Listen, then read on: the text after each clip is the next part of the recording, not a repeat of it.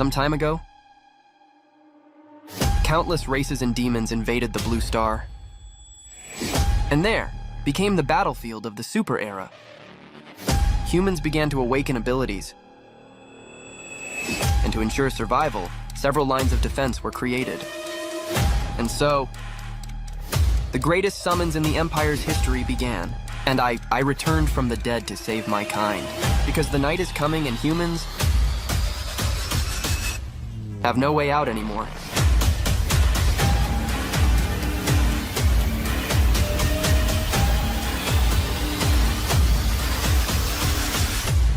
I am ready. Even if it means bearing 1,000 curses. After 1,000,000 years, countless races and demons invaded the Blue Star, turning it into the battleground of the Super Era. At the beginning of the war, humans also awakened abilities and attributes. But as they were few in number, they were at a disadvantage. Humans then used bombs and nuclear weapons, managing to build only 10 lines of defense and barely withstood the attacks of the 1,000,000th year. During these 10 years, 2 human defenses had already fallen, and the defeat of the race was getting closer. In a desperate situation, humans could only resist the attacks of the 1,000,000th year with what they had. According to statistics, since the beginning of this war, more than 1,000,000 soldiers from the front line of the AOH, Eastern Human Alliance, had already died. Now, with weapons running out and the increase in attribute carriers, countries are starting to rely on them to support on the battlefield. And so, in the 1,000,000th year, the largest call-up of the Hua Empire began. In the business city of the Eastern Alliance's northern border, we heard about a young man named Chen Guohai, who at just 19 years old was killed on the 10th defense line against the 1,000,000th year. He was a level 2 electrical attribute carrier and died fighting a rotting giant. In addition to him, there were photos of several people, including another young man of 22 named Su Li from the 9th Defense. They had all died fighting the great enemy, and at that moment, all those who had died on the front lines last month were being honored. Speaking was the veteran mayor, and he emphasized in his speech, "These are our comrades and family, our brothers and sisters, and also heroes of our city." The emotion was so great that when mentioning this fact, the mayor kept his eyes full of tears, and his audience was also all crying. It had been several months since the 9th defense line had fallen, and if the 1,000,000th year continues to advance in this way, the business city will be one of the first to suffer, and against that, no one has a way to escape. The mayor, in front of a large audience of young people, informed that the AOH was currently launching a counterattack along with more than 1,000,000 attribute carriers, and then he asked, "What will you, young people of the business city, do?"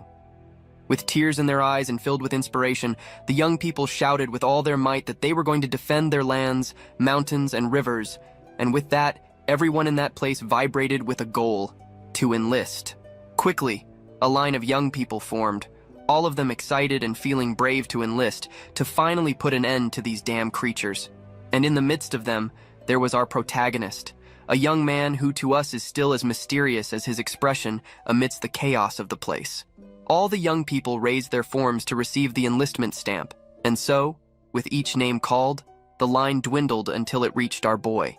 The officer then called our protagonist, Nan Ziying, 20 years old, who was currently studying architecture, and asked, "So, do you want to enlist and go to the front line?" And it was his answer that caught everyone's attention at the site. No one there was expecting a no. That's when he explained, "I prefer to stay in the rear and help with logistics."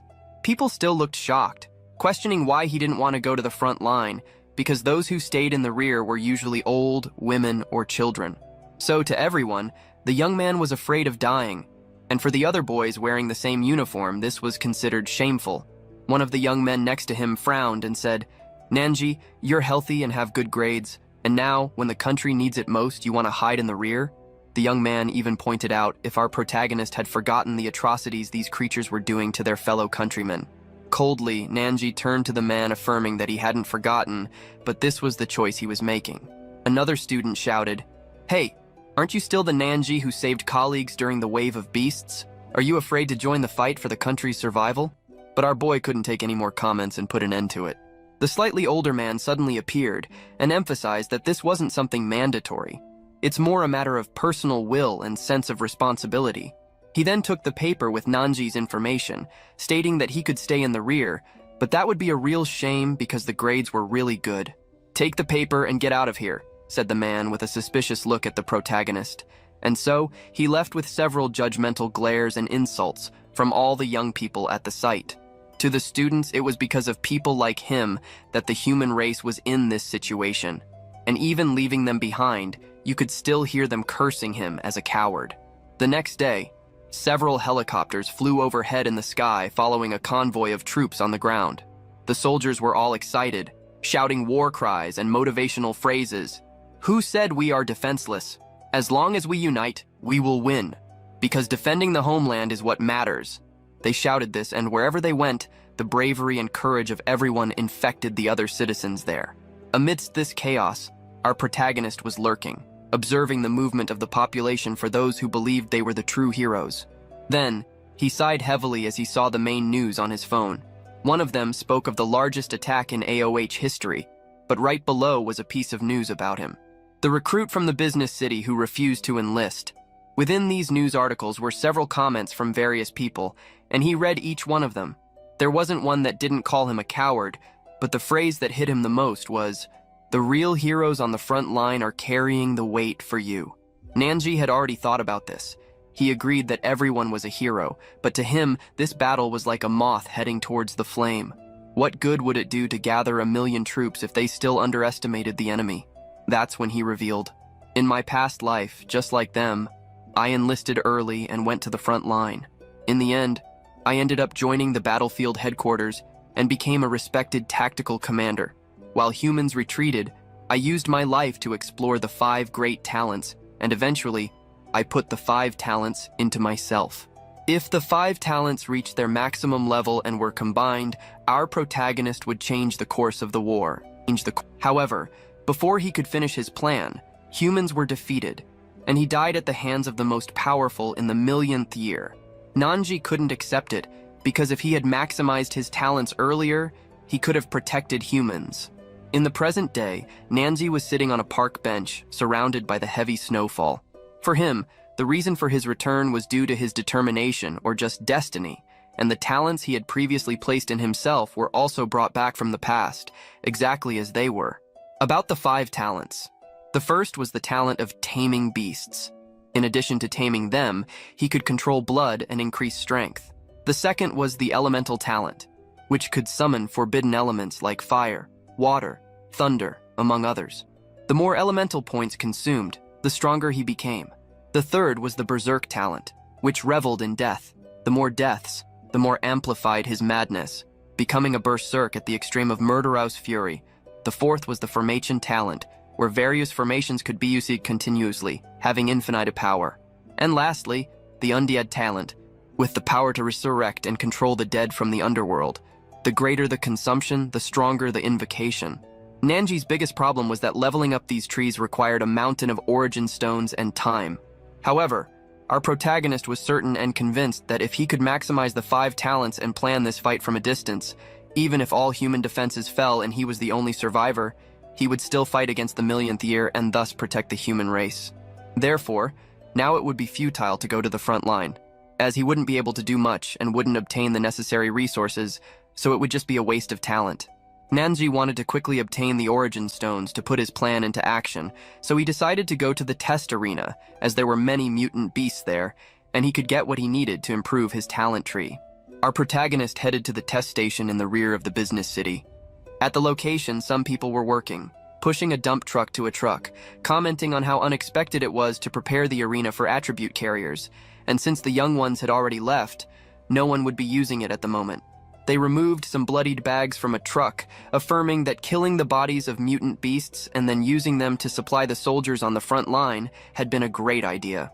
One of the women even said that this was a contribution to the country. However, a woman with crutches asked for attention and care so that she wouldn't get hurt, but with a tense smile she affirmed, "Don't worry, these scratches are nothing.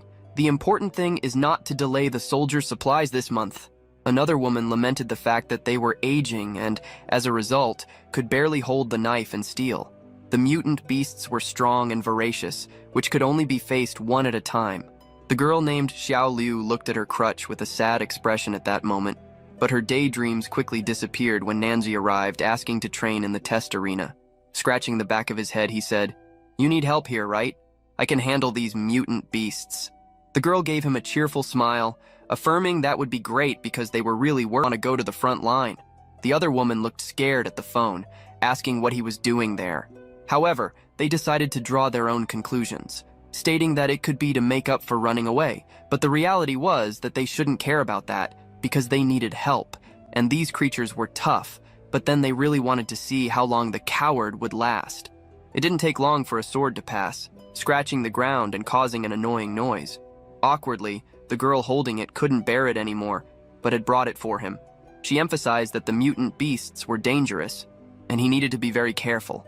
Holding the sword, Nanzi thanked her for her concern and headed towards the gate opening, leaving Xiaoliu a little more at ease as now they could pick up the pace. With a shy face, she admitted that the young boy didn't talk much but was very cute. The old woman, noticing this, asked her to stop sighing, revealing, "He may be cute, but he's still a coward. He's that Nanji who didn't want to go to the front line." But realizing who he was and seeing him move forward, the other woman asserted that he wouldn't have the strength to deal with the beasts and that he would easily give up. When the door opened, plunging everything into darkness, leaving only his shadow visible, the system quickly informed him that he had selected the Class A test and that none of his previous tests had been found. Nevertheless, our protagonist confirmed the start of the test. Then, the room that was dark turned red, while the system continued to prompt him to be prepared. Seeing one of the doors open, bringing with it smoke and mutant beasts, he knew that night had fallen, and humans no longer had an escape. Now he needed to be ready to be the shadow of the night defending humanity. The beasts were surrounding our young boy, all with thirst and a desire to devour him, and even if it meant carrying 1,000 curses with him, he was ready. Nanzi closed his eyes, sighed, gathering all his willpower, come a little closer because there he would begin training the talent of taming the beasts. Nanji had begun his training in the testing area after the invasion of the 10,000 races. Many animals underwent mutations and evolved due to the spiritual influx. In Nanji's past life, besides facing the 10,000 races, he also had to deal with mutant beasts. The avian guard is an example of this. It possessed incredible muscle memory, but its weak point was behind the head. Nanzi began to strike blows, trying to hit exactly where he could easily kill it. In a short time, 2 of them fell, allowing him to extract a source stone. Nanzi recalled the talent enhancement mechanism from his past life, believing it would be the same now. He needed to kill a beast to extract the source stone, and at the same time, enhance his talent to be able to dominate more beasts. After cleaning himself of blood, he prepared to face the various creatures in front of him. Aiming at the vital points of each attack, it shouldn't be difficult to eliminate them quickly. He proceeded, ignoring the shrill roar of one of them as he advanced with his sword. He kicked one that tried to bite him, and then kicked another in the head. Crouching, he strategically planned to deal with the creatures, starting with the ones interfering from above. He walked before them, beheading them one by one. The system counted 5 more monsters subdued, and he realized his efficiency had increased. Suddenly, a loud roar caught his attention. Looking back, he saw their leader, the avian guard Empress, swiftly approaching him. The monster's beak was closing in fast, and Nanzi knew that in his current state, dealing with her would be really difficult. He dodged, knowing he couldn't face the creature head-on, but rather aim for its vital points. He struck again with force, but it seemed in vain. "Ha, she's tougher than I remember from my past life," he said, still facing her. He paused, prepared himself, and ran again because he needed to catch up to her once more. Outside, the 2 women still waited for the break to end. Xiaolu noticed their expressions and asked why they hadn't gone to the cafeteria, but one of them asked her to relax, as they would see how long he could last inside today. They were certain he would try to escape, expressing their frustration that such behavior couldn't go unpunished, especially since they were already in the 8th front line while his city was in the 5th. So, their goal was to catch him if he tried to flee. Xiaolu, between the 2, knew that the Class A test wasn't easy, but shortly after, the system announced that participant Nanji had won, and the Class A test had been completed.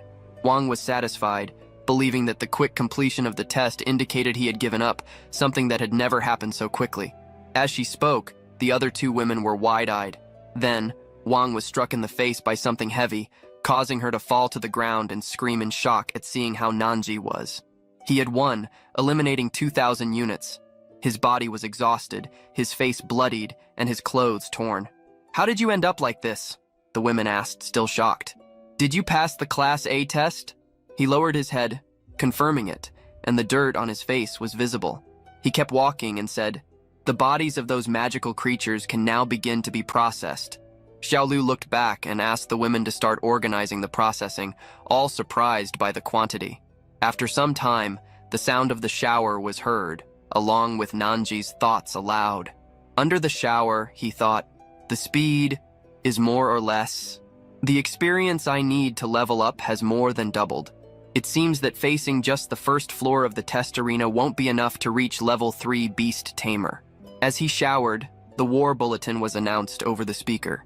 The new round of attacks was about to begin. He let the water run down his face, cleaning all the dirt from the arena, and thought, "The level 7 Lightning Sun and the level 16 Flame Giant are already on the front line. In my past life, these guys died as soon as they arrived, intensifying the battle on the front line and increasing casualties. The 8th defense line won't hold for long." Turning off the shower, Nanji knew he needed to pick up the pace because he was now racing against time. He couldn't rest because he needed to go to the second floor of the testing arena right away. Meanwhile, the process of the beasts' bodies was underway in the arena, and Aunt Wang commented on her doubt about Nanji passing the test. "But did you see those injuries? It will take a lifetime to recover," the other woman with her commented. She affirmed that he gave his all and that the Class A test wasn't for just anyone. Annoyed, Wang observed that wanting to do everything at once was pointless and that it was better to take it easy because with so many injuries, no one would know for sure how many days it would take for him to recover. While they were talking, Nanzi appeared again, dressed in new clothes, ready to start another round. The girls were embarrassed and tried to speak more quietly, but Wang shouted, "Hey, haven't you finished the first floor? Why are you here?" He replied about his goal and passed line. "Why are you hiding here?" To Xiaolu, the young man's behavior now seemed very strange. He always seemed fearless and wasn't the type to flee danger and hide. Thus, Nanji began the Class A test on the second floor. As he opened the doors, the mutant beasts concentrated, ready to attack him. He felt that the floors were quite different and that the pressure on them had increased significantly.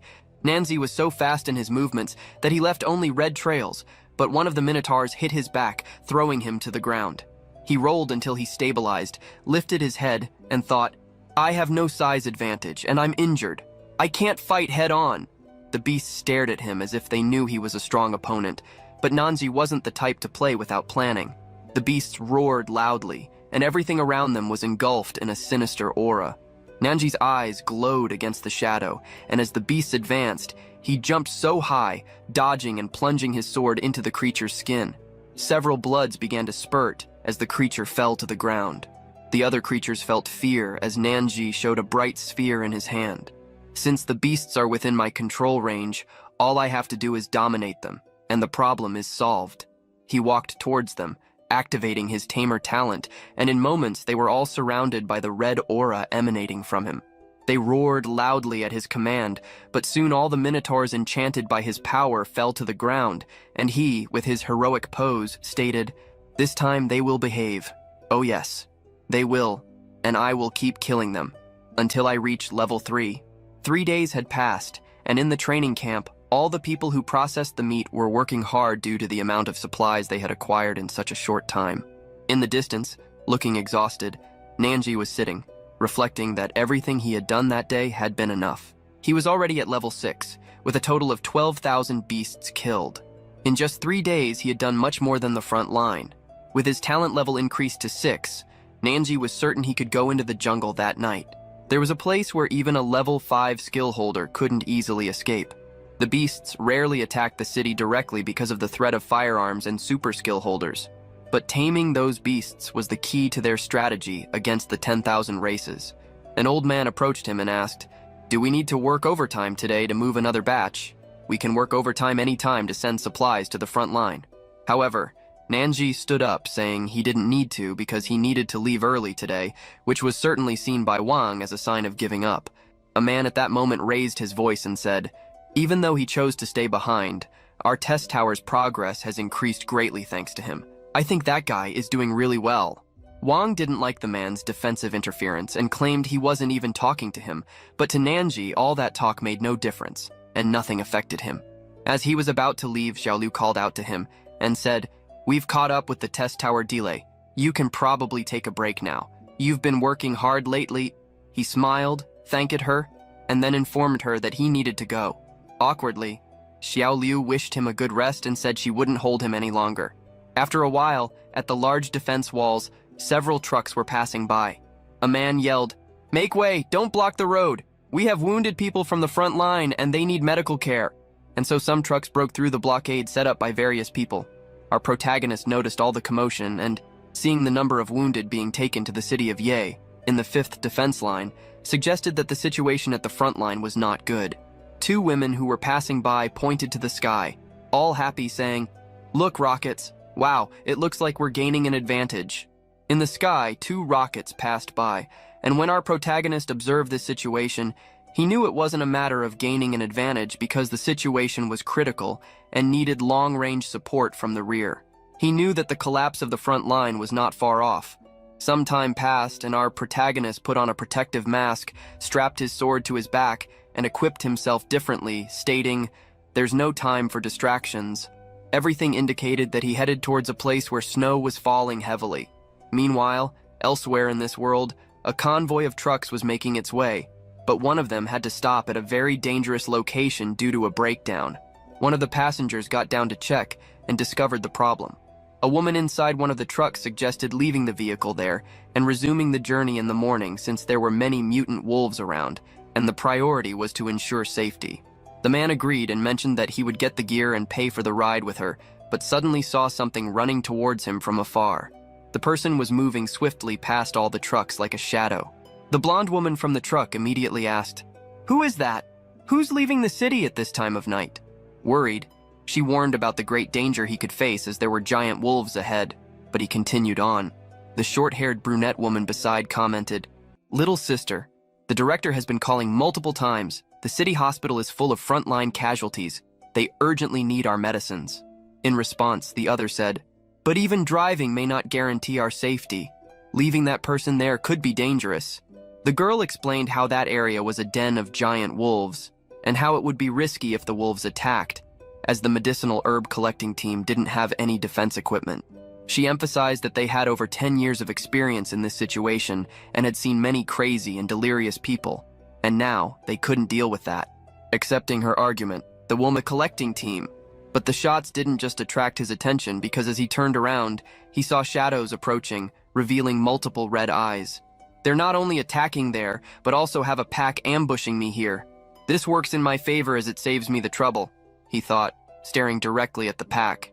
While being surrounded by several beasts, he noticed they had become more cunning with the increased concentration of spiritual energy. Back at the convoy, smoke from the gunfire escaped through the cracks in the glass, and the wolf remained intact, growling loudly. The woman reloaded her weapon and warned her friend Zhao Nan to be very careful. Zhao positioned herself again, ensuring she was okay but would take the opportunity to escape. Next to our protagonist, he wielded his sword against the attacking wolves, realizing that the alpha wolf was on his side there.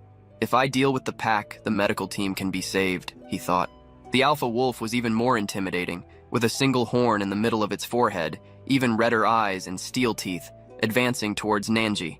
Bravely, he positioned himself, saying, "Since the boss has shown up, our battle must begin." He activated the beast-taming talent, and a strong blue aura spread throughout the environment, beginning to hypnotize the wolves. The blue aura enveloped the creatures as if disciplining them, but one with still red eyes maintained its own will, growling defiantly. The aura concentrated on a tree in the center of the ice, and the blue light extended like a tunnel towards our protagonist, while the alpha's eyes fixed on him. Nanzi was surrounded by the blue aura as he recited the words, "Shoot the horse before the rider, capture the king to subdue the servants." The blue aura began to intensify, like a rising mountain, throwing debris into the air. Some wolves were thrown as if carried by a wave. Nanji's priority was to tame their leader, who now stared back at him. Gathering energy in his hands, he leaped toward the wolf, exclaiming, "Steel Wolf King, be tamed!" The light began to intensify over the great alpha wolf, whose red eyes now turned blue, the same color as Nanji's energy. As the alpha was tamed, the other wolves bowed in reverence to their new leader. From afar, it was visible as a complete aura of a tree, commanded by Nan Ziying. Meanwhile, in the convoy, the gunfire didn't stop. The woman urged her friend, "Drive! Quickly, let's go!" As Xiao tried to maintain control of the truck, she pressed the accelerator, but something was wrong. The vehicle wouldn't start, leaving them in an even more precarious situation. Terror filled the brunette's face as she stated that they were in trouble now. The wolves continued to strike the truck and growl loudly, terrorizing everyone. With constant impacts, the vehicle's glass broke, revealing the mouth of a huge mutant wolf. Fearful for their lives, the two women saw the creatures invade the truck. However, the brunette woman noticed something strange. Despite the invasion, they weren't being attacked. With astonishment, she exclaimed, "Am I seeing things? Why do these mutant wolves look cute?" The wolves had blue eyes and closed mouths, as if asking for affection. Then, they began to move away in the opposite direction, as if being called by someone. The two women, perplexed, watched the scene. All the wolves were responding to Nanji's dominion call. In the distance, they saw the strong blue light, and Zhao commented, "The person who just passed. Did they tame those huge mutant wolves?" Her friend widened her eyes and replied, "A single person tamed thousands of wolves? This beast mastery is incredible." Meanwhile, Nanji sat down, analyzing his stats. He had reached level 7, with 27,000 kills. Recognizing the value of source stones, he decided not to waste them on taming. With a smile, he addressed the wolves beside him. "I don't expect to have pets anytime soon, but you all seem well behaved." He petted the great alpha wolf and instructed, "For now, disperse. I will call upon you when needed. And remember, no attacking humans." Alone in the vast area of snow and strong winds, Nanji still had 3 uninhabited areas near the city of Ye and others farther away, where he needed to subdue all mutant beasts. As he put on his mask again, he reflected, "For the grand battle plan, I need to find a way to gather an army of over 10 million mutant beasts." His phone suddenly rang and he quickly answered, seeing an urgent message from the factory. "Emergency meeting!"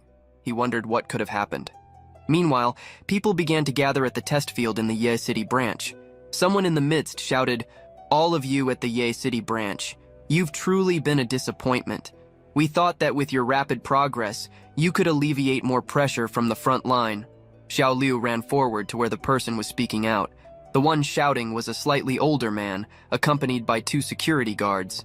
He wiped his mouth before continuing, "But it seems you struggle even with slightly higher level mutant beasts."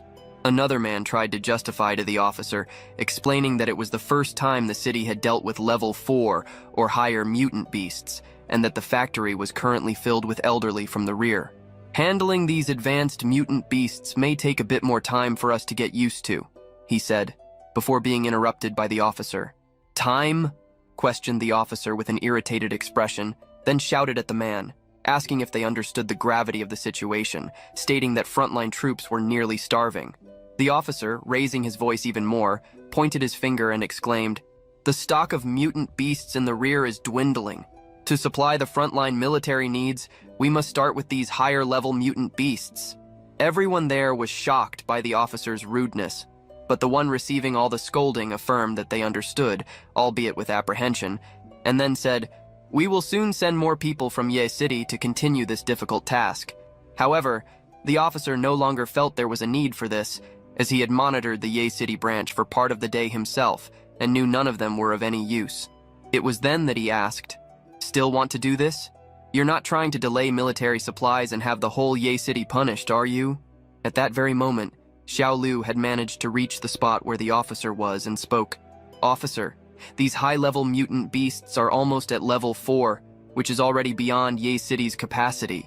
But he didn't care, stating that the city was slowing down the entire progress, reminding that even our protagonist, known as the Deserter, had also come to this city. With a mocking and authoritarian expression, he commented, "Ye City truly lives up to its irresponsibility. You are incapable of taking any significant responsibility." However, this kind of arrogance was not well received by Aunt Wang, who angrily stated that she couldn't stand to hear such nonsense properly. She pointed her finger and shouted, "I've heard enough from you. Do you think you're special just because you're an officer? You call us irresponsible? My husband and 3 sons died on the front line for our country. Is that what you call irresponsibility? Wang had tears in her eyes, a mix of anger and memories of her family's loss. But she didn't back down and continued. We work non-stop shifts just to meet the supply schedule. How dare you belittle all our efforts with a single contemptible comment? In response, the officer just snorted, finding it all very boring, and then called for one of his guards. Sheru. Instantly, the big man with glasses stood in front of the crowd, radiating energy in his hands and asking how she dared to disrespect an officer like that. But the courageous woman challenged him. What are you going to do? The bodyguard clenched his fists ready to strike when suddenly our protagonist arrived with all the force in the world and punched so hard that the guard's head lifted, glasses fell, and drool dripped. The officer was completely shocked by this outcome. Our protagonist was responsible for this while asking, Officer, let's avoid violence because of an argument. The city people were excited because finally, Mr. Nan was there to defend them. The city leader turned to our protagonist thinking, It's him, Nan Ziying? What is he doing here? He took down a level 5 ability bearer with a single move? Has he also awakened his talent? At that moment, the officer stared at our protagonist, questioning who he was, quickly pointing a gun in his direction and saying, You have a lot of courage to disrespect your superior. You, people from Ye City, are you planning a rebellion? Ziying stared back at him intensely, recognizing that officer. So it's him, thought our protagonist, starting to remember a traitor who had profited from the war. With vivid memories, he said to himself, He was identified and globally executed after I spent 12 years in the battlefield of the 10,000 races. The bloodsucker of the supply line, Lin Yukai. In his previous life, Yukai had been smuggling various military supplies from the rear to the front line, causing significant losses when he was discovered. The officer must have noticed Ye City's processing speed, intending to take down more high-level mutant beasts through the city's efforts, filling his own pockets in the process. So it was no surprise to Ziying to see him there. Our protagonist, seeing a gun pointed at him, thought, I need to deal with him, but before that I must exhaust all his resources. It was then that he said, Officer, there are no rebels here looking to cause trouble. People began to voice their support for his words, starting to shout about how everyone was hardworking and no one there was irresponsible as they were being accused. Some couldn't understand why a gun was being pointed at them, questioning if the sacrifices of their family members on the battlefield weren't enough. Everyone's relatives had been recruited and sent to the front line less than a week ago, in addition to the large deaths that occurred last month. Hearing all the murmurs from the people, Officer Yukai gritted his teeth as he was questioned about what he really wanted from the population there. This won't end well. I thought they were just old and weak, but it seems they still have some youth, he thought, irritated. However, the officer stared, seeing our protagonist and how familiar he seemed. That's when he shouted, Right! You're that deserter from Yi City in the news, Nan Ziying. You coward was hiding here, refusing recruitment and daring to attack and injure a soldier. We could execute you right here. Ziying approached one of the guards with a sly smile and affirmed that he really didn't care about it. But the guard should know that he processed tens of thousands of mutant beasts in the testing tower, and if he died, the supply progress would slow down even more. This information surprised both the city official and the officer, who had similar thoughts. What? So it was Nan Ziying, the ace of slaughter. In a serious tone, our protagonist then began to speak. These high-level mutant beasts can interfere with human minds with their malicious energy. Other test fields also struggle with them, which is why you came to try your luck in Ye City, right? I would even like to take on this task, but since the officer wants to kill me, there's not much I can do. The officer couldn't help but notice that the cowardly deserter was really familiar with mutant beasts.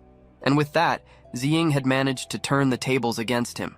The officer looked at the city official thinking, judging by everyone's reaction here, what he's saying doesn't seem false. Why not go with the flow? Seeing that our protagonist was willing to take on the challenge, and that this would be perfectly convenient for him, the officer gave a slight smile and said, Very well, I hope you're speaking the truth. Let's make a military oath. Tomorrow I'll send 5,000 level 4 mutant beasts to Ye City's testing fields. If you can process them in a week, I'll let you go unharmed.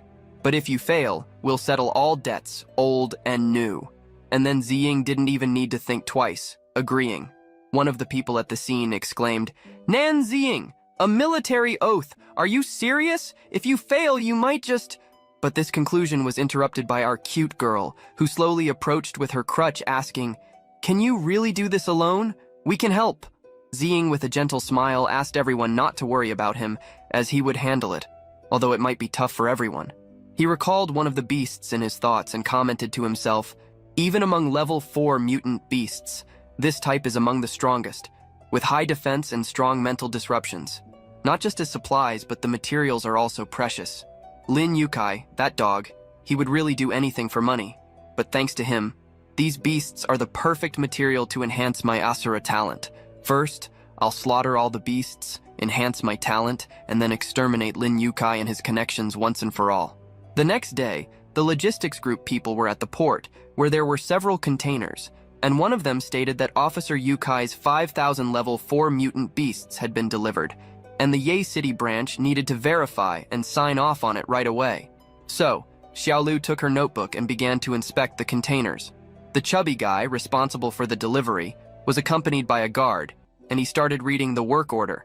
The logistics soldier of Ye City Division, Nan Ziying, has been tasked with processing 5,000 level 4 mutant beasts. He must complete this task within a week. According to wartime regulations, Nan Ziying, as a logistics soldier, will be subject to the authority of military supply officer Lin Yukai. While the chubby guy read the mission given to our protagonist, Xiao Liu tensed up, and others stopped to listen. However, our protagonist remained with his back turned, listening to the chubby guy say, "You are being charged with insubordination, inciting worker riots, and attacking an officer. Any delays will result in combined charges without the need for higher approval. You will be executed immediately. By firing squad." Finding it all amusing, the chubby guy stretched his arms, formed a finger gun, and laughed, making a backing too much for just a messenger. The bodyguard found it to be a challenge and was already moving towards the insolent kid when the chubby guy just laughed, saying it was all fine and that they should be more indulgent with those who were about to die. Then he said, Hey, Nan Ziying, let the show begin. I'll be here waiting for you." Not long after, the city official arrived, informing that since the monster levels were higher, handling these mutants required the use of anesthetic smoke, so everyone put on their masks at that moment.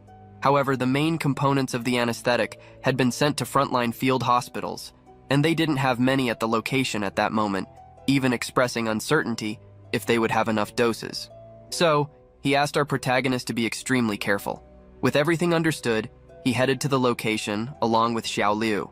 One of the bodyguards, seeing Ziying's confidence, commented to the chubby guy, "Hey, don't these mutant beasts trigger mental attacks?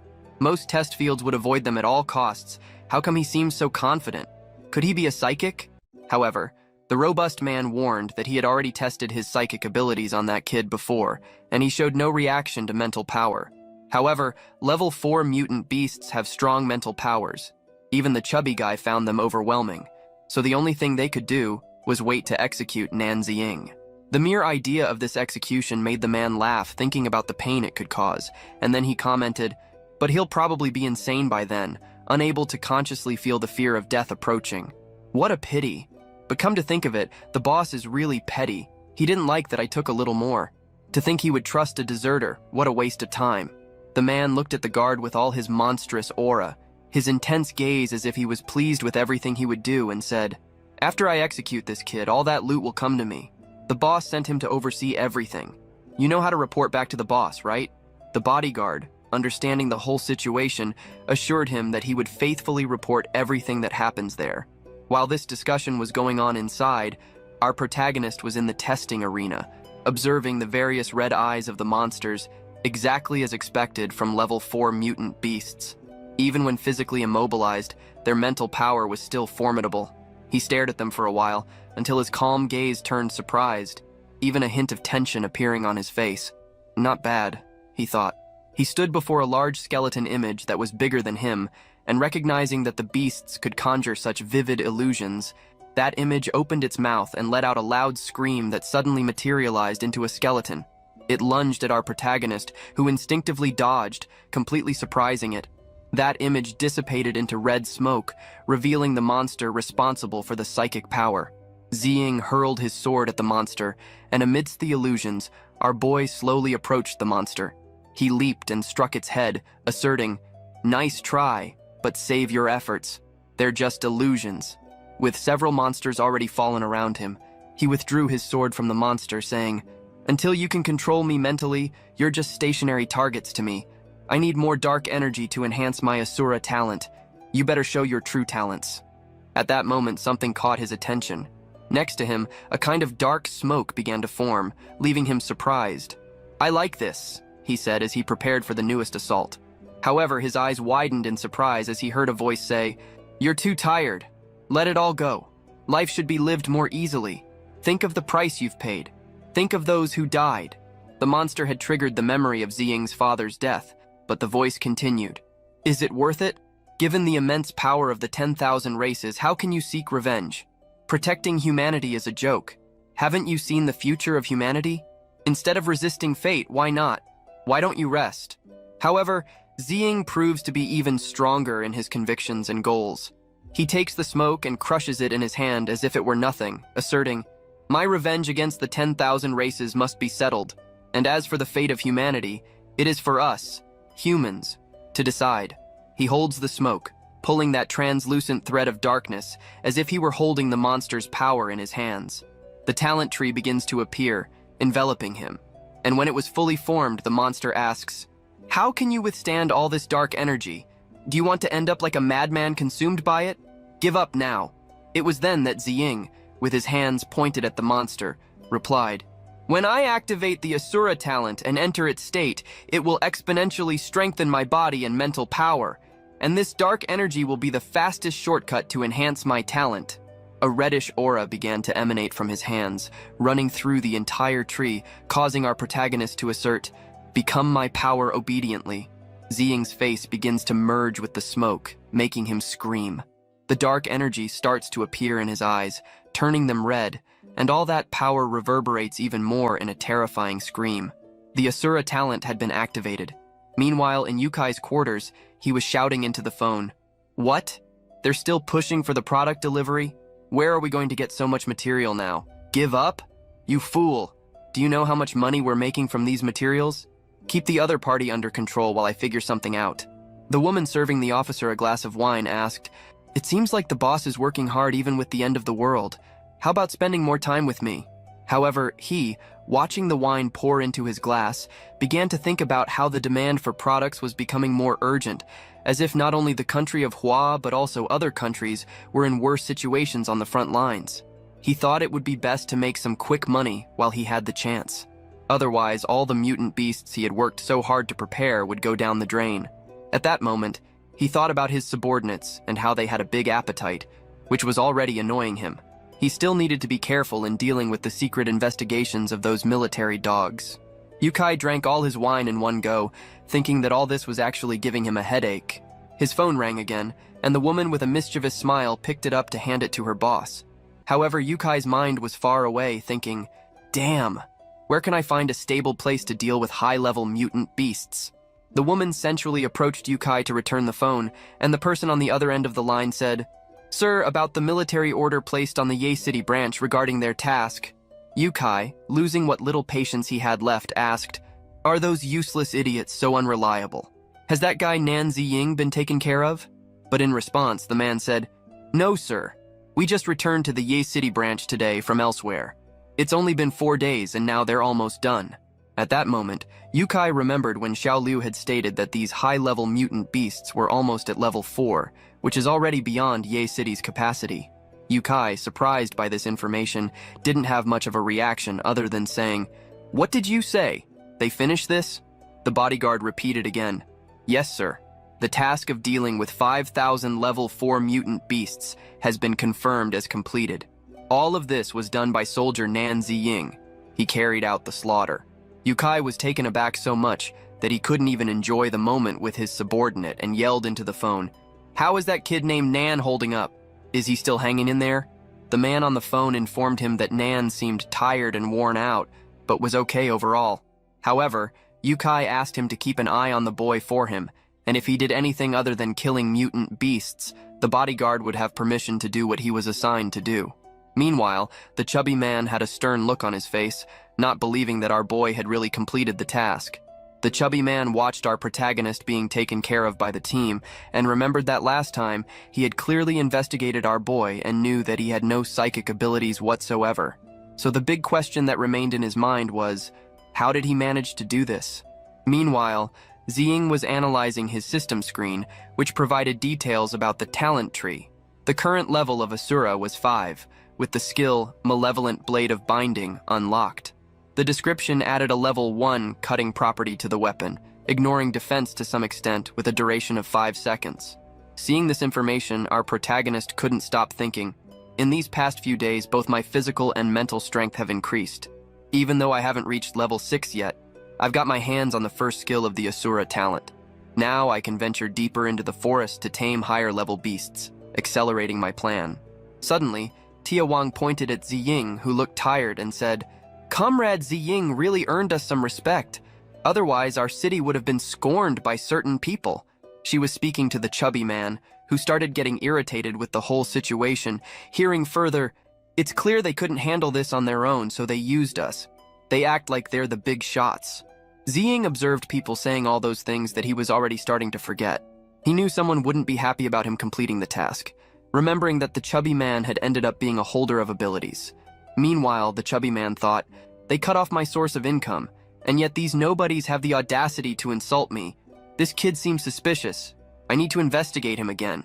At that moment, the bodyguard touched his shoulder and said, "Hey, you forgot. As long as he can complete his tasks, we don't care about the means. You're going against the boss's rules now. You know the boss's methods.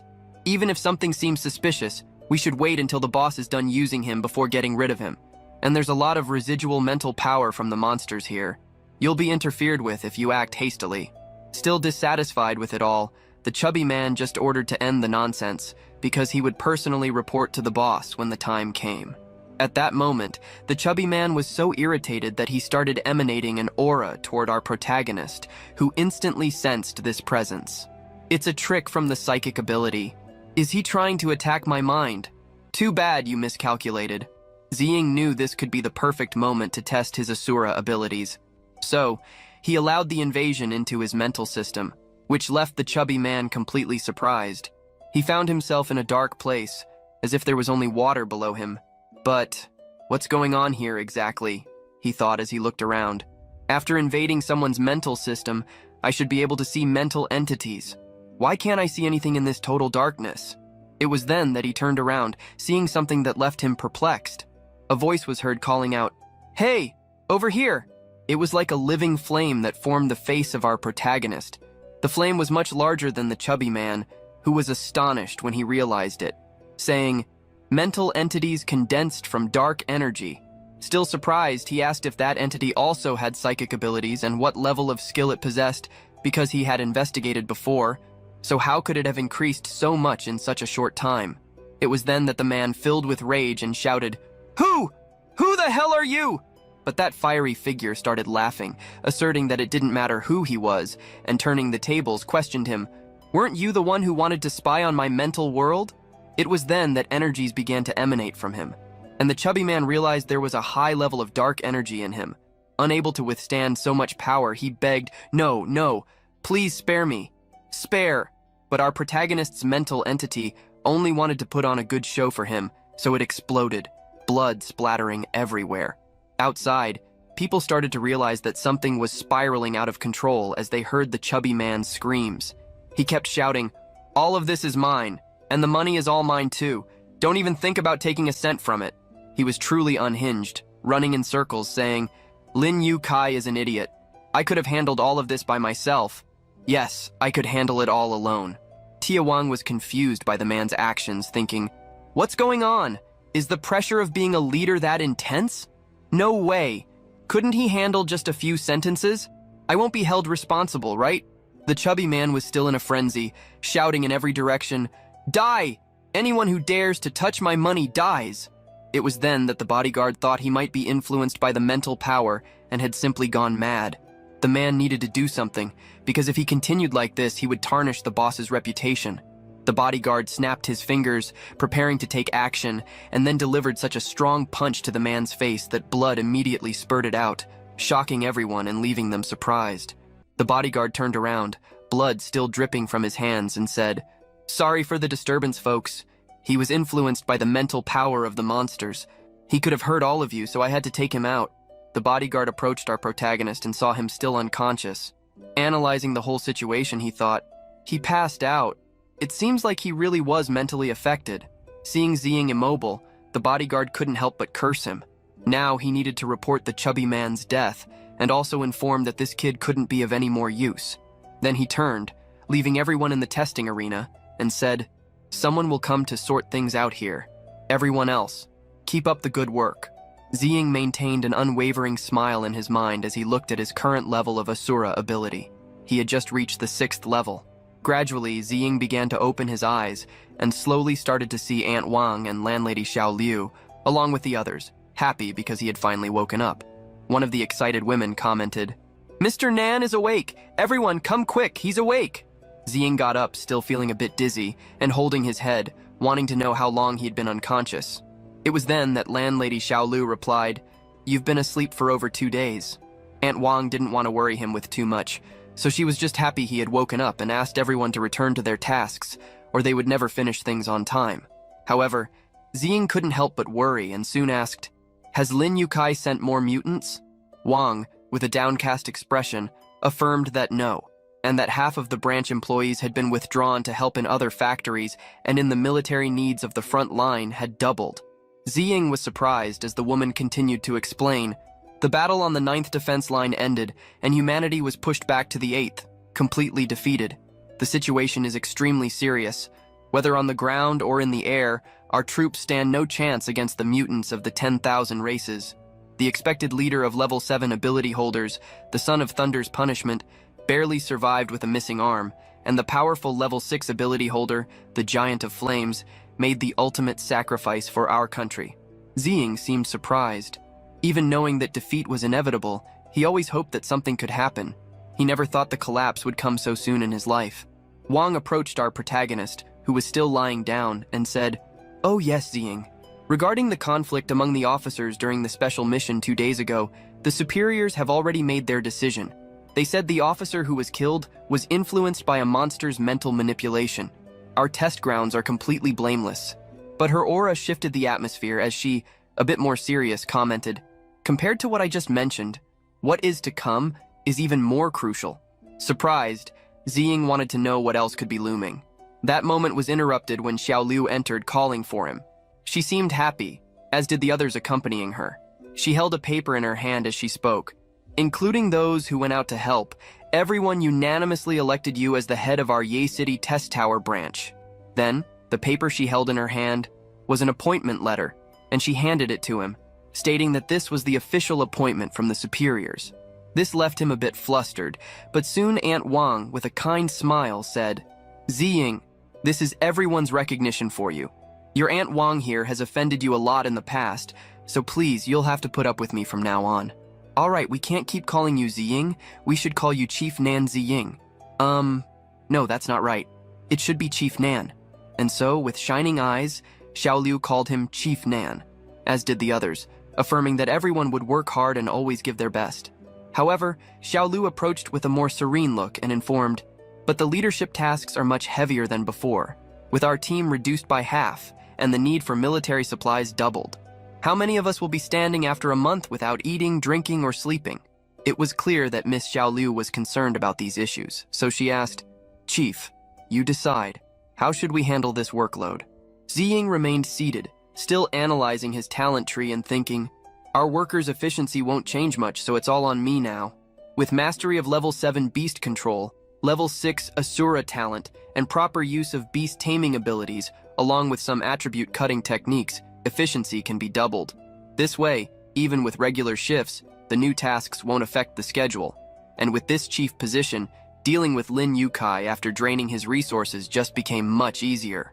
His reverie was interrupted by Xiao Liu's complaint, who indignantly said, "The task is completely unfair. We have to appeal to the leadership." However, Ziying asked her not to worry too much because he had already come up with a solution, which surprised everyone. Then, he began to try to get up, prompting Xiao Liu to approach and say, "Chief, I know the pressure has been immense since you took office, but your body has just recovered. You can't be as reckless as before. But these warnings were of no use. His 2 feet firmly stepped on the ground, and he stood up, saying, I know everyone is concerned about my health, but trust me, we can complete this task. This attitude filled everyone with hope and confidence. Everyone believed in Ziying's leadership. It was then that everyone encouraged each other to get back to work and make up for lost time. But just as everyone was supporting him, the shadow of a person quickly passed through the door, catching Ziying's attention as he noticed their speed. This couldn't be one of his employees. Quickly, he was already out of the hospital room, wondering who this person was. He began running through the corridors, knowing they had gone in that direction. Suddenly, he was outside the hospital, wondering where they had gone. Without waiting, Ziying felt the pressure of a gun pointed at his head and a woman saying, Bold of you to chase after me, you really have a lot of courage. The situation was a bit complicated for him. The woman was blonde and was threatening him. From now on, don't take another step. I ask, you answer. In Ziying's mind, he was only wondering when she had gotten behind him, believing she was a true expert. The beautiful woman then asked, When you received Lin Yukai's order, how many in the next shipment? Are they delivering, or are you going to pick them up? However, all Ziying replied was that she should ask Lin Yukai and his gang that question. But the woman continued to insist, You're not an accomplice? Cooperating with them? Answer my question seriously. Ziying focused his energy on his hands, trying to seize a moment of distraction from them, and when he noticed she was off guard, he activated Asura talent. The woman skillfully managed to dodge at that moment, and then she fired at Ziying, but what she didn't expect was that he blocked the shot with his own hands. Ziying said, Who said I'm an accomplice of that trash Lin Yukai? Did you get the wrong guy? She adjusted her position, not believing Ziying's words, and questioned why he was helping him then. Our protagonist backed away from her attack, stating that he wasn't helping. He was just completing the tasks assigned to Ye City. He then remarked, Even if he's a worm, a scoundrel, or even a traitor, technically he's still our superior for now. The woman found this strange. Ziying was very well informed about Yukai's affairs. It was then that she seductively extended her hand, offering a partnership to deal with Lin Yukai together, and introduced herself. I'm Jiang Yuan from the Supply and Intelligence section of the 8th Defense Line. However, he looked at her hand with a serious expression, then back at her and stated, I refuse. The woman did not appreciate being confronted in that way. She frowned and said, So, you're choosing to be part of the problem? He affirmed that he wasn't. He knew Liu Yukai needed to be stopped, but it wouldn't happen now or by her. Her gaze became even more intense as she stated, Why didn't you consider the consequences of eliminating Lin Yukai? This surprised the woman. She couldn't understand what he meant by that. Ziying began to explain, If you're thinking of getting rid of Lin Yukai, you're only considering 2 options, murder or internal reporting. When it comes to murder, if there's more than one person on the other side, how would you ensure everyone involved stays silent? Also, don't forget who you are.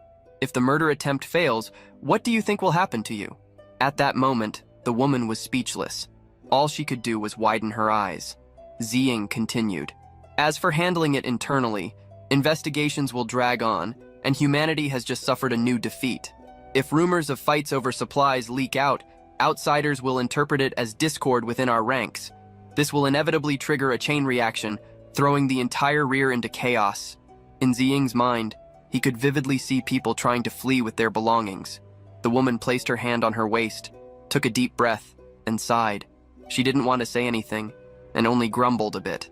Then she looked at him and asked, What do you think we should do?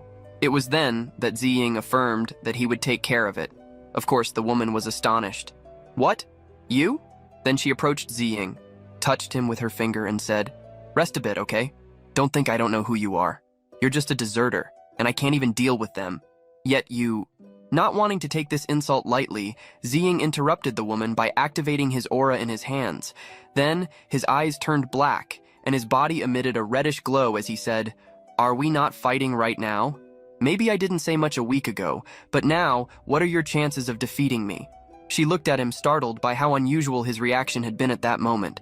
It was then that she thought, A week ago? Hold on. Zhang Yuan began to recall the information she had about him from the moment of his desertion and choice to stay in the logistical rear to the time he was in military supply dealing with mutants. That's when an idea clicked. Could it be he has the ability to continuously strengthen himself? Then, Ziying noticed her immersion and interrupted her. All right, I've said all I can. You're a smart girl, so don't act rashly. He looked at her intensely and asserted, that trash Lin Yukai, I will take care of him. Zhang Yuan looked at him and laughed, saying, since you're so insistent, I'll reluctantly agree to your request. But in this matter, success is the only option, understood? And there they made an agreement, with Ziying affirming that he would keep his word.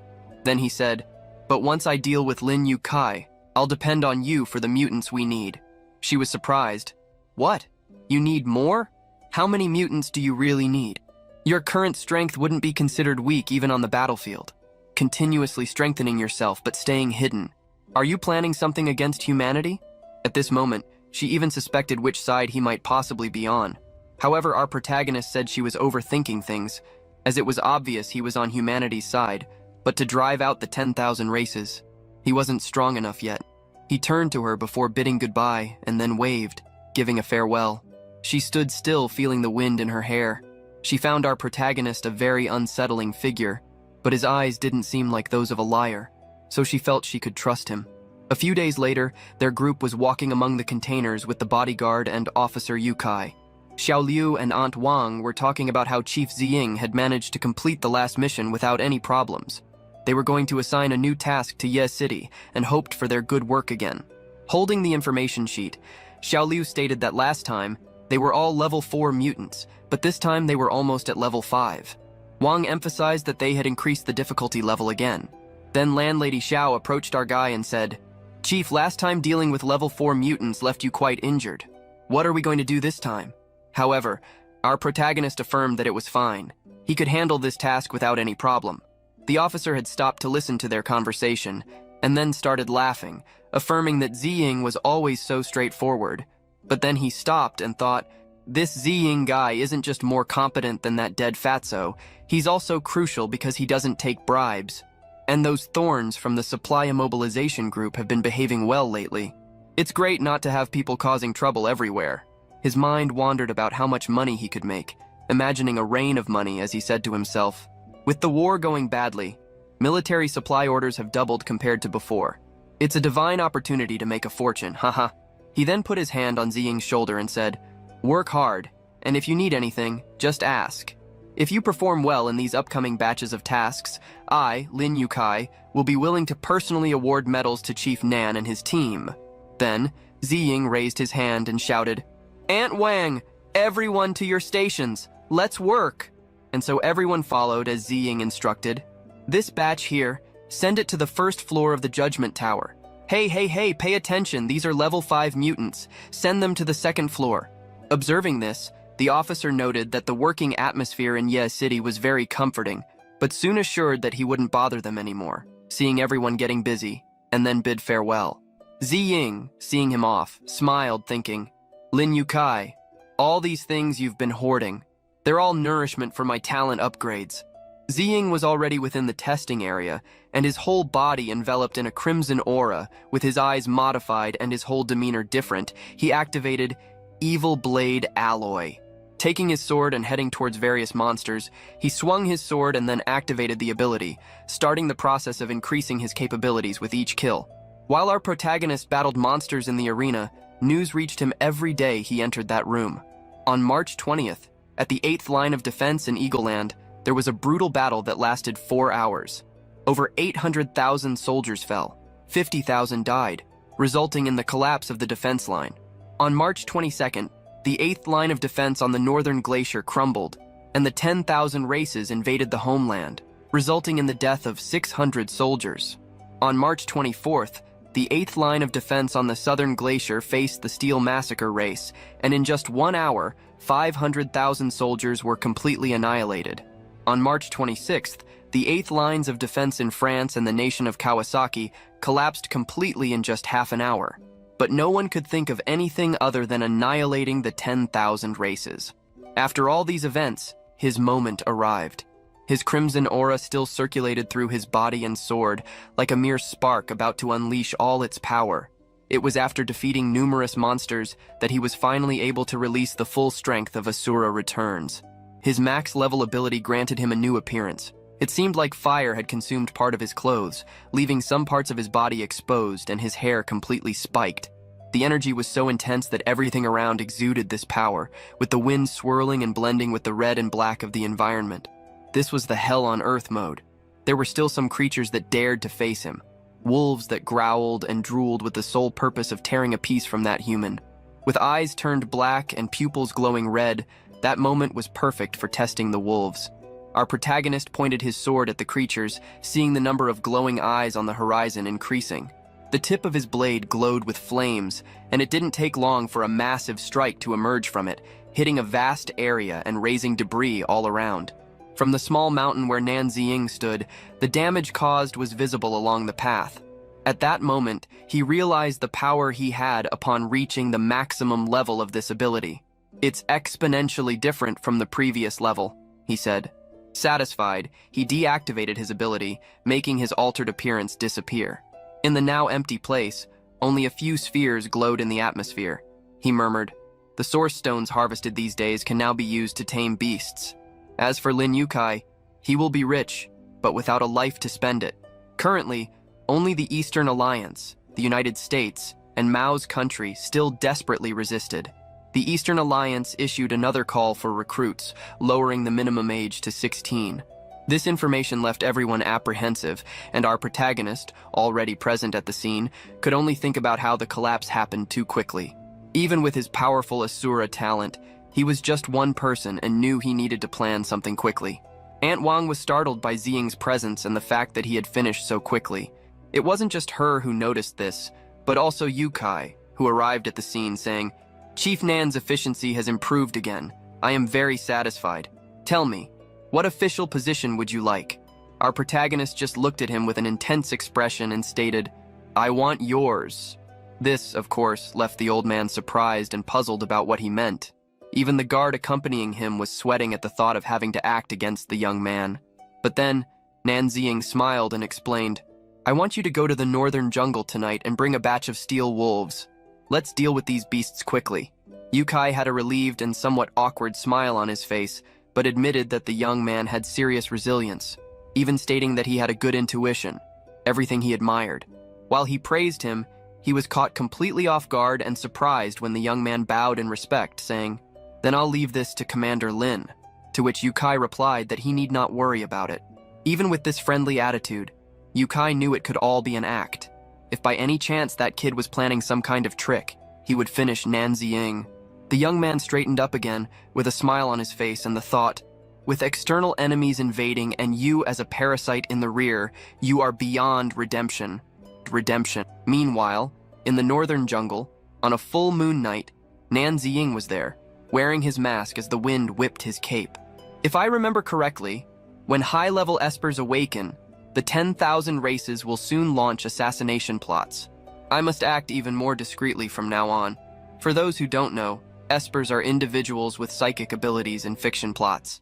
As he strategized, some wolves approached him, and at the moment Nan Ziying commanded, "You pups! Call the nearby wolf packs for me." All those animals howled as if responding to him as their leader. The full moon shone over the various red eyes surrounding the icy mountain. Nan Ziying realized, upon analyzing the system screens, that the requirements for a beast tamer enhancement were growing exponentially. He spotted 3 cars approaching his direction, and as they drew nearer, he realized it was Yukai with his entourage. Could this be a strategy to ambush him? The guard driving informed, "Sir, about 1,000 mutant wolves have been detected ahead, within spatial teleportation range." To Yukai, this was a reason to celebrate. While pouring wine over a rabbit woman's breasts and grabbing her butt, he said, "Excellent. Invade. Teleport them straight to Nano's cages. Let's finish this and go home to do other things." Not long after, a noise caught everyone's attention, putting Yukai on alert and the woman accompanying him scared. "What was that noise?" she asked the guard, who immediately put his head out of the car and was stunned by what he saw. All those wolves surrounded the 3 cars, making the guard shout, "They're steel wolves, an entire pack!" Desperate, Yukai clung to the window, screaming, "How can this happen? Why was there no warning beforehand? Quick, have the teleporter take me to a safe place." However, they faced a problem. The teleporter could only operate within 1 kilometer, while the beast wave spanned at least 10 kilometers. Their only option was to advance forcefully and break through the wolf pack ahead, hoping to find an exit. The guard shifted the car into gear, ready to put his plan into action, and sped off as the wolves pursued them. From a distance, Nan Ziying observed that this was the perfect moment. He looked at the moon, affirming that it would assist them. Then, he leaped and positioned himself in front of the cars, declaring, "Let's tame some wolves and exterminate the pests all at once." Letting a powerful energy flow through his hands to the ground and beginning to alter his appearance, Ziying activated his beast-taming talent and let out a strong shout, "Tame!" All the creatures present were enveloped by this energy, causing them to obey the command of our protagonist. At that moment, the guard inside the car noticed that the wolf pack had stopped and that there was possibly a beast tamer ahead. Yukai soon became excited, thinking this was great. Could he be there to protect them? However, his guard reminded him, "But we've never heard of such a powerful beast tamer emerging from Ye City." Even so, this did not diminish the man's hopes, as he stated it could be a hidden master. He needed to go there and meet him. Perhaps he could even be useful to them. Ziying was still standing in front of the 3 cars. He had just commanded over 100,000 giant steel wolves. The wolves began to howl, displaying their large red eyes and sharp teeth, while Ziying instructed them, "Tear this convoy apart, leave no one behind." And so, the stealthy wolves began to position themselves, causing panic in the guard, who shouted, "Sir, it seems the beast tamer has failed. We are surrounded by the beast wave." Realizing this could be true, Yukai immediately ordered everyone to hurry and unleash all their firepower. The soldiers in the other convoys grabbed their weapons and began firing at all the creatures that were increasingly surrounding them. However, it seemed that this was not helping much. The wolves were progressively gaining ground, killing those men one by one and overturning the cars, shattering their windows. The car wouldn't stay in place, rocking with the force of the creatures, and the guard knew this was too dangerous a place. They needed to hurry if they still wanted to teleport to a safe location. The man grabbed Yukai by the neck with his ability and got out of the car, seeing one of the wolves quickly approaching. However, a black and purple aura circled around them, protecting them from the attacks. Still, the wolf did not stop frightening them, opening its huge mouth ready to devour them. The guard stretched out and shouted, "You monsters! Today you will feel the power of a level 5 Esper." His power spread, covering everything in darkness, as he said, "Teleport from Nano's cage!" He had barely used an attack, and even more wolves were already surrounding them, causing Yukai to become increasingly tense, repeatedly saying, "Quick, they're coming again." The guard knew that the capacity of Nano's cage was limited, so they couldn't continue. He thought, "Teleport to the walls of the ancient city." Once again, that power circulated the area, making all the wolves disappear. The last thing they expected was a sinister figure to appear behind them, saying, "I've been waiting for you. You took longer than I expected." The guard turned around, teeth clenched in fear, asking who he was. Then our protagonist removed the mask from his face, revealing his identity, Nan Ziying. Yukai was perplexed by the appearance and asked if he was the beast tamer and if his intention was to kill them. But he didn't hesitate to answer the truth, a sinister look on his already transformed face. Bingo. Desperate, Yukai furrowed his brow, angry and trembling for his life, screaming, "If you dare touch me, I guarantee not only you, but your entire family will meet a terrible end." Nan Ziying believed his words. However, he easily passed by the guard, stating, "Too bad you won't have the chance." He grabbed Yukai by the neck, who, unable to breathe properly, tried to call for his guard. The guard promptly told him not to worry, stretching out his hands and generating his purple aura again, intending to teleport him instantly. Nan Ziying, however, was enveloped by his crimson energy and activated Asura Dragon Hunter. This ability was a lethal strike that condensed the essence of Asura, transforming the killing intent into a dragon. In his defense, it manipulated all lower-level mental and spatial beings. The clash of abilities became visible in the field, and the guard said, "I can't use teleportation? How is this possible? Are you a high-level Esper?" Realizing it could be something like that, the man was incredulous and couldn't believe such a thing could have happened. He let out a scream, "This can't be!" as he was pulled by the neck, and then Nan Ziying punched him in the face to shut him up. After dealing with the guard, Yukai, seeing no other way out, only begged to be spared. But the response was simple, "Sorry," and Nan Ziying extended his hands towards him, throwing him away, delivering the old man directly into the mouths of the wolves, leaving only one question in the air. Why would Nan Ziying, a deserter, do this? He couldn't hear the answer to his question.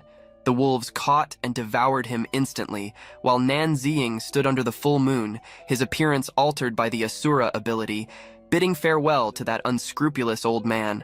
Meanwhile, at the Super Abilities Research Bureau, the wind was blowing strongly outside the buildings. A woman was taking her shower calmly when she noticed a powerful Esper aura once again coming from the city of Ye. She was a level 5 Esper named Su Leng, and knew that the sensations from a few days ago had not been an illusion. A supreme Esper had indeed emerged in the city of Ye. Quickly, she got up, grabbed her towel, and said, "I need to report this to the Super Abilities Research Bureau immediately." After everything was over, all the wolves quickly sat down as he had asked, staring at him. Our protagonist sighed, knowing he still couldn't do anything with them. He once again gently petted the animals, acknowledging that they had done very well again. As a reward, he gave each of them a pat on the head, saying, "Good boy." They all wagged their tails happily, knowing it was a reward even for their good behavior. After greeting each one individually, he jumped onto one of the cars, announcing that there was a new task for all of them. He turned to his followers and said, "Head to the northern jungle and hunt down some origin stones for me." The pack then howled at the moon, promptly accepting their leader's command. Snow began to consume the entire city, and we find ourselves at Ye City's slaughterhouse. Zhang Yuan met our protagonist there, who was eating something on the stairs, and reported, Nan Ziying, Lin Yukai, and their team encountered a tide of beasts next to the northern jungle yesterday. Their entire group was wiped out. His reaction was to keep eating, as if none of this affected him. Irritated by this behavior, she spoke assertively. "Did you do this?" Nan Ziying continued eating, but still replied, "Well, I did tell him I wanted some mutant wolves." Zhang Yuan put her hand on her hip, suspicious that he might have another ability, and asked, "Don't tell me you can control beasts too?" Our protagonist put a finger to his lips in a shushing gesture and commented, "Shh, some secrets shouldn't be revealed." This statement left the woman stunned for a moment. However, she turned to the side, closing her eyes, and informed him, "All right. By the way, I've already submitted evidence of Lin Yukai's embezzlement this morning. His assets should be seized soon." Ziying stood up, finding that to be music to his ears. As he was about to leave, she turned to him and with a smile commented, "Anyway, I owe you a lot. How about I buy you a drink tonight?" However, he turned down the offer, using the excuse of the nation's impending crisis, saying he wasn't in the mood for normal activities and continued walking. However, he abruptly stopped and turned to the woman, saying, "But if you really want to thank me, there's another way." The woman was completely embarrassed by this approach, but still asked what the way would be. Our protagonist gave a nod of approval and replied, "I would like to turn this place into the largest slaughterhouse in Ye City, receiving 10 to 100 times more mutant animals than other slaughterhouses." This wouldn't be a problem for her to make a reality, because given the scarcity of frontline supplies, such a request would make the superiors adore her, and then he could certainly count on her. The next day, at Workshop 4 of the slaughterhouse, Ziying was facing several animals. The place seemed flooded. He had crossed with his Asura ability activated, thinking that this idea had indeed been ingenious, because once that place became one of the largest slaughterhouses, he could harvest origin stones from mutant animals much more easily. With the capture of the giant steel wolves, he should be able to organize 1 million mutant animals soon. 2 days had passed, and the system reported that his beast tamer ability status was at level 7. Additionally, other information was provided. He had mastered 100,000 level 5 steel wolves and collected 1,900,000 indomitable origin stones. To reach the next level, he needed 17 out of 270,000 points. In the northern jungle, he activated his beast control ability again, and as his aura completely enveloped them, he instructed them to continue fighting, knowing that the fate of our world rested on his shoulders. Facing his wolves, he summoned them. "Today, I, Nan Ziying, invite all of you to hold the northern jungle and defend our blue star together." Gradually, his power spread across all creatures on the icy plains. Our protagonist raised his hands, emitting a kind of magical circle, as he said, "Level 6 blazing steel yaks! Tame!" His power extended to all creatures. Nan Ziying was still with his hands outstretched when a type of mutant buffalo surrendered to its master. He said, You will hold the plains of the white bone and gather origin stones. Do not harm humans, do not attack cities, and await further orders. Thus, rising on two legs, he affirmed the given command. In the Rift Gorge, Nan Ziying walked on, going over everything he needed to do. With 1,000,000 origin stones remaining, he could tame a group of unruly level 7 mutant monkeys from the Rift Gorge, and it was precisely these monkeys that were hidden, analyzing every move our protagonist made. It didn't take long for him to notice the various gazes those creatures started emitting towards him, but that was to be expected from beasts of level 7. His aura was on a completely different level compared to the wolves and yaks. It didn't take long for a monkey to take the initiative and attack Nan Ziying, leaping in a jump towards its prey. Our young man, with a fierce look, recognized that they had incredible speed and surreal ferocity, but still managed to dodge that potentially devastating attack and commanded, "Tame!" causing his aura to penetrate that monkey, which instantly fell to the ground, while Nan Ziying said, "Luckily, they're still within the taming range." But things weren't over yet. Several monkeys began leaping at him, and upon realizing this, Nan Ziying kept a close watch, hearing a loud roar coming from somewhere as some of them approached. He turned in all directions, hearing one of them roar loudly with that huge mouth screaming, and knew that the worst could have happened. Did the taming fail? He thought. At that moment, he had no other choice. He activated his Asura ability, knowing that he would have to defeat all of you until submission before taming them completely. Nan Ziying delivered a strong kick to one of the monkeys, destroying one of its armors, which instantly crumbled, causing it to fall brutally to the ground. The impact raised smoke and debris. He was at level 8 of Beast Domination ability, so he focused his power on his hands, ready to be unleashed. However, once again, he heard the roar coming from a corner of the forest, breaking his enchantment. With the creatures free from his power, they seemed even more ferocious, aiming to finish him off. Realizing this, our young man spoke to himself. That roar again. It must be why the taming failed last time. There are so many unruly level 7 monkeys. Killing them would not only be a pity, but also a waste of energy. So, he left the presence of those creatures and headed into the forest. Knowing he needed to take down the leader behind it all, he leaped away, leaving the little monkeys confused, seeing only a red trail in his wake. In his jump, he managed to reach one of the vines in the area, holding onto it and moving like one of them, recognizing that they had impressive combat power, but unfortunately, not much intelligence. The two monkeys chasing him collided with each other, once again leaving Nan Ziying free. Enraged, one of them grabbed the vine he was on and, biting it, split it into two ends. Falling, Nan Ziying recognized that it was indeed a good reactive move, but one thing these creatures couldn't do was underestimate their new master.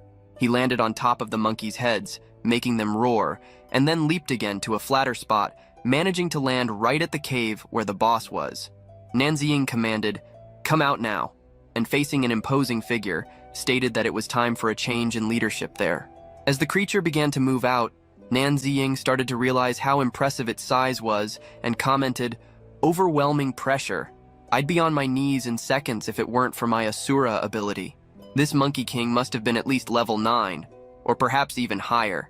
And then, swiftly, the Monkey King reached out its hands to grab him, and unable to dodge, Nan Ziying realized its speed was also impressive. The creature opened its mouth full of teeth and drool, wanting to make him its snack. But then, our protagonist grabbed his weapon, trying to escape and declaring, "Ah, you want to eat me? Too bad I'm not an easy meal." Nan Ziying struck the creature's hand, making it release him. His body fell until he landed back on the ground. However, seeing the persistent hand of that creature, he leaped again from that flat spot to the ground. The Monkey King, seeing this, wouldn't let him escape that easily and went after him. The boss's growl caused a strong tremor. Its aura was blue and enveloped its hairy body. It had fallen near where Nan Ziying had also fought her attention instantly, making her turn back to her telescope and inform that something was approaching. Quickly, she instructed the girl, "Prepare for tracking. Southwest of Ye City in the Rift Gorge."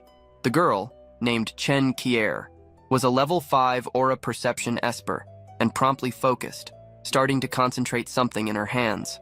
Around her, there seemed to be various particles, as she said, "The universe is infinite, giving birth to all things. To observe, enlighten, track time." When she opened her eyes, instead of her pupils, there was the yin-yang symbol, enveloped in black energy. Through her eyes, she could see someone activating the Hell on Earth ability, causing a rupture in the earth and a strong red aura that led them to the end of that hole. There was our protagonist fighting against his imposing creature, the Monkey King, displaying all his strength. As he struck, Nan Ziying smiled. His expression was completely altered, his eyes dominated by red, his forehead with several veins showing, and his teeth sharp. Chen Care, upon seeing his expression, instantly lost contact, falling to the ground. Su approached worried and began calling her, asking her to wake up and say what she had seen. The girl trembled in fear, tears streaming from her eyes as she said, "So terrifying. He's an Asura demon." Meanwhile, our protagonist was completely transformed. His entire body was enveloped in an intense crimson aura, and his eyes displayed a unique color. Staring intently, he said, "Have you had enough fun?" The Monkey King remained silent, with a panicked expression, immobile and sitting amidst the rubble. The smoke intensified the drama of the scene. Placing his sword by his side, our protagonist added, "If not, get up and fight. But I can't promise I'll go easy on you if you do." The little monkey turned to the side, letting the bloody saliva drip to the ground as he prepared to get up. Noticing this, Nan Ziying recognized that there was still a bit of fighting spirit within him. It would be a shame if he died without exhausting all his strength. So, he said something that caught the Monkey King's attention. "How about joining my ranks? Let's face these 10,000 races together." The king remained silent, observing the courageous and valiant young man who was making the proposal. The protagonist stared at him as well, not knowing what the response would be. Suddenly, the creature clenched his fists and directed a punch at Ziying, but the blow abruptly stopped. With a good boy, our protagonist smiled, sealing a partnership. Subsequently, Ziying deactivated his Asura mode, returning to his normal appearance. He sheathed his sword and turned to the small monkeys around him. "Listen to my orders, you unruly millions of monkeys. From today, you will be under the command of the unruly Monkey King.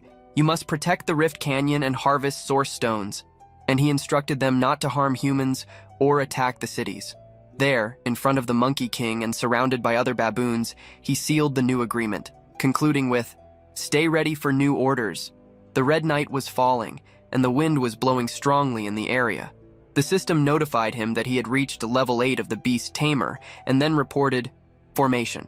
50,000 giant steel wolves in the northern forest, 500,000 blazing steel yaks in the Whitebone Plains, and 1 million wild monkeys in the Rift Canyon." This was the army formation he was preparing. At the Paranormal Monitoring and Investigation Agency, Su was lying on the sofa, lost in thought until she said, "Chen Care, last night, I felt another powerful energy signature, completely different from the first. But unfortunately," the girl soon interrupted, completing her sentence. "Unfortunately, I can only use my rewind ability once every 24 hours for only 3 seconds. Su looked at her with an "you're talking nonsense" expression and said, "You know that's not what I meant. I'm just thinking, what if those two powerful energy signatures belong to the same person?" The girl's eyes widened, completely astonished. "Is that even possible? We've been monitoring these Eastern Espers for a long time, and the top 10 spots in the Eastern Esper rankings have been left empty for some of these mysterious families. They've never been publicly announced. But this Asura, he instantly secured at least the 10th place. That's an insane level of individual power."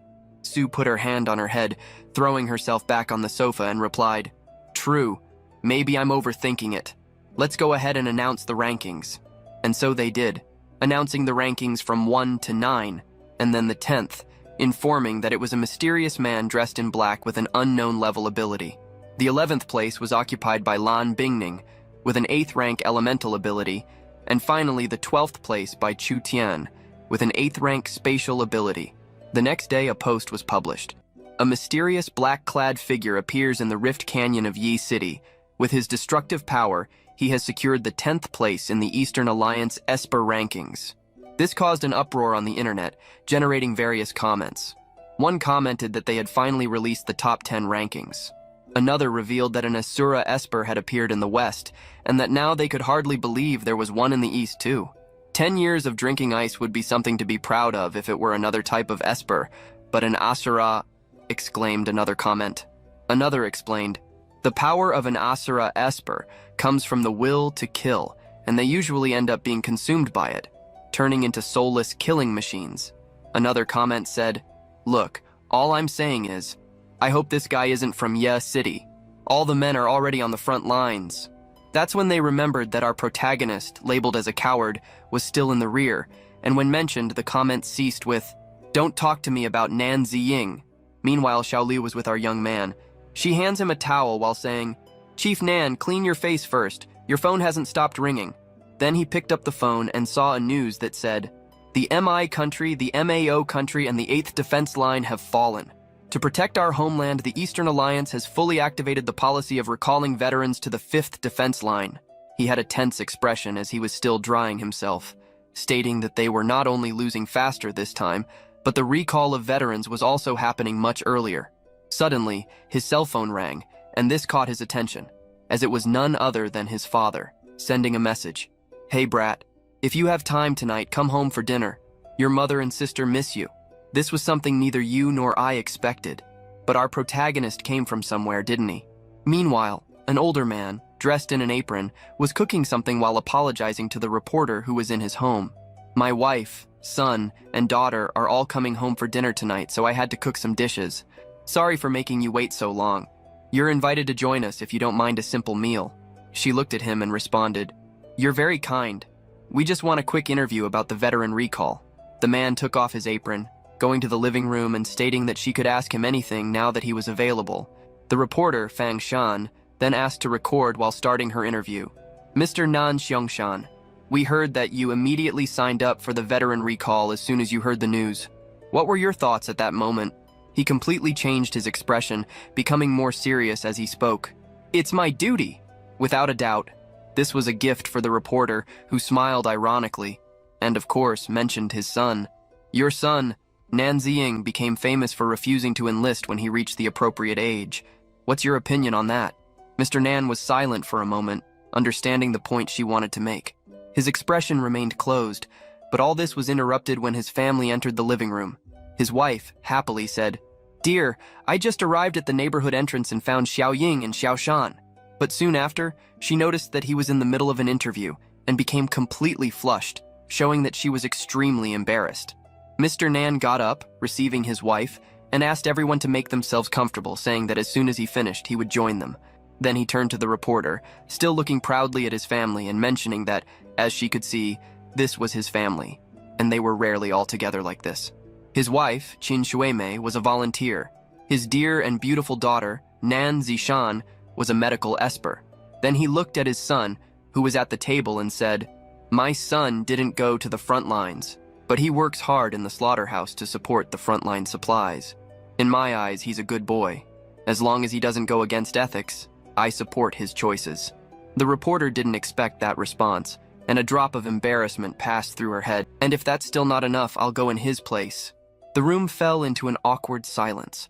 Everyone looked at the mother, while the protagonist tried to control himself not to take drastic action. Then Mr. Nan, unable to bear it anymore, broke the silence, saying, "Sorry for the inconvenience." The reporter and the cameraman were amazed to hear him also say, "Get out!" The protagonist, already trembling with all the revelations and the prospect of his whole family going to the front line, clenched his fists, banged the table, and said, "Father, I'll go with all of you." He got up, leaving everyone a little surprised and scared.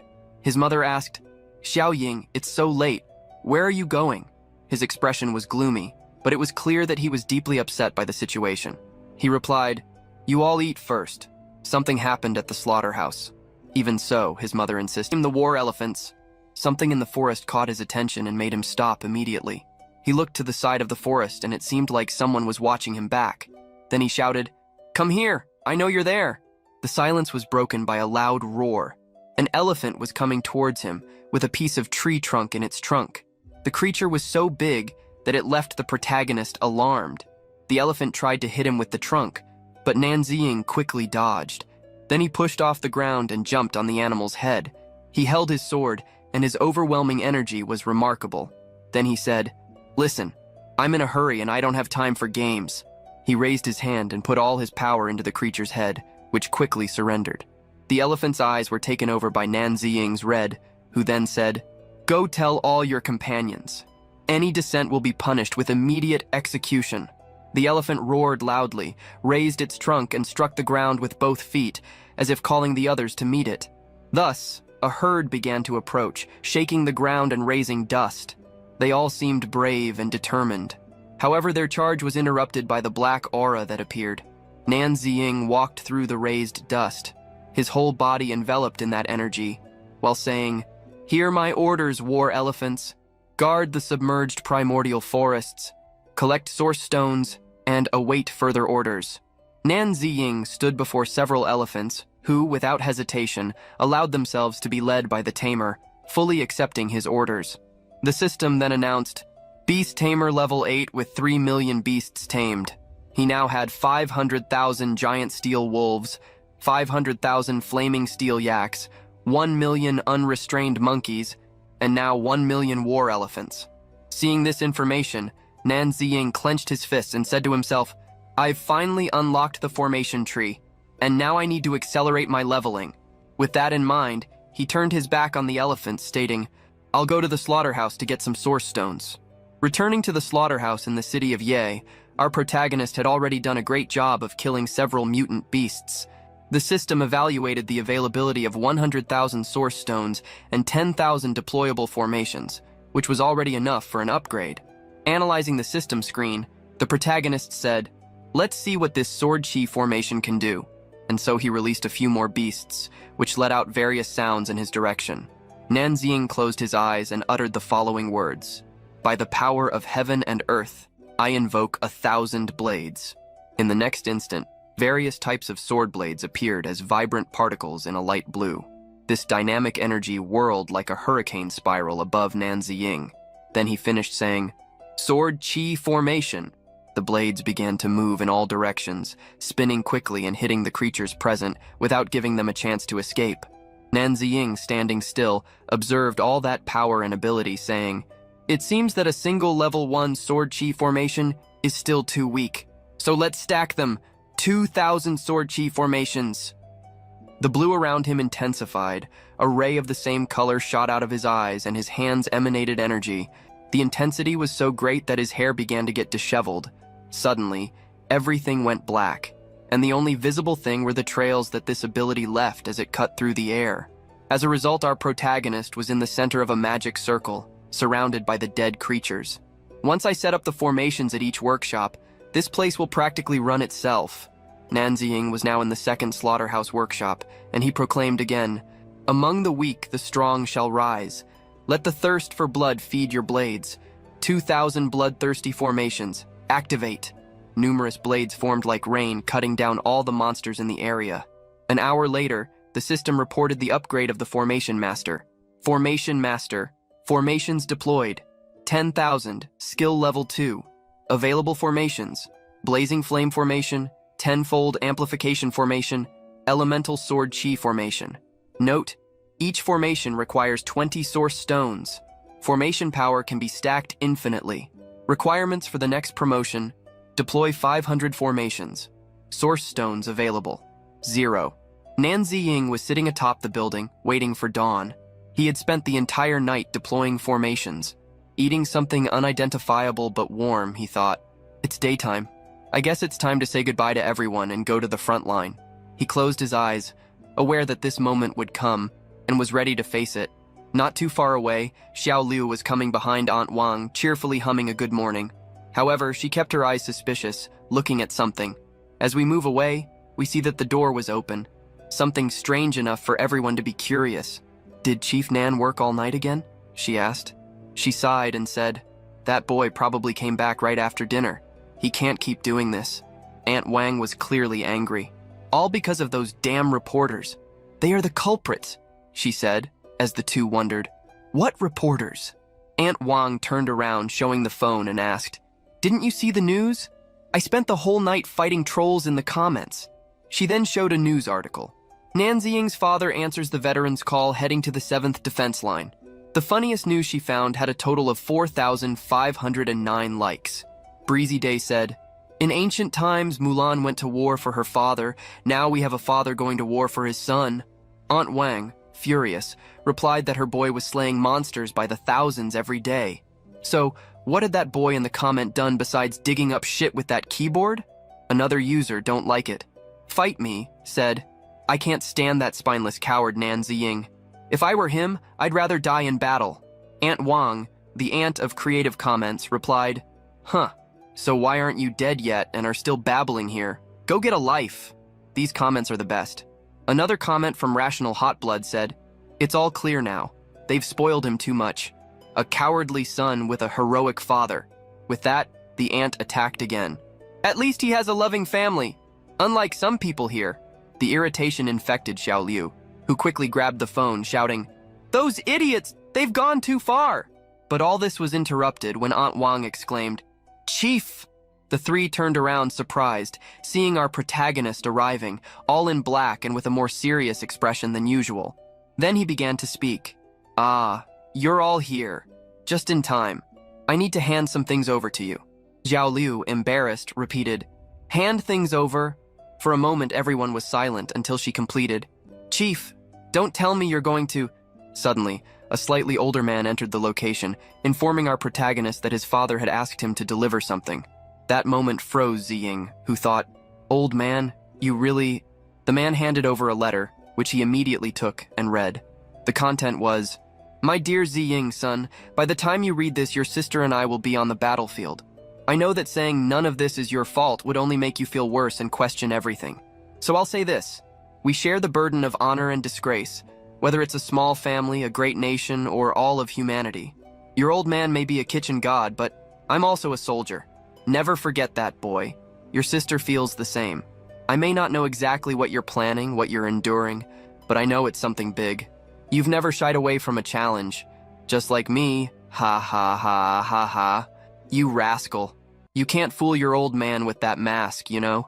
That mysterious Asura on the ranking board. It's you, isn't it?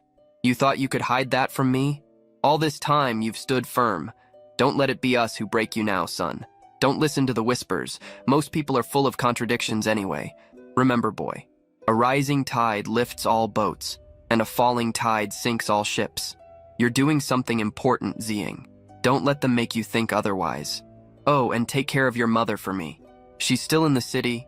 With love and respect, Nan Shanchong. Our protagonist, almost crumpling the paper, remained silent. It was truly a great family support. Then Xiao Liu asked him not to stress too much about it, and the woman next to him said the same. Yeah, you're already carrying the weight of those other cities with the whole beast slaughter process.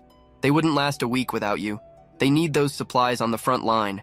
If we collapse, everyone collapses. Ziying just turned around, letting them talk, still in silence.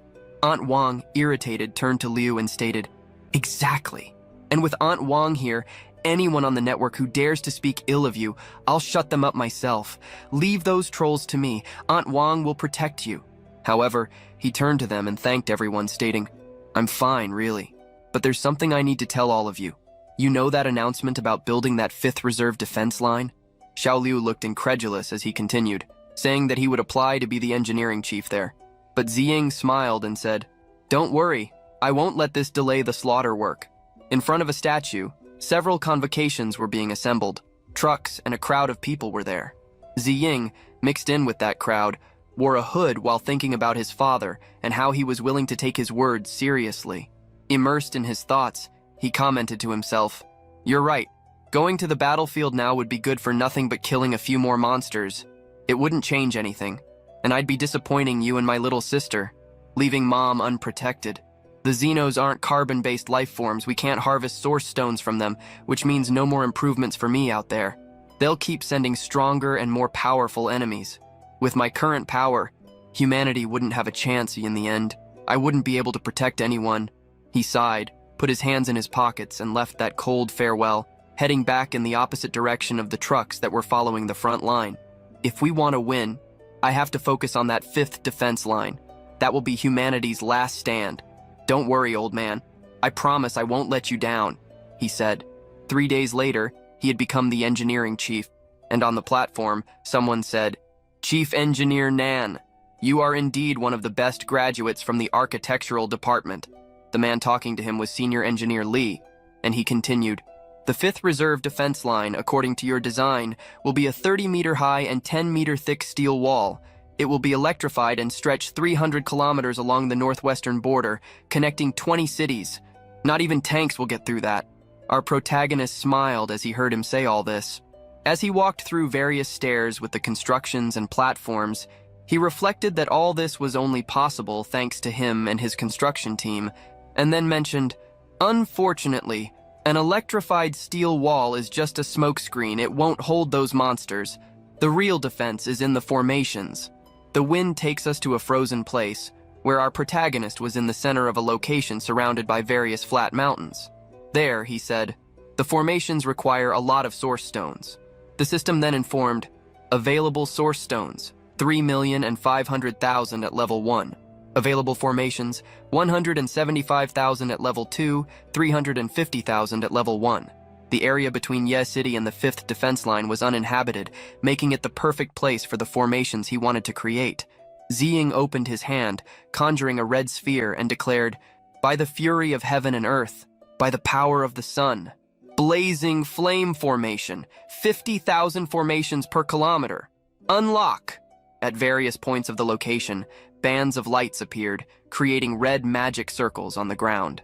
He continued, saying, "By the light of the sun and moon, by the duality of creation and destruction, elemental sword chi formation, 50,000 formations per kilometer. Unlock!" Ziying, with his eyes closed and his red aura circulating through his body, commanded, "Stack 50,000 blazing flame formations per kilometer. Stack 50,000 elemental sword chi formations per kilometer. Stack 50,000 blazing flame formations per kilometer. Stack 50,000 elemental sword chi formations per kilometer." The system then reported, "More than 500 formations have been unlocked. Your skill level has risen to 3, and new formations are available. Earth Spike Formation, Frost Formation, Amplification Formation. Each formation unlock costs 30 source stones, and formations can be stacked indefinitely." Observing the system, Ziying reflected out loud. 10 kilometers in layers with level 2 stacked formations should delay any low-level Xeno. There's no need to spend sources stones on level 3 formations here and delay evolution. Let's save them for the second layer. Tonight, I'll complete the first layer of defense formations around the city of Ye for 35 kilometers, with 1,025,000 stacked level 2 formations. The next day, at the construction site, Senior Engineer Li rushed to find our protagonist, visibly concerned. He showed a cell phone to Ziying, displaying an alarming news headline. Trending news. The newly initiated 5th Defensive Line Reserve Plan in the city of Ye has been proven ineffective on the western battlefield. Commentary. Nan Ziying is wasting time and money. Shut it down before it's too late. The best defense is a good offense. We are marching to the city hall. Let's destroy this thing. With a desperate look, Mr. Li stated that the public was in an uproar. However, Ziying placed his hand on the man's arm and asked him to calm down, saying, "Don't worry. Continue the construction as planned. I'll think of a new improvement plan." Ziying looked at the site, deep in thought. He reflected to himself that this defensive line was never meant to be the true barrier. The goal was to deceive the Xenos, lulling them into lowering their guard before reaching the main formations. He watched the men working, his mind racing. Besides deceiving the enemy, how can this defensive line be more practical? His eyes widened with a sudden idea. Without saying anything, he took Mr. Li's clipboard, surprising him, and began to write as he thought, "My elemental command rune ability is not yet unlocked, but that doesn't mean I can't prepare the ground for its unlocking in case I need it." He then turned to the old man and said, "Engineer Li, I need you to build 2 trenches along the entire electrified wall, one in front and one behind. We'll fill the front trench with water, fill the back trench with crude oil," and he handed the clipboard back to him. "Wait, are you saying?" asked Li, confused. Ziying, feeling very confident and imagining what was about to happen, affirmed, "You got it. When those Xenos come, we're going to hit them with everything we've got. First, we electrify the wall, turning that water into a high-voltage trap. Then, once they break through, we light everything on fire. We're going to fry those bastards." The old man's horrified smile opened, thinking it was a brilliant idea.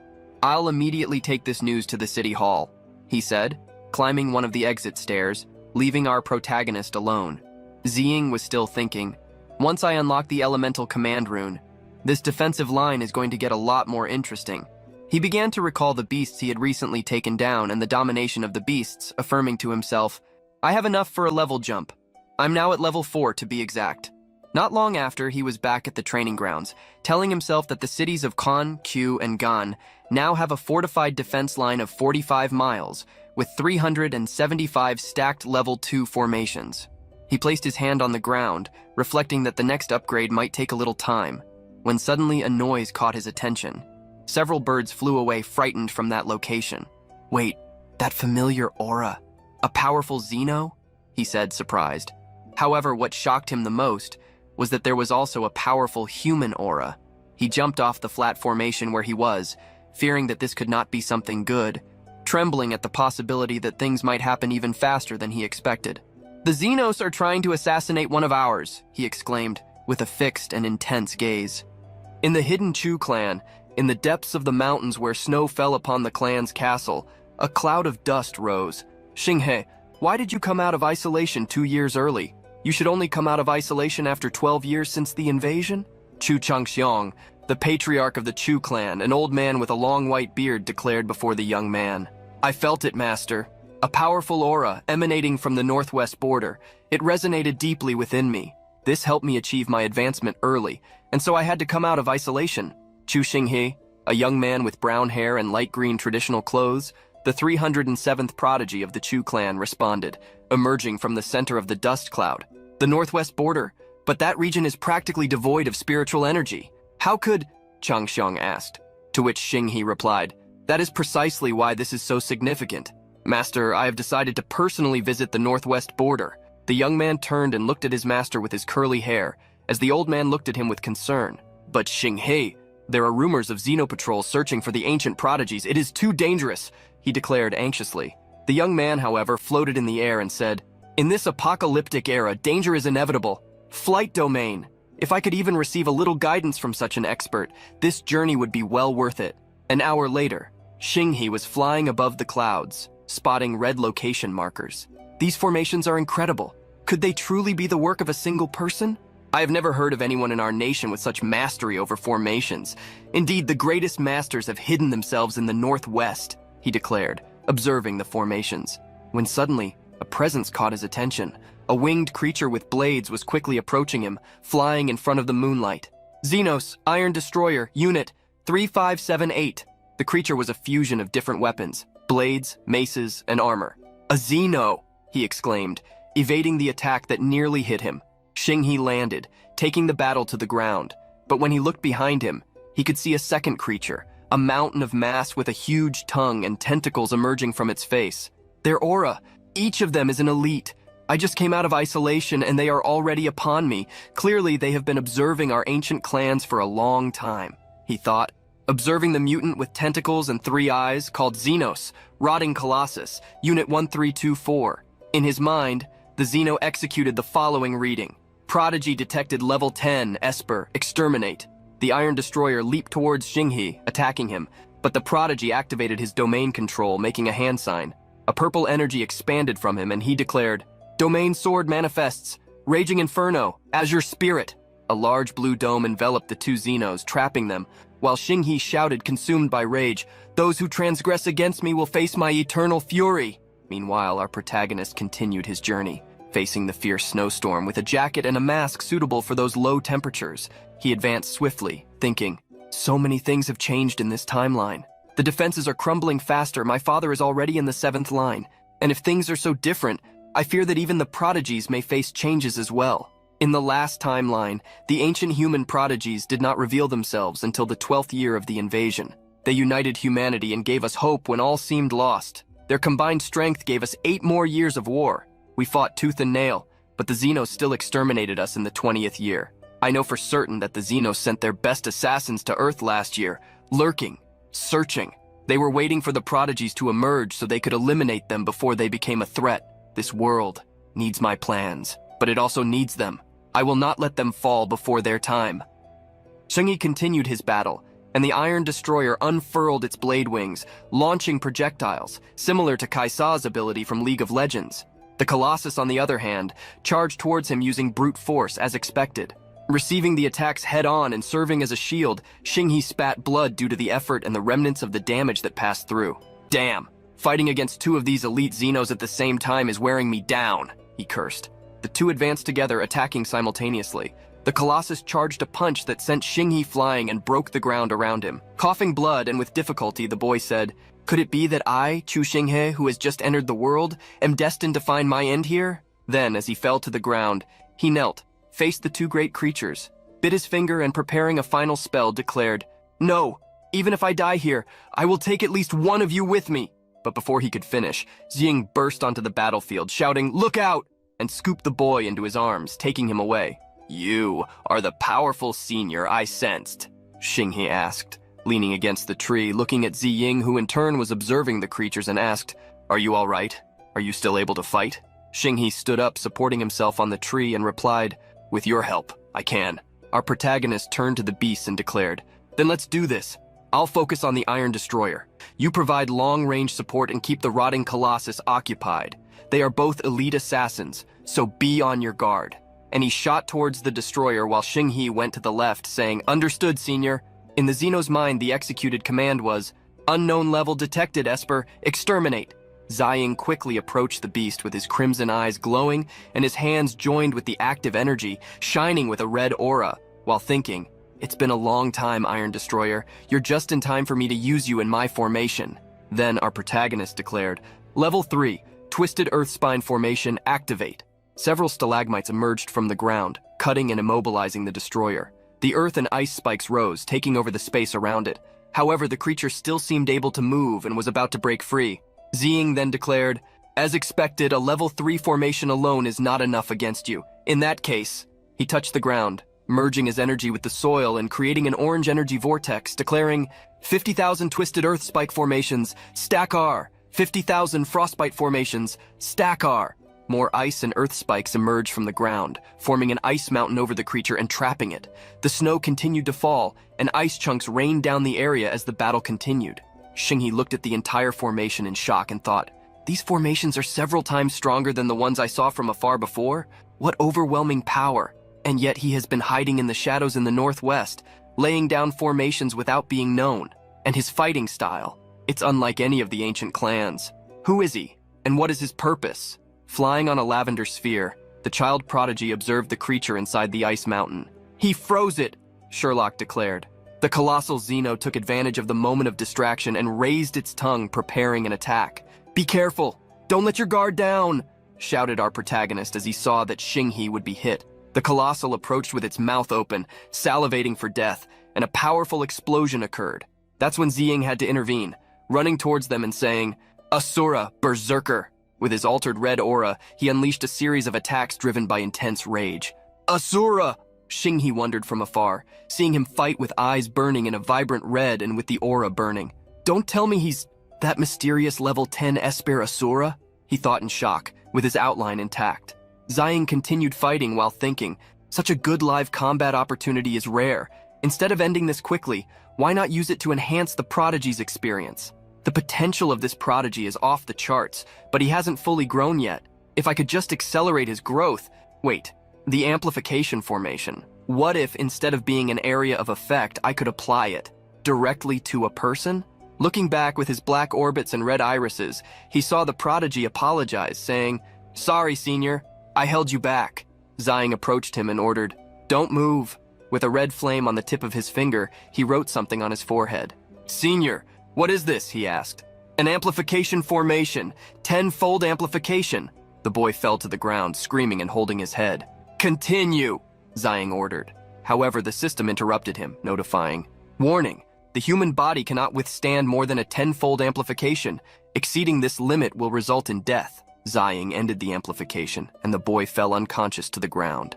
As I thought, there is a limit to what the human body can endure, but a 10-fold boost should be enough to help him defend himself, our protagonist thought, clenching his fists. "It seems that, even if I want him to train in his current state, it's too risky." The colossal approached, raising clouds of dust and making the ground tremble. Our protagonist adjusted his forearm protection, saying, "I guess I have no choice but to..." However, a huge explosion of purple light in the sky interrupted him. "What?" he asked, looking up. Behind him, Xinghe was floating with white eyes, flowing hair, and surrounded by a whirlwind of energy, his aura stronger than before. Making a gesture in front of his chest, he declared, "Domain! Manifestation of the sword!" The Xeno was trapped inside a large arcane circle, a purple dome that formed around it. Unexpectedly, the Iron Destroyer broke the ice mountain, shattering it into 1,000 pieces. "He's free?" our protagonist wondered, seeing the figure of the creature take flight among the shower of stones in the night. Still in active berserker mode, with black eyes and red irises, Ziying signaled in front of his chest and declared, "All right, level 4, lightning burst formation, 50,000 times overcharge." An overload of lightning fell from the sky, pouring over the Xeno.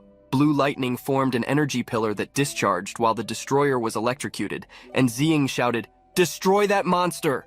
The colossal was dissipated by the overwhelming and amplified power of Xinghe, and our protagonist said, "Now that's what I call combat power." Xinghe approached him and knelt by his side with his head bowed, saying, "Senior, thank you. You saved my life. You opened my eyes. From now on, the entire Chu clan is in your debt. We await your command." Ziying looked at him and replied, "Wow, calm down, get up." Smiling, Xinghe said, "Senior, as the mysterious level 10 Esper Asura, secretly implanting formations and acting with a mask, you must be planning something big, right? But the timing is not right and it cannot be known to the world yet, as that would risk discovery by foreigners. As everyone knows, there is only one great issue in this world, and it is to resist the Xenos. Senior, by implanting all these formations here, are you planning to turn this place into the final battlefield?" Impressed, our protagonist thought. This boy, not only is he talented in combat, but also highly intelligent. The child prodigy smiled, looking at him intently and said, "Judging by the expression on the senior's face, I must be right. So if you don't mind, senior, your surname, maybe, starts with N?" Ziying took a few steps back, startled, thinking, "Shit!" The child prodigy gave a little smile and closed his eyes, saying, "Considering the unusual behavior of someone frequently in the news, and looking at the scope of the actions, it's not difficult to guess. The Asura class is all about carnage, and that guy in the news happens to be in charge of a slaughterhouse. The formations are close to the 5th defense line, and he volunteered there a few days ago. To avoid detection, I won't say anything else, senior. Of course, everything I said is just my intuition and wild guesses, haha. Please don't blame me, senior, if I'm wrong." Our protagonist narrowed his eyes, suspicious, and thought, "This boy has a camera on me or something, and he's so perceptive. Where did he learn to speak like this? Prodigies shouldn't be out in the open before they emerge, right? How does he know so much?" The boy then touched his chin and said, "By the way, I'm ashamed to say, although I've been in seclusion for 10 years, it's not like I've been offline or haven't watched TV." Realizing he didn't have much choice, Ziying declared, "You win." The child prodigy then touched his chest with his right hand and bowed his head, saying, "Senior, allow me, Chu Xinghe, to lead the Chu clan to the 7th defense line. First, it is my duty, and second, this may give you time for the senior's grand plan." Ziying remained silent and looked at him for a few moments, thinking, "So there really are people in this world with such extraordinary intelligence, individuals who could be called true confidants." He then touched the boy's shoulders and said, "Thank you, Xinghe. I need time, but the front line is much more dangerous than this. Promise you'll survive. I need you alive for what's to come. And if you see certain people on the 7th defense line," Xinghe raised his finger, placing it in front of his mouth, and declared, "Don't worry, senior. I understand. I'll come back, and I'll protect them all." Ziying lowered his gaze as he thought, "Father, little sister." He then released him and said, "Xinghe, take me to your clan. Before you go to the front line, I will grant all of you a gift, my amplification formation." The boy responded, "Thank you very much, senior." "Ah, and senior, I also have a little sister. She can't speak, but her teleportation abilities are impressive. With your amplification, she could be a valuable asset by your side." Our protagonist listened to the proposal and remained silent for a while, considering. Sometime later, the headlines read, "Chu clan prodigy, Chu Xinghe emerges, kills level 10 plus Class C Xenos assassin Colossus, and reaches 9th position in Esper ranking. Mysterious formation master obliterates level 10 plus Class B Xeno assassin, Iron Destroyer, and reaches 8th position in Esper ranking. Chu Xinghe leads Chu clan to support the 7th defense line." On the streets, snow was falling during the city-lit night, and everyone was commenting, "Wow, is this the legendary Chu clan prodigy? At this rate, they'll probably reach the front line even faster than those veterans. Everyone else is sent to the war by bus, and the officials at most by plane. These prodigies just fly directly. I thought things like this only happened in pre-invasion fantasy novels. With a prodigy like him fighting for us, we'll send those invaders back to the hole they crawled out of." Meanwhile, at the Ye City slaughterhouse, Ziying was sitting on the edge of a staircase eating a snack with an unapproachable expression, while Xing He in front of him said, "Senior, this is my little sister, Chu Tian. I leave her in your capable hands. I'm sure she will be of great help." Quietly, our protagonist thought, "Little sister, you said. You certainly weren't joking about the little part." And then he said, "Xinghe, are you sure you're not just asking me to take care of her?" In front of him, a small girl was sitting holding a lollipop, a female and miniature version of Xinghe, a brown-haired girl with round, innocent eyes, clothes larger than her, and a gentle smile. This was Chu Xinghe's sister, Chu Tian. Behind the girl was her older brother, and not far from there, two ladies were chatting. "I just read about a true prodigy, and now I'm stuck looking at that loser Nan Ziying. What bad luck. He still has the nerve to play with little children while the world is burning," one of them said. And the other replied, "Exactly, that prodigy has talent, courage, but this loser has nothing." The little girl heard the criticism and, deducing they were talking about her brother, filled with rage and narrowed her eyes. Raising her small finger, she concentrated her dark purple energy and made circles in the air. Then, as if by magic, the people disappeared, leaving only a cloud of smoke. From outside, a scream was soon heard. "Help! Someone! 2 elderly ladies have fallen into a sewer!" Shocked, Ziying thought, "Chu Tian? Don't tell me she is that Chu Tian in the Esper ranking?" Then grasping the small girl's hand, he said, "Chu Tian, it is an honor." The girl greeted him with a gentle smile, while our protagonist thought, "With her I can reduce travel time. I can manage all the slaughterhouses from the 5th defense line up to... There's no need to arrange a job to cover up my necromancy." And it was in that small moment that he realized, "My 4th ability, necromancy, has finally awakened." "What? You want to handle the work of all the slaughterhouses in 20 cities along the 5th defense line? How can you manage that? Setting aside the enormous workload? The distance alone," Yuan said worriedly, discussing with Ziying in an alley. Our protagonist was leaning against the wall, relaxed, when he raised his hand, putting his finger to his lips, and replied, "Relax. I've already taken care of those little details. Just focus on getting me the authorization." The woman calmed down a bit and said, "Well, I'm sure that won't be a problem since most of the city's slaughterhouses are under pressure. But," Ziying turned and waved, saying, "Thank you. I have things to do, so I'll be leaving now." Yuan watched him leave, thinking, "It seems his skills have grown significantly since before. He also doesn't seem to be someone who fears death, so why is he so determined to work to the bone here in the rear instead of proving himself on the front line?"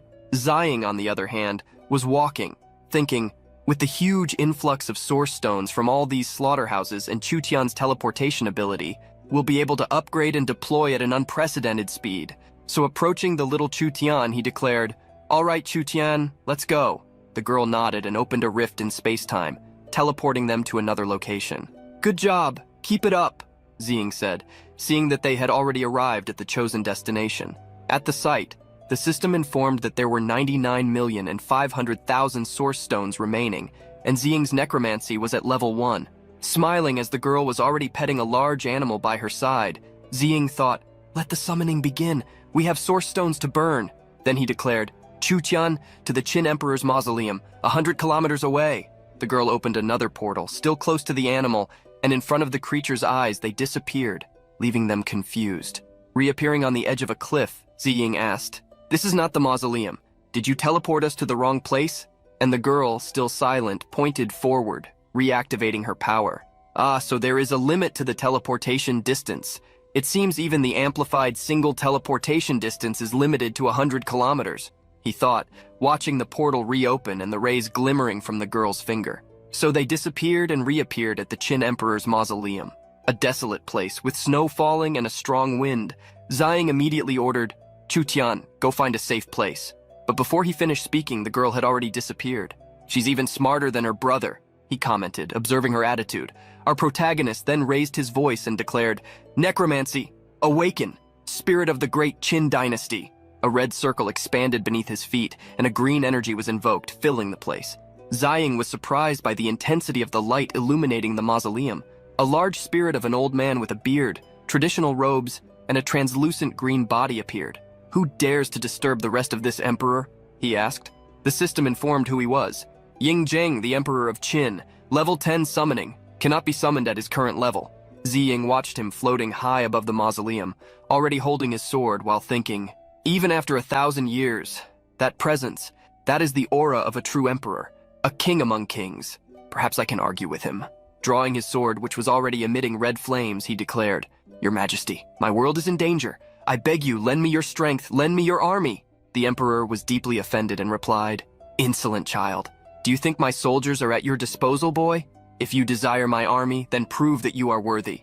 And with a gust of wind, he agitated the air in front of him, launching a wave of energy towards Ziying, who in turn activated his red aura and responded, "Very well, pardon the intrusion. Asura mode, activate." The impact of the energy wave threw the stones on the ground into the air while Ziying floated. The emperor drew his sword, his fluorescent green eyes shining, saying, "I have unified 6 warring kingdoms. Do you think you can impress me with such meager displays? You have the audacity to exhibit your mediocre talents before the dragon's throne." Then, delivering a powerful blow, he hurled himself against Ziying, who blocked the attack with his sword. Their red and green energies clashed as the attacks collided. Sustaining the emperor's blow, our protagonist declared, "You can't judge a book by its cover. Only in a fight can you truly know." However, the spirit grew even more irate and shouted, "Arrogant fool!" through the sacred beads hanging on his hat. Ziying charged his energy and delivered another attack. "Asura! Dragon Slayer!" With disdain, the emperor retorted, "You dare call that a dragon slayer? I'll show you what a true dragon slayer is." A translucent green spiritual dragon appeared behind the emperor, and Zheng, the emperor, declared, "Supreme power of the emperor." The dragon flew through the air, hunting Ziying to deliver its deadly blow. Our protagonist retaliated with Asura Demon Exterminator, summoning a large gorilla enveloped in red energy. With his hair flowing in berserker mode, black eyes, and a red aura, Ziying observed the great creatures fighting and said, "As expected of an emperor-level spirit, Asura, ultimate power, hell on earth." A large skeleton appeared, enveloped in a red aura, ready to consume the dragon. The stones flew, and the environment around the two was destroyed by the battle of giants. The emperor observed their movements and said, "Merely performances, nothing more." With a smug smile, Ziying replied, "Oh, is that so?" And unexpectedly, the skeleton broke the dragon in half, forming a cloud of blood. "How is this possible?" the emperor asked in shock. Continuing with his attacks, our protagonist raised his sword and said, "Forgive me, your majesty." The emperor saw defeat approaching, the blade of the sword ever closer to his face, and in a precise strike, Ziying cut the beads hanging from his hat. It was then, in the face of Ziying's display of power, that Zheng declared, "Enough! Enough! Enough, you reckless boy! One more blow and you will bring down this entire mausoleum on our heads." Our protagonist lowered his weapon and declared, "Thank you, your majesty." The emperor then stood before him and said, "All right, you've won, but I've been dormant for years. Before lending you my army, tell me the whole story first." After some time of conversation, the great emperor handed a small item to Ziying, who was standing before him, saying, "When my descendants need my help, how can I turn my back on them? This is a tiger tally. Combined with your summoning ability, it will be much easier to summon my warriors from the great Qin dynasty."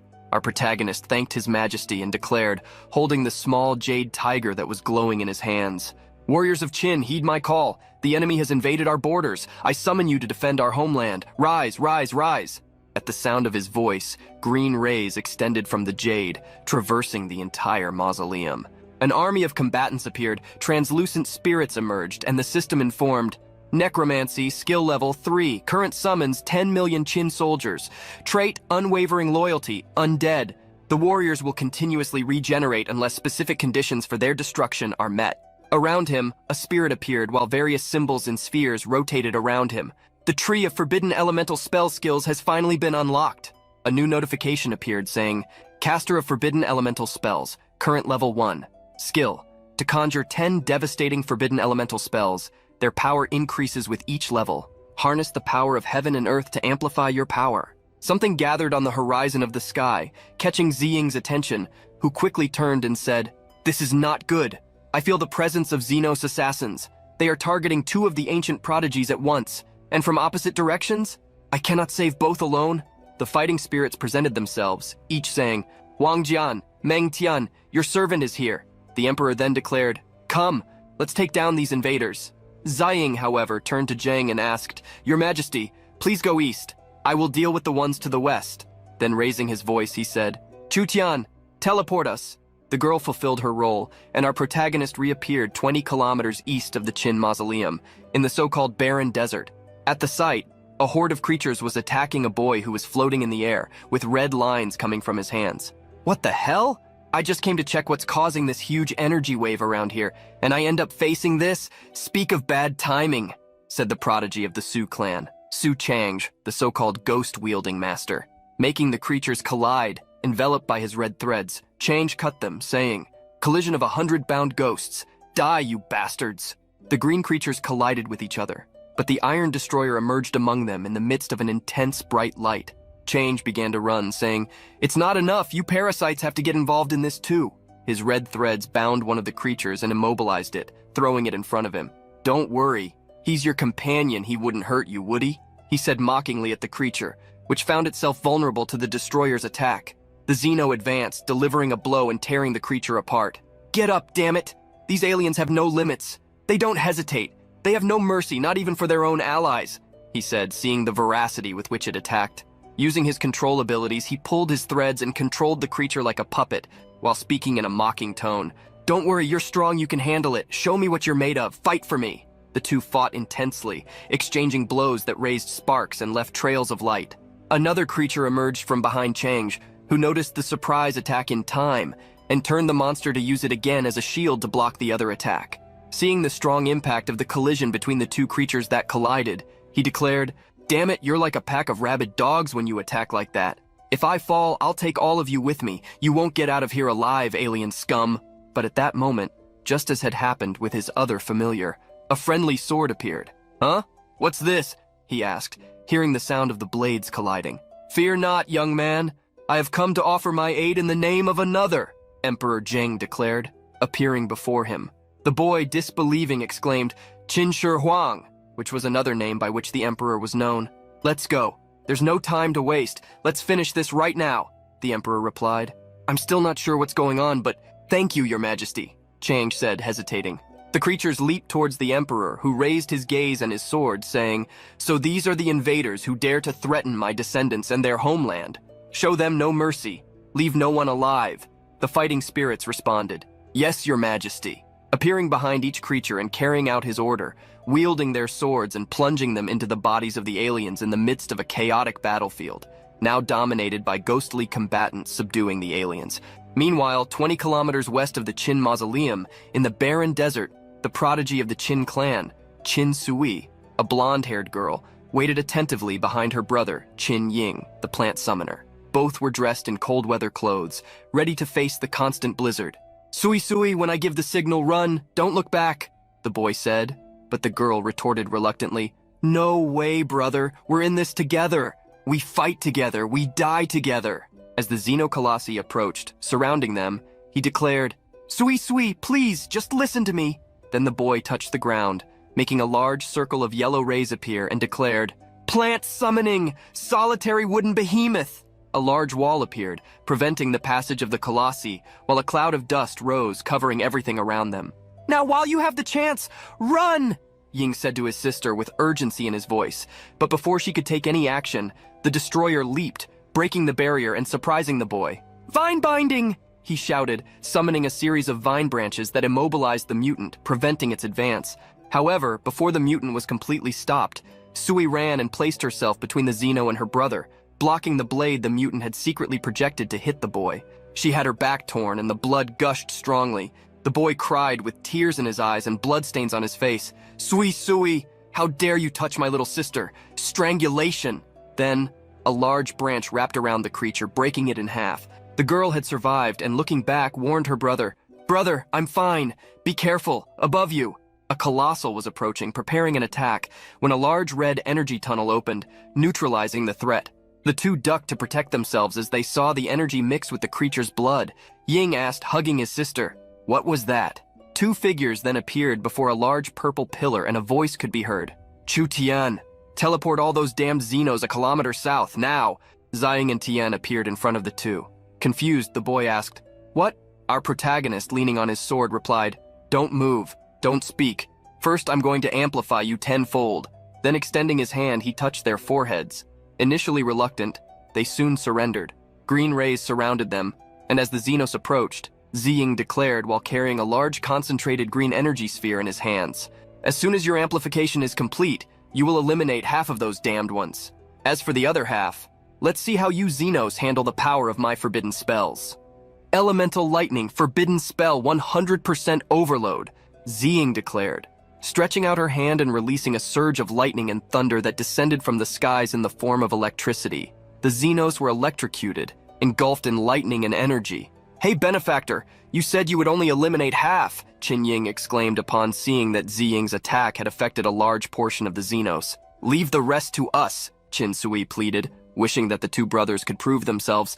"Sorry about that. I got a little carried away," Ziying replied, touching her mask as she thought. "I didn't expect the forbidden spell to be so powerful." Brother Qin hurriedly declared, "Watch out, there are still some around here." He then loudly proclaimed, "Vine bind attack, Hell's strangulation." Green vines rose from the ground, wrapping around the Xenos and piercing them, marking them with an acidic substance as they cut through. "I've seen enough of your combat power. This last coward is mine," Ziying declared, observing the Xeno approaching from behind. "Earth element forbidden spell, 50 stacks overload." A large tentacle of stone emerged from the ground, expanding towards the sky and impaling the Xeno. "Burial," he declared as stones flew around him and dust rose. Ziying lifted her gaze and the tentacle pulled the creature down, burying it beneath the earth while dirt, stones, and lightning surrounded it. Chu-Tian watched everything, hidden and impressed by how our protagonist had taken down a Xeno as effortlessly as a human would swat a mosquito with a revolver. The brothers watched equally impressed. "Sister, two different options," and they exchanged glances thinking, "We're not exactly in sync, are we?" Ziying looked at them and asked as the wind carried the dust away, "So what are you planning to do now?" The brothers knelt and declared, "In the name of the Omni Clan of the Innerlands, we thank you for saving our lives and for your achievements. Please accept our deepest gratitude." Still getting used to the treatment, Ziying thought, "Do all ancient clans bow like this?" Then the two brothers stood up in a sign of servitude, and Qin said, "Benefactor, our lives are yours. Any order you request from us, we will fulfill without hesitation." Qin declared with the same enthusiasm, "Yes, Benefactor." Ziying pointed to herself and asked, "My orders? So, you know who I am?" And Brother Qin replied, "Well, not really." Sui reported, "We apologize, Benefactor. We should have asked your name first." Ziying looked at them neutrally and said, "That's not what I meant. It's fine if you don't know," while thinking, "I guess I was expecting too much. Amplification boosts aren't synonymous with intelligence. Not every prodigy is like Chu Xinghe." A voice then emerged, catching the group's attention and laughing. "Young friend, you really annoy me. You and this emperor could become great friends, despite our age difference." The figure turned to the emperor, who was enveloped in a green aura with ghosts accompanying him, and said, "Brother Shihuan, is this masked figure the person you mentioned?" The emperor replied, "Indeed, it is him."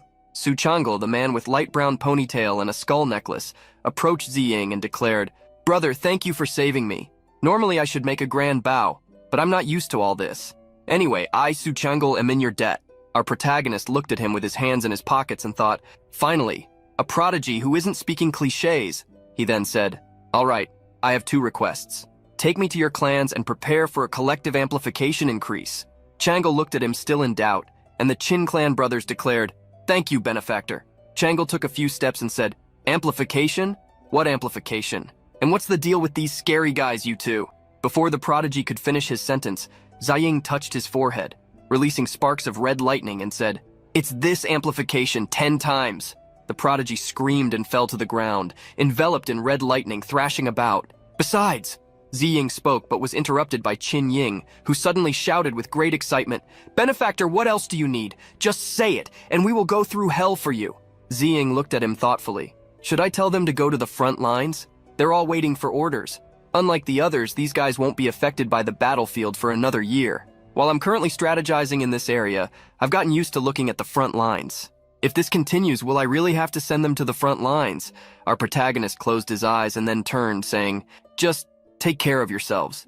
Chang'e got up, brushing off the dust with a smile, and said, "You know, you're terrible at expressing yourself. It's fine, you have your reasons for wearing that mask, but is it really so hard to tell us what you're thinking? You tell your summoned army to protect our homeland, but you don't ask anything of us. Do you think we're useless? Some kind of burden? Are you just trying to be a solitary hero in the shadows?" Chang'e stepped closer to Ziying, provoking him and making him remain silent. Sister Qin looked at him and intervened, saying, "How dare you speak to our benefactor like that?" But Ziying raised his hand, signaling her not to advance, and said, "He's right. I need you to take your clans to the 7th line of defense. Give me some time. A few days will be enough." And let me be clear, the battlefields are much more dangerous than these small skirmishes. If you are the prodigies you claim to be, you will survive. And when you do, find me at the 5th line of defense, and then I will reveal my true face." Chinsui placed his hand over the left side of his chest and swore, "As you command, benefactor. The Gon clan will not disappoint you." Changle replied, "That's more than enough." Ziying then continued, "The 10 million soldiers of the Gon clan, I'm entrusting them to you." Changle smiled, hand on his waist, and replied, "Understood." Ziying then bowed and declared, "Thank you all." Brother Qin immediately signaled for him to stop and said, "You shouldn't, benefactor." Changle added, "Please rise." While the emperor watched silently, smiling and thinking, "The blood of emperors flows within you. Your spirit will never fade away." Meanwhile, new reports were published. The offspring of the inner territories removed from the Zhou clan were killed by supernatural forces upon emergence. The offspring of the Northwest Lin clan were killed by supernatural forces upon emergence. The offspring of the Southwest Zidao clan were killed by supernatural forces upon emergence. Xiao Liu and Tia Wang were observing the news in the lab during a meeting with Ziying and Chu Tian. "What the hell is happening? They're picking them off one by one right after they appear," Xiao Liu exclaimed.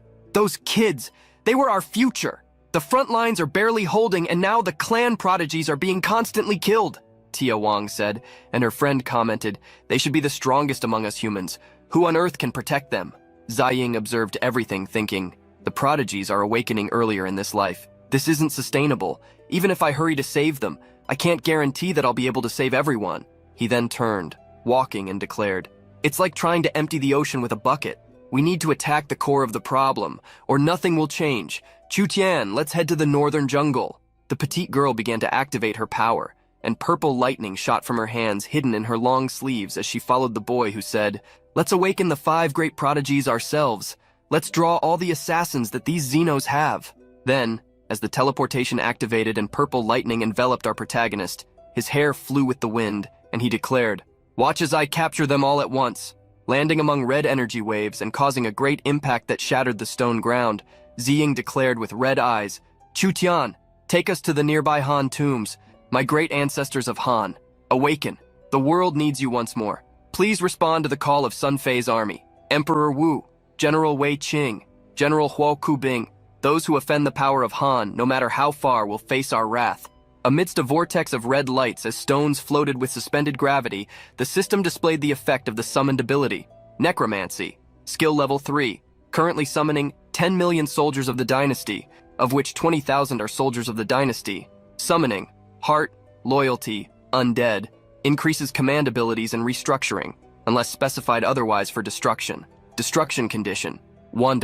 Level, summon will be permanently destroyed if X times are eliminated. Update required, 10 million new summons. Available resources, 105.3 million.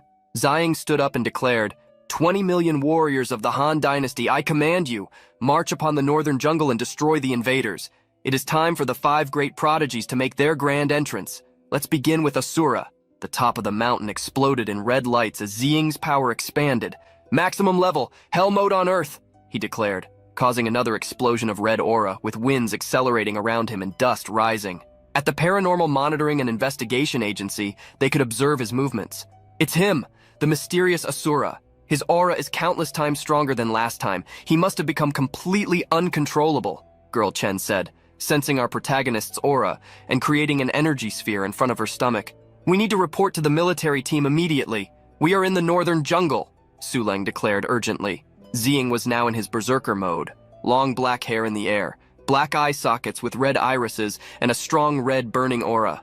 Form ranks, front and back, strengthen the flanks, by the strength of heaven and earth, with thunder as my guide and frost as my chains. I will shatter the sky, freeze the very air, and seal this land. Lightning cracked around him, forming a massive storm. It was an absurd display of power. Our protagonist's aura intensified, and he opened his arms, saying, Elemental sword, chi, hell, twisted earththorn formation, frost formation, overlap 1,000,000 times, spread for hundreds of miles, formation, implant yourself. The ground around him expanded in dust, iron, and energy, with waves intertwining as his aura burned. Su Leng observed the machine's reports and declared, Wait, another wave of energy, formation magic from the same location.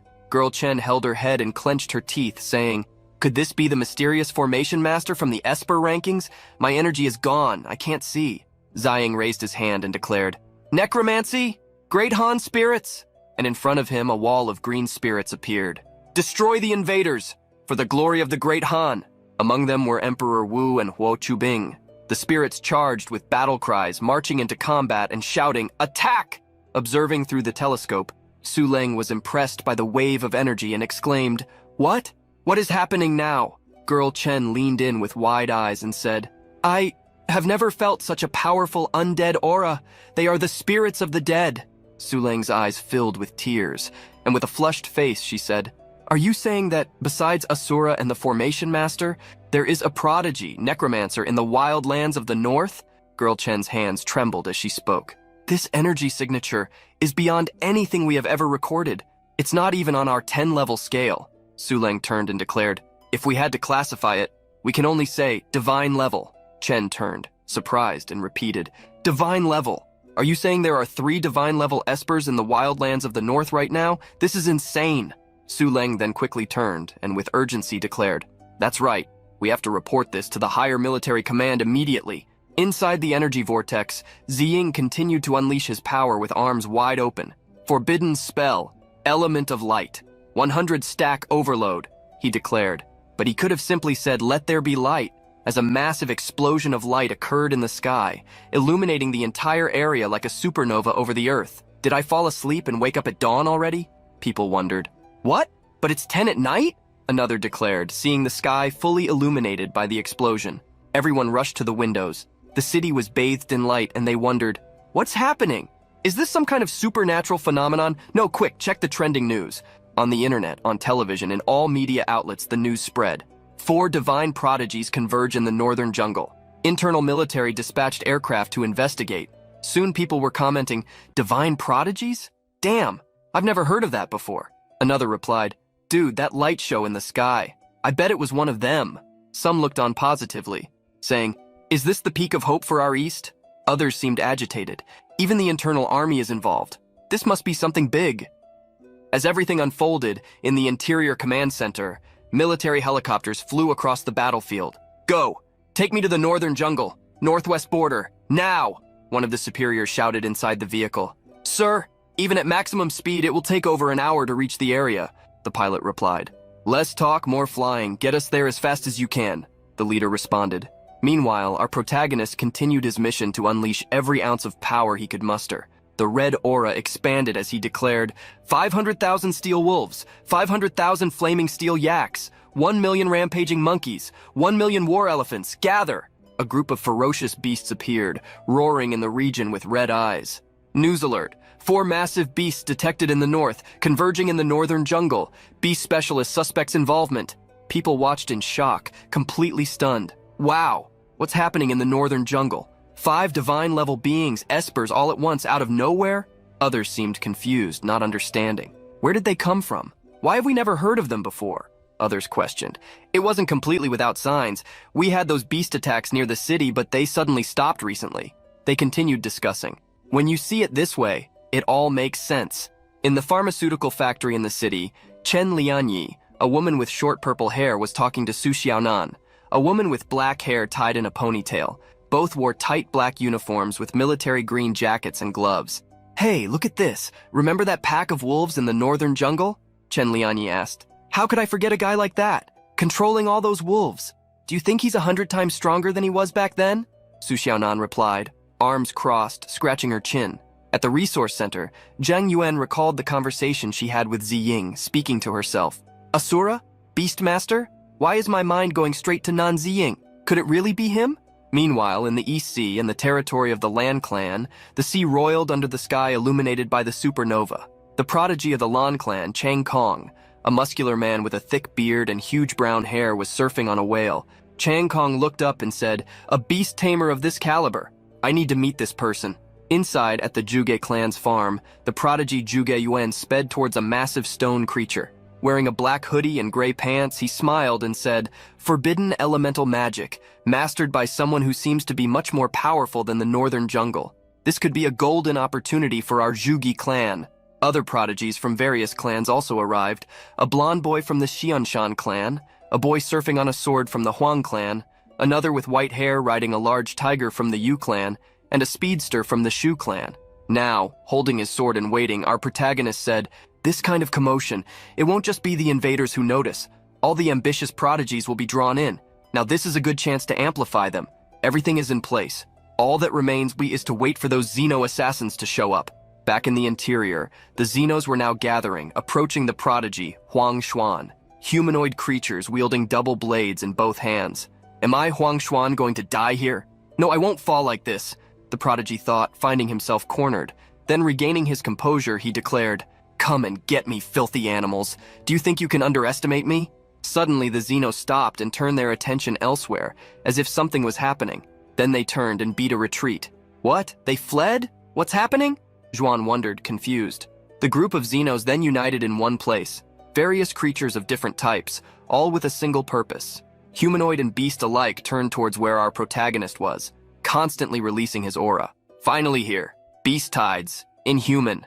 Let the massacre begin," Ziying declared, ready to slaughter them. "Massacre Asura!"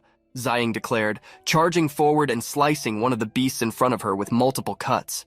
Stopping in the midst of the Xenos, she unleashed another attack. "Asura! Hell on earth!"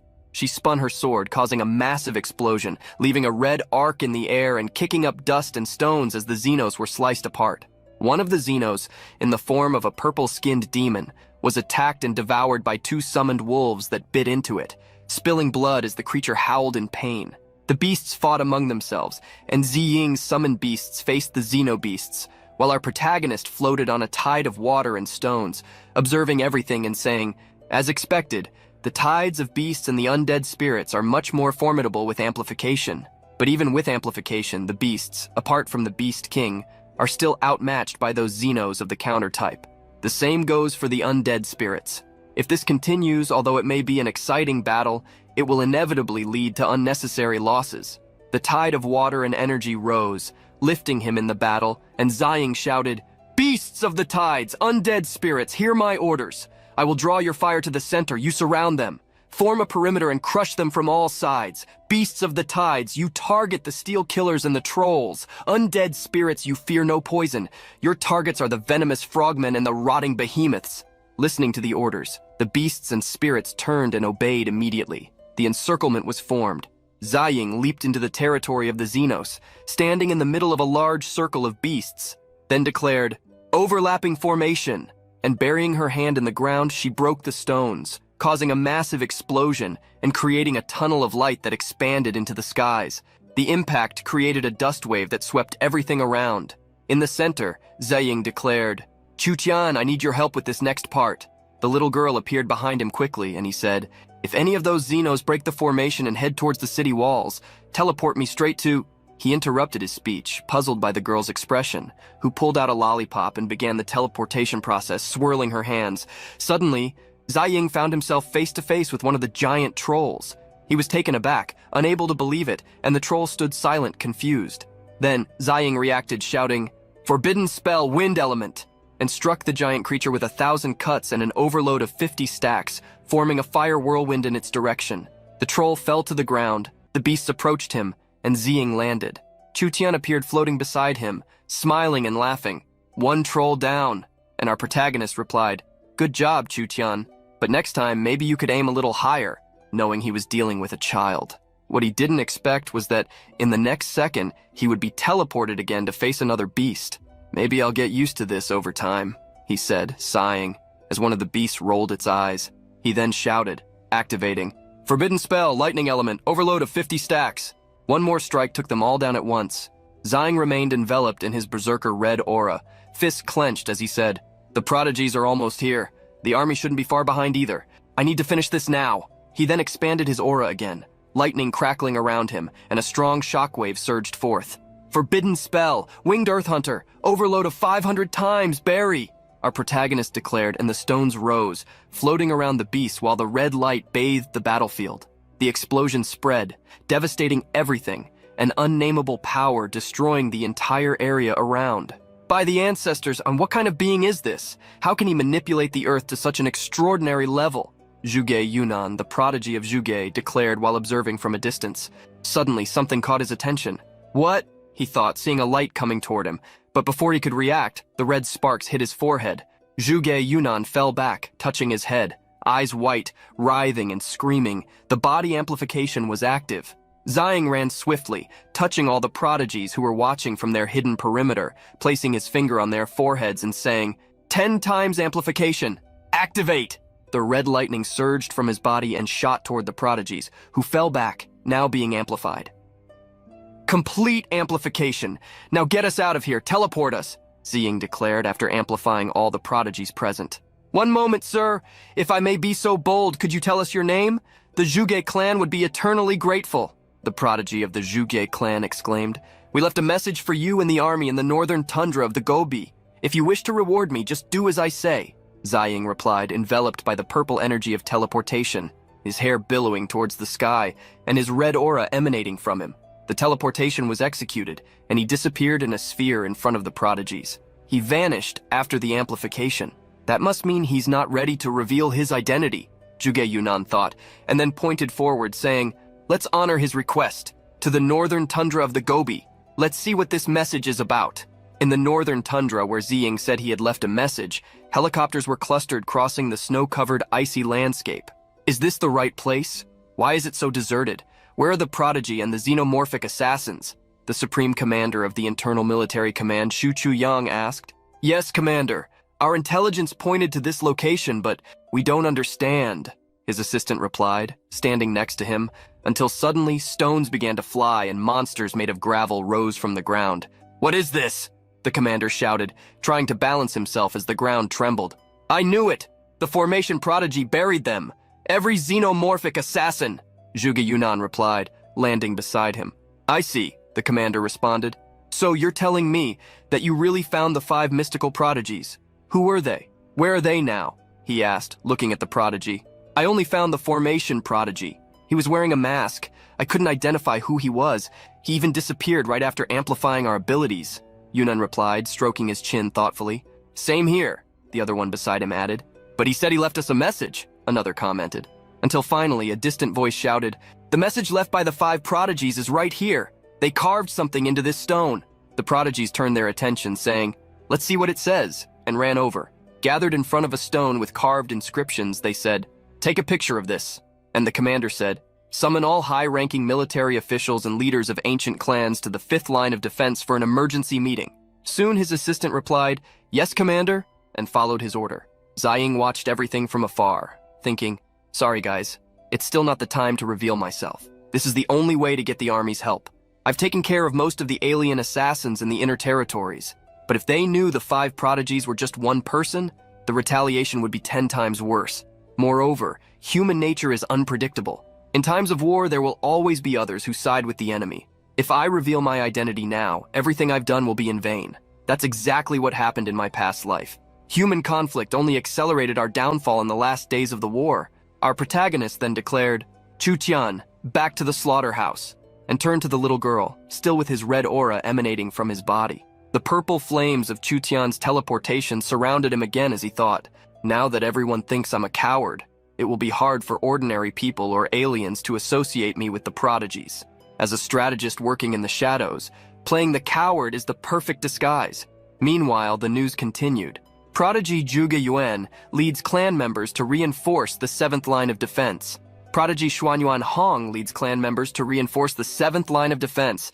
Prodigy Lan Changkong, due to the defense against attacks from sea beasts of the Eastern Sea, regrets not being able to join. Online comments were also relentless.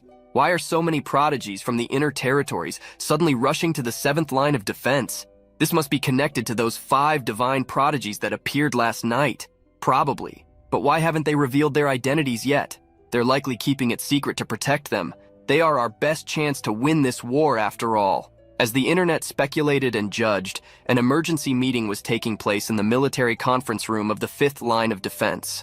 Commander Xu presided, saying, This is the message that the divine prodigies left us. According to this, those who could travel to the 7th line of defense have already gone. Today, we are here to discuss the message left for us, the army. What are your opinions, everyone? The first to speak was the leader of the Xuanyuan clan, Xuanyuan Rulong, an elderly man with a long beard and white hair. He stroked his beard and said, Allow me to offer my humble interpretation. This is not an ordinary message, it is a grand strategy. The 5 divine prodigies are planning their final confrontation here, at the 5th line of defense. The source of the volcano refers to an artificial volcano, a mountain of crude oil. Once ignited, it will incinerate everything in its path. The water of the heavens must refer to an artificial canal. They talk about bringing water from the eastern sea and channeling it through the northwest endlessly.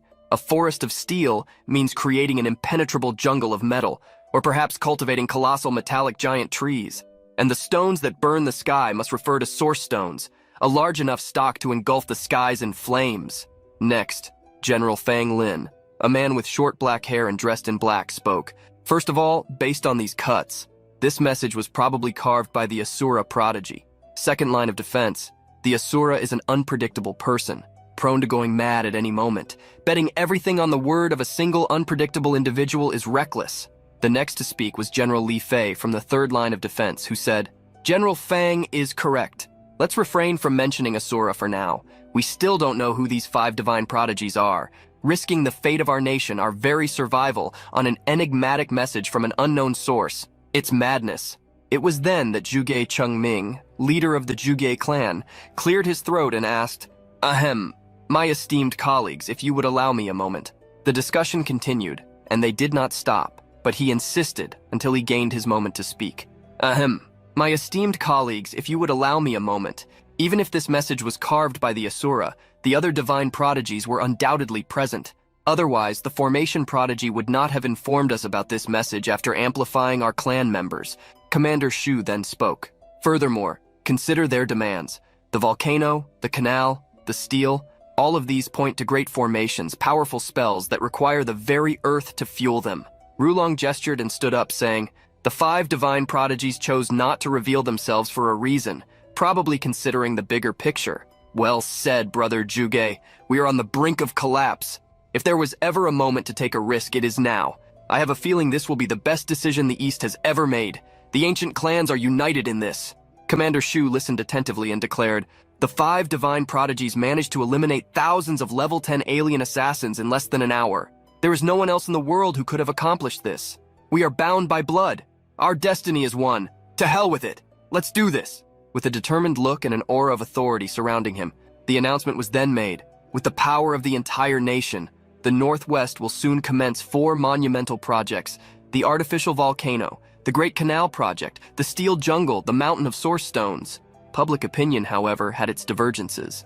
What are they doing? Oh my God, have they lost their minds? Projects like this, we are already short on resources. This is suicide. Ziying watched everything from atop a building. Such a quick decision, truly fitting for the posture of a great nation, he commented.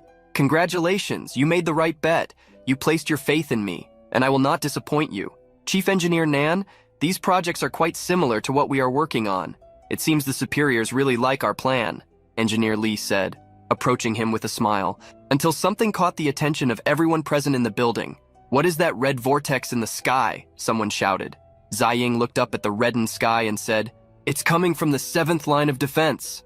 Above, he saw the red vortex shining in the skies, forming more intensely like a storm, and thought, Oh no, that is the Xeno Void Portal, a dimensional rift. They shouldn't be able to open one that large for another 2 years, and now it's happening ahead of schedule. Father, my little sister, Chu Xinghe. Ziying immediately took off, already in his outfit and mask. Chu Tian was at his side, ready to assist him. With that portal open, they will flood the 7th line of defense. It will be a massacre. The front lines will be overwhelmed. I need to find a way to reinforce them, he exclaimed, leaping. Then, planting his hands on the ground and releasing his energy, he declared, 20 million warriors of the great Han dynasty, I summon you. To the 7th line of defense. 3 million tides of beasts, heed my call. The translucent green warriors emerged, rising from the ground, and the beasts appeared descending from the skies, all responding to Ziying's call. Chutian, is there a way to teleport us and the tides of beasts to the front lines? He asked. The girl bit her lollipop with all her might and concentrated fully on that movement, beginning to sweat and tremble until the lollipop broke in her mouth. Energy swirled around them, creating a large teleportation vortex when, suddenly, Chutian coughed, spitting blood. Chutian, we are over 1,000 kilometers from the 7th line of defense. Don't push yourself if you can't do it, Ziying said, going to help the girl. But, contrary to all expectations, she laughed, freed herself from his arms, stood up, wiped the blood from her mouth, and said, I can do it, and touched the ground to release her energy again. Meanwhile, on the battlefield of the 7th line of defense, the dimensional rift is widening. Prepare for enemy contact. All units, prepare for battle. Prodigies, lead the attack. Esper Corps, you're next. Infantry, clear the survivors. Artillery, provide covering fire. One of the commanders shouted from atop the wall. Hold the line, even if it costs us our lives. The commander of the 7th line of defense, Wang Zai, declared, tying a bandage around his head over one of his injured eyes. Brother Nan, we are almost out of nuclear warheads, and even our artillery shells are running low. Is it worth continuing to fight like this? Commander Shu asked. Don't you dare say that, Lao Jiang. Nan Shanhong, the sharpshooter, replied beside him. Look at those prodigies down there. Remember the last time? We were on the brink of collapse, but then the prodigies appeared with their clans? They even brought an army of 10 million spirits of the dead. We achieved an impossible victory. It's the same now. We have to believe we can find a way out. Besides, what do some old dogs like us have to lose? Nan said. It's not death that scares me. It's that this endless war seems so hopeless. The prodigies may be strong, but they are still flesh and blood. They tire, bleed, and die. They are all so young. And then there are the children, the ones we lost on this battlefield, Commander Shu declared with a hint of sadness in his eyes. Nan remained silent for a few moments, as if unsure how to respond. Then he touched his friend's shoulder and said, That's even more reason for us to give it our all. Let's protect them with every last shot we have. Even if it comes to that, we will die for them. Commander Shu looked at him with a determined gaze and replied, You're right. He raised his voice, ordering, Everyone, attack! The Espers launched themselves against the vortex, filling the red sky with all their might, filled with determination. Advance! Twin Army, come with me! Let's paint this battlefield red with their blood, the commander shouted, and the Green Army rose, marching onto the battlefield. Manifestation of the Sword of Dominion, Xinghe declared, floating in the skies enveloped by blue energy tendrils. An explosion occurred beneath him, and the arc of energy extended to the zeniths on the ground, causing portals to open above each of them. Swords emerged from the portals, heading towards the Xenos, and he shouted, Jungle of the heart-seeking sword! The creatures were sliced by the swords, and the blue energy consumed them. At another point, Su Changjae manipulated the Xenos with his red thread, saying, That's right! Rise, alien scum! It's time for us to fight among ourselves! The Emperor commanded his troops into battle, ordering, The power of the Great Qin cannot be profaned! Encouraging his soldiers to advance. The two Prodigy brothers cast their spells in unison. By the strength of the wind I launch, by the strength of the wind I launch, the grip of hell, strike of the vine alloy, summoning a wall of roots around them. 2 hours, 3,375 meters, fire, Nan announced loudly, spotting the Xenos approaching one of the Prodigies. The battlefield was filled with constant explosions and fire. 10 hours, 2,978 meters, fire, hold the line against the new wave, fire. Enemy trying to flank on the left, eliminate them, the commander ordered as the bombardment continued. Then a giant appeared, a Xeno different from the others, standing out in the crowd. What is that thing? I've never seen a Xeno like that before, Wang Zai exclaimed, astonished, watching the creature approach. It was a giant Xeno with horns and chains crossed over its chest, holding a sword in its hands. Holy hell, what the hell is that? That thing is the size of the damn city walls, one of the Prodigies shouted, riding. The giant Xeno attacked, swinging its sword and cutting through the area in front of it. The smaller Xenos were struck by the arc of the blade and sent flying while the Emperor shouted, Call Bai Qi, protect Su Changjae. Seeing the imminent threat of the giant, the soldiers promptly responded, Yes, Your Highness, and departed. However, Su Changjae had already jumped away from the creature's attack line and replied, I'm fine. This creature is not a common enemy. Go help Your Majesty. The Emperor then stopped in front of his soldiers and announced, All soldiers fight with me. Let's take down that thing. The soldiers began to run towards the giant, but before they could act, the giant started slicing with its sword, attacking the area in front of it. The Emperor realized and declared, Damn, it noticed us. Then we fight it face to face. Seeing the enormous Xenos surrounded by his army of green soldier spirits, the Emperor raised his voice and declared, We are the warriors of Qin. We have faced countless enemies and died glorious deaths on countless battlefields. Now that we are alive again, what is there to fear? For the Great Qin. The army attacked with all their might, charging against the giant horned Xeno. Esper Corps, hold the remaining enemy forces with everything you have, one of the commanders declared. Infantry, face the smaller aliens, Wang Zai said, running while holding his flaming blue sword, with a bandage over his bleeding eye. Yes, sir, the soldiers shouted, leaping from the wall and charging into the battlefield. All Prodigies, come with me. Let's capture their leader together, Wang Zai ordered, leading the Prodigies in resisting the Xenos assault. The Green Army held back the Xenos, while the giant trampled everyone who approached. 200 kilometers from the 7th line of defense, a lightning bolt struck in the middle of the snow, and Ziying appeared carrying Chu Tian on his back. Chu Tian, can you keep going? He asked, concerned. Just 200 kilometers left, my brother is out there, she replied, blood trickling from her mouth due to the effort, but with a look full of determination to save her brother. Your Highness, take the army of the dead and hold off the other aliens. Leave this big guy to us. Su Chang shouted on the battlefield with his red threads stretched out. Do as Su Chang says, warriors, follow me, the Emperor commanded. Su Chang then leaped, stretching his threads to the corpses of the Xenos, saying, It's time to shine, dead Xenos. He used them as puppets, tying them by the arms and neck. Try to give me a firm grip on his head for 30 seconds, alien scum, Su Chang shouted. Xinghe then appeared in front of the giant Xeno and declared, Manifestation of the Domain Expansion Sword, and launched an attack that made 1,000 swords explode against the giant, cutting it and leaving only blue traces as they hurled toward him. Then, the Prodigy brothers approached, declaring, Vines of alloy, bind, block those aliens, banyan grip, one tree forest, surround them. The roots emerged, obeying their commands and breaking through the ground. Meanwhile, Wang Zai floated in front of the giant Xeno and declared, Keelan Flames, launching an incendiary attack against the creature, which began to be consumed by the flames and had to split its sword in two to defend itself. It may be strong, but even so, it cannot resist the combined power of our 5 espers, Wang Zai said, landing as the others continued their relentless assault. The giant raised its swords and plunged them into the ground, extinguishing the flames with the dust raised from the impact. Sui Sui, don't get distracted, keep attacking, they shouted as Wang Zai was thrown back by the creature's attack, along with 2 other espers. The giant continued slicing in front of it, maintaining a rapid pace of cuts, a frantic sequence of attacks that was hard to follow. One of the helicopters monitoring the situation in the air announced, Everyone back! I'm gonna blow this thing to pieces! Xinghe then lifted his gaze amid the chaos of battle, thinking, Wait, isn't that the voice of Senior Nan Shanxiang? With wide eyes. 3 minutes earlier, a crucial dialogue was taking place between Nan and Shu. Lao Jiang, maneuver the artillery, provide fire support, Nan declared. I'm already doing that. Where are you going? Shu asked.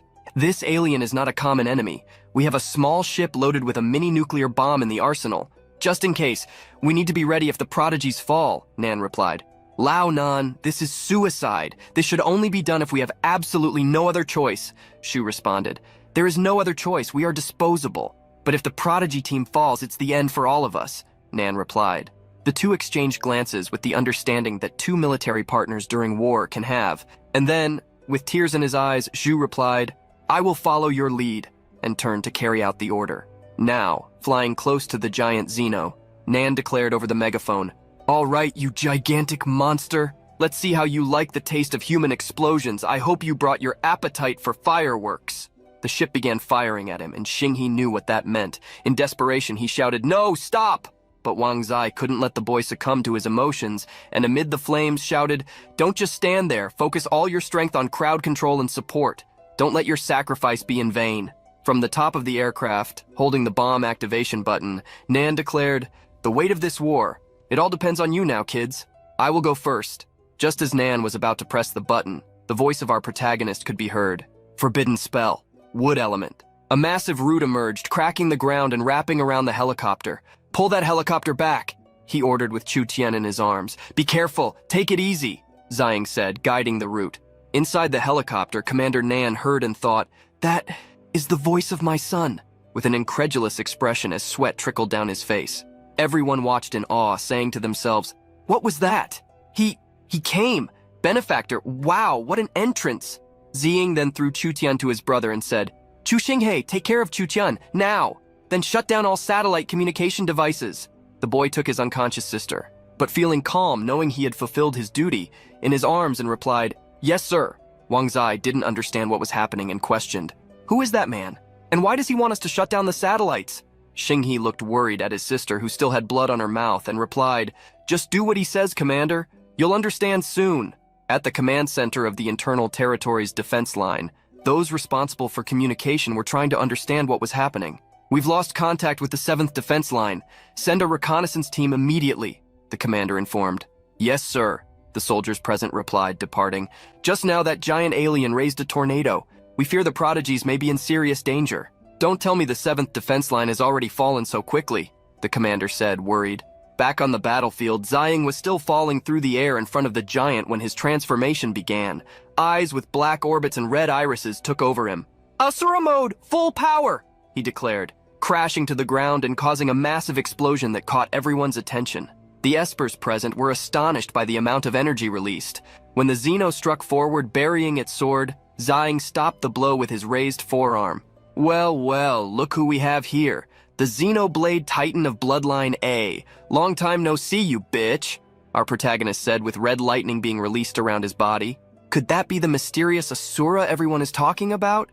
No, it can't be. He just used forbidden spells. Could he be one of those rare dual-class Aspirs? Wang Zai wondered, completely stunned by Ziying's powers. Dual class? That guy is on a totally different level, Su Changji replied, smiling beside him. What do you mean by that? Wang Zai asked, turning to him. An explosion then drew his attention back to the battlefield. The Xeno-Titan roared as Ziying struck him repeatedly. Is this? Wang Zai wondered, observing the imposing aura that our protagonist emanated, matching that of the entire army and the Xeno-Titan. I understand. So this is what you want, Wang Zai declared. Army of the Han Dynasty, advance with me, army of the Qin Dynasty. Fight with all your might.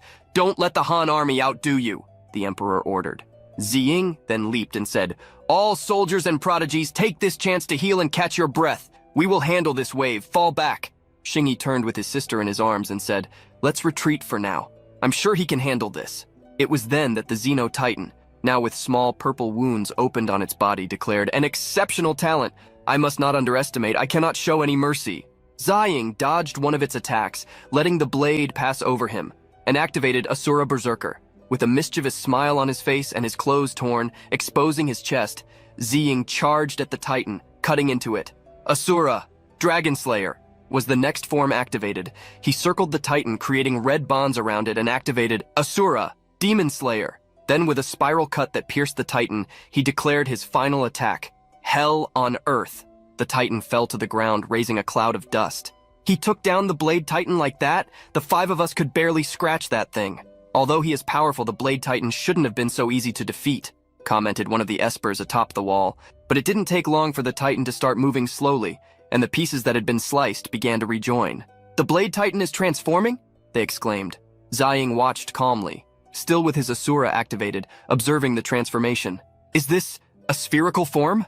The espers exclaimed.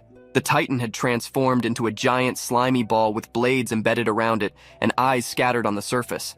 Ziying, however, smiled maliciously and said, finally revealing your final form, huh? Now your weak point will be much easier to find. The final form may be the strongest, but with all your energy concentrated in the center, you can't move easily. He turned for a moment, and the Titan took the opportunity to spin one of its blades in his direction. Boy, watch out! His father shouted. A blue tornado rose into the sky, enveloping the Titan. Forbidden spell, wind element, 50 stacks, tornado, forbidden spell, lightning element, 50 stacks, Ziying declared, turning and running toward the creature with lightning coursing through his body. Using the Asura Demon Blade ability, he surrounded the creature with his cuts and then sliced it in half. The creature's core leaped out, a small purple jelly connected with black tendrils. Where do you think you're going? Ziying said while still in the air, landing near the core. He brought his fingers close to his face and made the activation sign, saying, Forbidden spell, wood element. 3 large red roots burst from the ground, shooting toward the core in the sky. Ziying floated, wielding his sword, and charged his Asura cut, hell on earth, slicing through the core. A massive red explosion occurred, shattering the core before the eyes of the espers. Is it dead already? Is he a god? I knew he was strong, but I never imagined he was this strong, they said to each other, amazed. So our benefactor's forbidden spells are not limited to just the wood element, commented one of the Prodigy brothers. Ziying's father watched everything in disbelief, saying to himself, my son is truly terrifying. However, Ziying's movements were not yet finished. He walked forward, declaring, Spirits of the dead, advance. Leave a path 1 kilometer wide and 30 kilometers long in the center. Beast tides form a circle. Ziying touched the ground, and red waves emanated from his hand, creating red pathways that emerged near the wall. Stones began to rise. Gravity had been altered around him. It's time to set up some formations. 1.5 million elemental sword chi formations. 30-kilometer radius. Deploy. Beast tides. Tighten the circle. 1.5 million twisted earth spur formations. 30-kilometer radius. Deploy. 1.5 million frostbite formations. 30-kilometer radius. Deploy. 1.5 million lightning barrage formations. 30-kilometer radius. Deploy, he declared as a massive boulder began to float beneath him, rising from the ground. Forbidden spell, earth element, rise!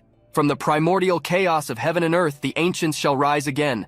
3 million undead amplification formations, 300-kilometer radius. Activate! Ziying began to float with his arms wide open as a great stone beast emerged behind him. The emperor was astonished by such a display of power and raised his voice, saying, "There's no holding back now. This is our chance. Advance. Advance with unstoppable force. Unleash the power of Yan and Huang."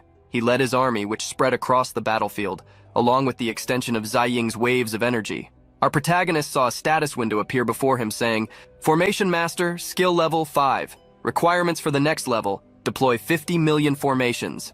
He then smiled and said, "Just in time, 3 million colossal beast slayer formations. Activate." But to his surprise, the system showed a message in a red window saying, "Insufficient source stones to meet the formation requirements. Remaining source stones, 36 million.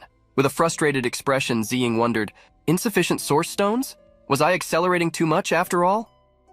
"It's better for me to conserve my resources then," Ziying declared, smiling mischievously with her crimson flaming eyes. 3 million beast tides, 10 times single target amplification formation. Activate! A red lightning bolt descended from the heavens, pouring beasts onto the battlefield among stones and debris. 6 million remaining source stones, more than enough to set up amplification formations along the entire city wall. The final trump card, 50 times amplification formation, overload of 100,000 stacks, extend 30 kilometers along the city wall. Ziying touched the wall, and red lightning spread across it, creating a massive barrier throughout its length. Our benefactor set up extremely powerful amplification formations all over the city wall. I can feel the energy rising, an Esper declared, amazed. He's leaving us a trump card for the 7th line of defense, Su Changje commented, watching the red defense symbols form above the wall. Now I finally know who he is, and I also understand why he wanted to shut down satellite communications. A god with 5 abilities in one body. Humans would consider him an anomaly, let alone the aliens. Wang Zai replied, "Isn't it ironic? Humans are strange like that, always expecting a god to save them. But when a true god appears, they are easily consumed by fear and the will to destroy." Su Change commented, lowering his gaze. The Prodigy brothers approached and said, "The benefactor didn't hold back this time, not just because the situation is urgent, but also because we are on the front lines. He trusts us more than he trusted the inner territories." Su Chang looked at them and said, "He told us to leave this to him, so let's do just that. There are 3 hours until dawn. We should use this time to heal and rest. We can't waste his kindness." He turned to the horizon where the glow of Ziying's explosions was visible. Our protagonist stood up, a large crack growing from where he touched the wall, leaving his mark. "No source stones, but I still have some strength within me. Even if it's just Asura, I will eliminate those aliens," he declared with a mischievous smile and advanced, cutting down the Xenos using his Asura berserker abilities. "Child, I'm so proud of you," Nan declared, watching from above, where he saw a large pool of vibrating red energy. "You should be. After all, he saved your life. But isn't it a bit much to keep calling him child, given that he's a divine-level prodigy?" Commander Shu commented. "And what else should I call him, Daddy?" Nan joked. I guess not," Zhu replied, laughing, as a red rose of energy formed over the battlefield. "She's just exhausted, but her life isn't in danger. I'm here and my brother is out there. Well, he's literally out there. You don't need to worry. Dawn is almost here. Rest. You've been awake for 2 straight days." Zishan, Ziying's sister, spoke, standing next to Xinghe, who was sitting by his sister's stretcher. "I know, and I'm glad he's here, but he shouldn't waste time and energy on this. In the end, it's because we're too weak," he replied, with his arms resting on the stretcher. Zishan then touched him on the shoulder and said, "Well, you know there's a saying, smart minds often meet an early end. Have you heard it? Never mind, I know I can't convince you. Do what you think is best. I'll take care of the other injured." And she turned away, putting her hands in her pockets, and he left, leaving the girl in the hospital. Back on the battlefield, Ziying continued to face the hordes of Xenos that kept coming. "Finally, this wave is almost over and it's about time.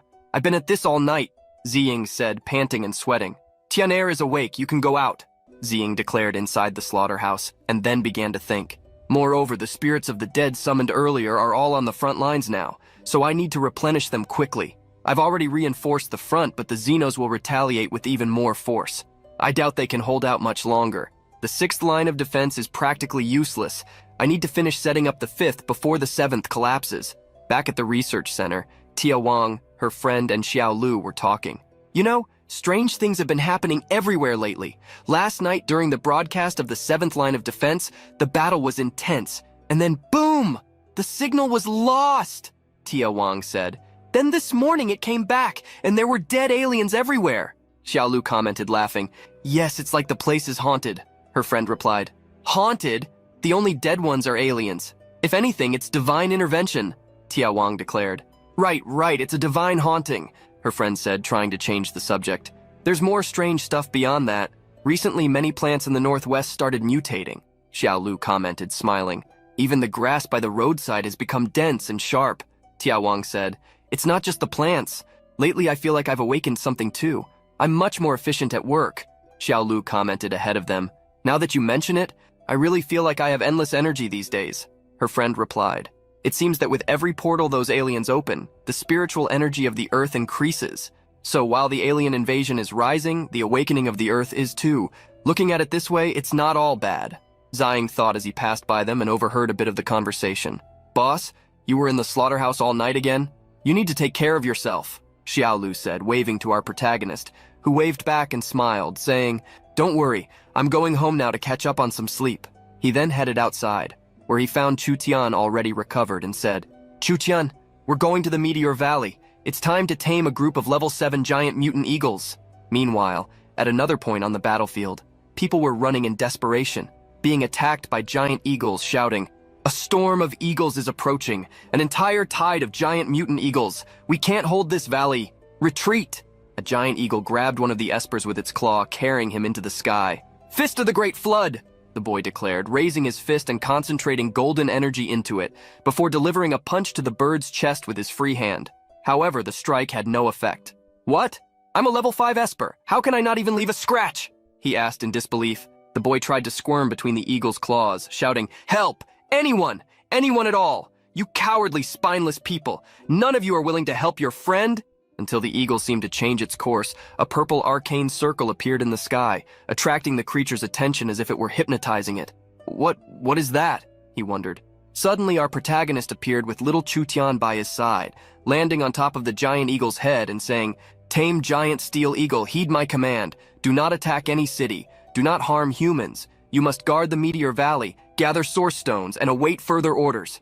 A massive explosion of red energy erupted from the point where he stood, and a status window appeared showing the progress of the skill. Finally, another skill almost maxed out, Ziying said.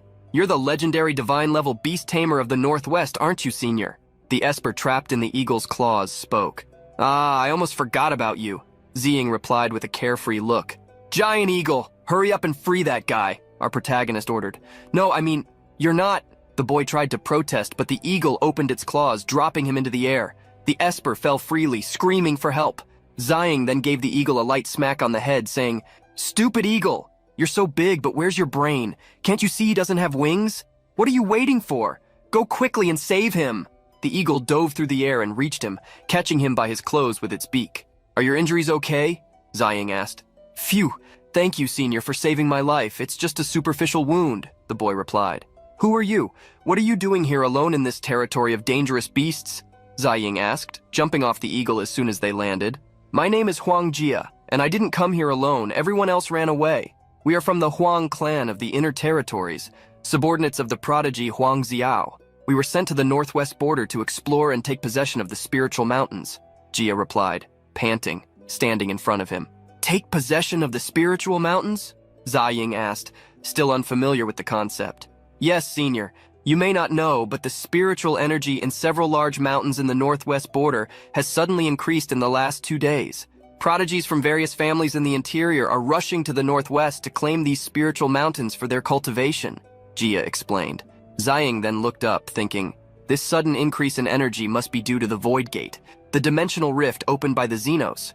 After this, I will be able to elevate 1 million people in the northwest to divinity. If I summon another wave of spirits of the dead tonight, I should be able to use the spiritual mountains to activate the resonance mode of the spirits of the dead throughout the Northwest. Our protagonist then spoke. Go back and tell the Huang clan that I have great use for all the spiritual mountains in the Northwest and no one is allowed to take them for themselves. If anyone disobeys, no matter which clan the Prodigies belong to, they will be killed without mercy. The eagles took flight, and Jia bowed, saying, Yes, I will deliver the message immediately. Suddenly, a piercing scream caught Ziying's attention, and he turned and asked, Huh? What was that sound coming from the mountains? Could it be Huang Jia's companions who escaped earlier? Giant eagle, go, let's check it out. He mounted his eagle, soaring toward the source of the horrifying scream. A massive green beast was walking through the valley. A mutated venomous lizard? Perfect! Let's tame another wave of beasts, Ziying said, guiding his eagle toward it. He jumped, declaring, The Xenos have their decaying behemoths, and now we have venomous lizards to balance the forces. He then struck the top of the creature with a wave of red energy. Scarlet pathways emerged through the valley, and he declared, Tamed beasts, 10 million level 7 giant steel eagles, 10 million level 8 mutated venomous lizards. Mutated venomous lizards, heed my command. Do not attack any city. Do not harm humans. You must guard the meteor valley, gather source stones, and await further orders. The little girl was atop the red-eyed mutated lizard, enjoying the size of the creature. As Ziying looked around and said, They're all dead. Well, those guys were disloyal and cowardly. They wouldn't have been much help if they were alive. Chu Tian, let's go to the Tang Dynasty tombs. The girl quickly replied, All right, and obeyed the order. Arriving at the Tang Dynasty tombs, scarlet stars descended from the sky, forming a crimson rain throughout the valley as the army of spirits made their presence known in that place. Ziying declared loudly, The Tang Empire, an empire that shook the world. Nations bowed before them, their armies were unstoppable. Together we will repel the enemies. Emperors and generals of the Tang Dynasty, I humbly summon you. One by one, they began to respond. Li Yuan, the founding emperor of the Tang Dynasty, answers your call. Li Shimin of the Zhenguan era answers your call. Wu Zetian, the reigning empress, answers your call. Ziying, now standing at the center of a source of red energy, declared, By the spirit of every warrior who fell in service to the Tang Dynasty in the last 300 years, I call upon you to awaken. Although the flying general of the Dragon City has departed, no enemy shall trample our land. Your Majesties, with the utmost respect, I propose that the two emperors and our empress command an army and divide their forces equally among the three great mountain ranges of the northwest border. I will await your arrival at Tangmodao Mountain, where the three mountain ranges meet. Crimson tunnels rose to the heavens, and the green army stopped before him, awaiting their orders. Very well, they responded, understanding what he had said. If anyone tries to stop you, try to talk first, but always be ready for war. Those who persist, kill them, Ziying declared. Don't make me laugh. These spiritual mountains belong to no one. Whoever occupies them first owns them. Huang Ziao, prodigy of the Huang clan, shouted, making a commotion with the news brought by Jia. But he is a divine-level beast tamer, young master. For safety, let's leave the northwest. The boy pleaded, clearly frightened. Ha, divine-level prodigy, what nonsense. Pure media pressure. I am Huang Ziao, a level 10 lightning prodigy, chosen by the heavens themselves. Others may fear him, but I do not, Ziao replied with an intimidating look. At night on Tangmodao Mountain, Ziao said, walking and leading the Huang group, he may have tamed beasts in the Meteor Valley, and I was willing to let him have that. But Tangmodao Mountain? This is the place where the three great mountain ranges of the Northwest meet, where spiritual energy is most abundant, making it the best place for cultivation. Other clans have recognized my claim to this mountain. If that beast tamer dares to come here, I will ensure he never returns. Oh? You're going to ensure I never return, are you? Ziying said, appearing in front of him. So you're that cowardly beast tamer everyone is talking about? Ziao asked in a threatening tone. Senior? I've already delivered the message. But, Jia began to speak, addressing Ziying with fear, but was interrupted by Ziao, who shouted at him.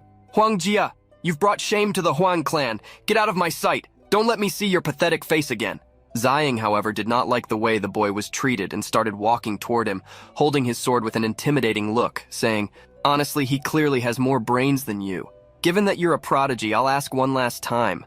Are you really going to ignore the bigger picture and for your own selfish gain try to claim this mountain?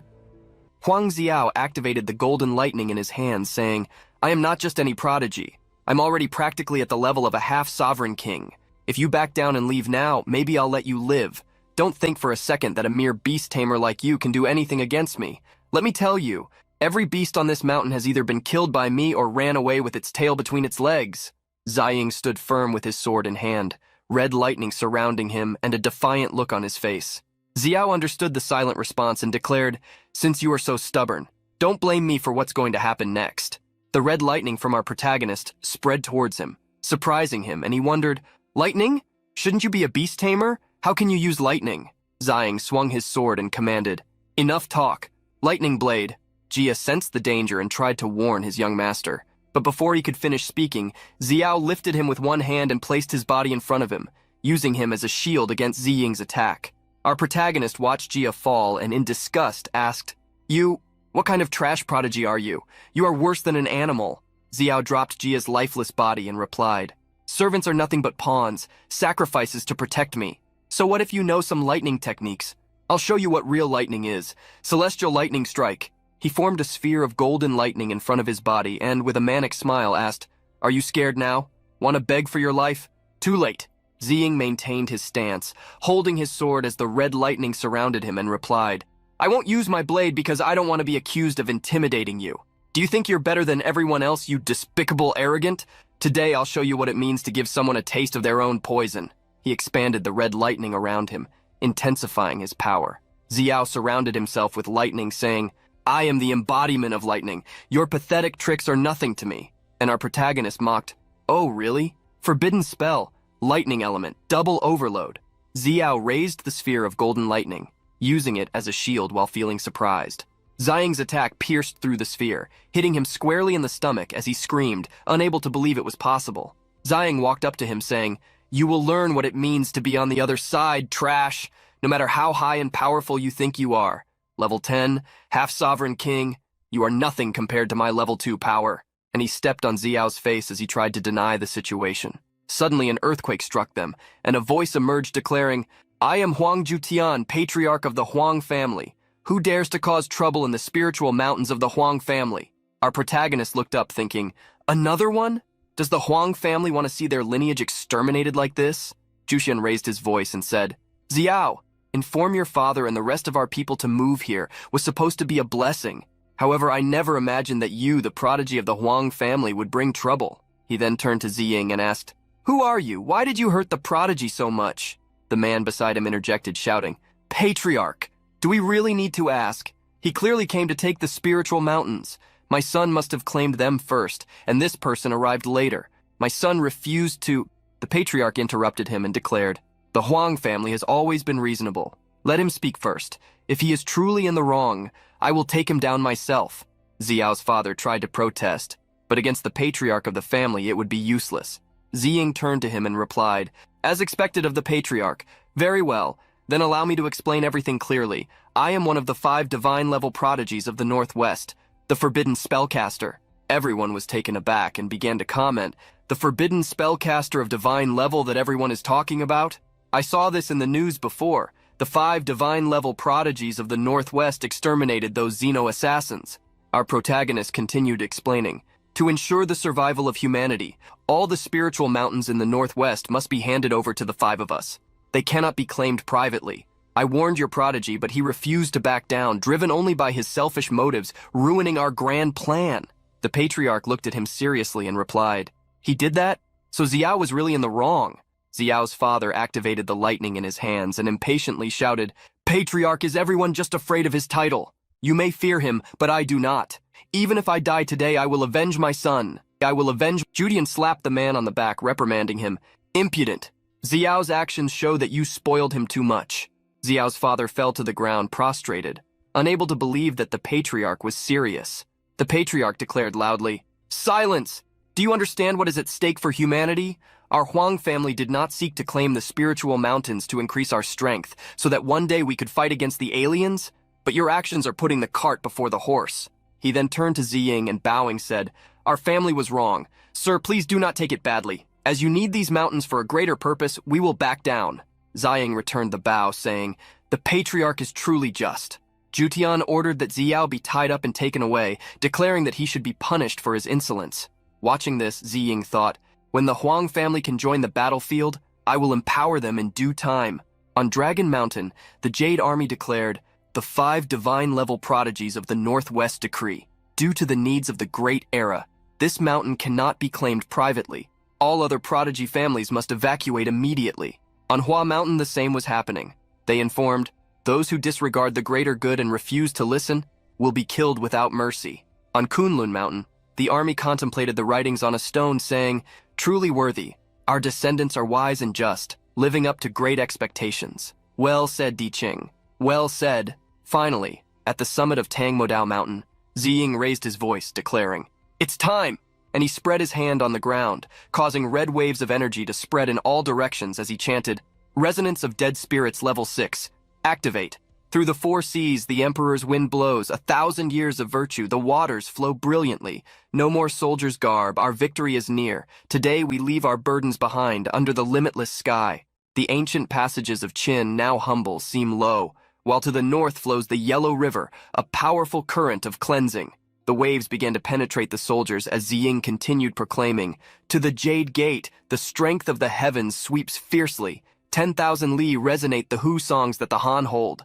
The waves penetrated the atmosphere, entered a hospital, hitting the soldiers and penetrating their souls as Ziying cried out, across the 4 seas, the Emperor's wind blows, 1,000 years of virtue, the waters flow brilliantly. No more soldier's garb, our victory is near. Today we leave our burdens behind under the limitless sky.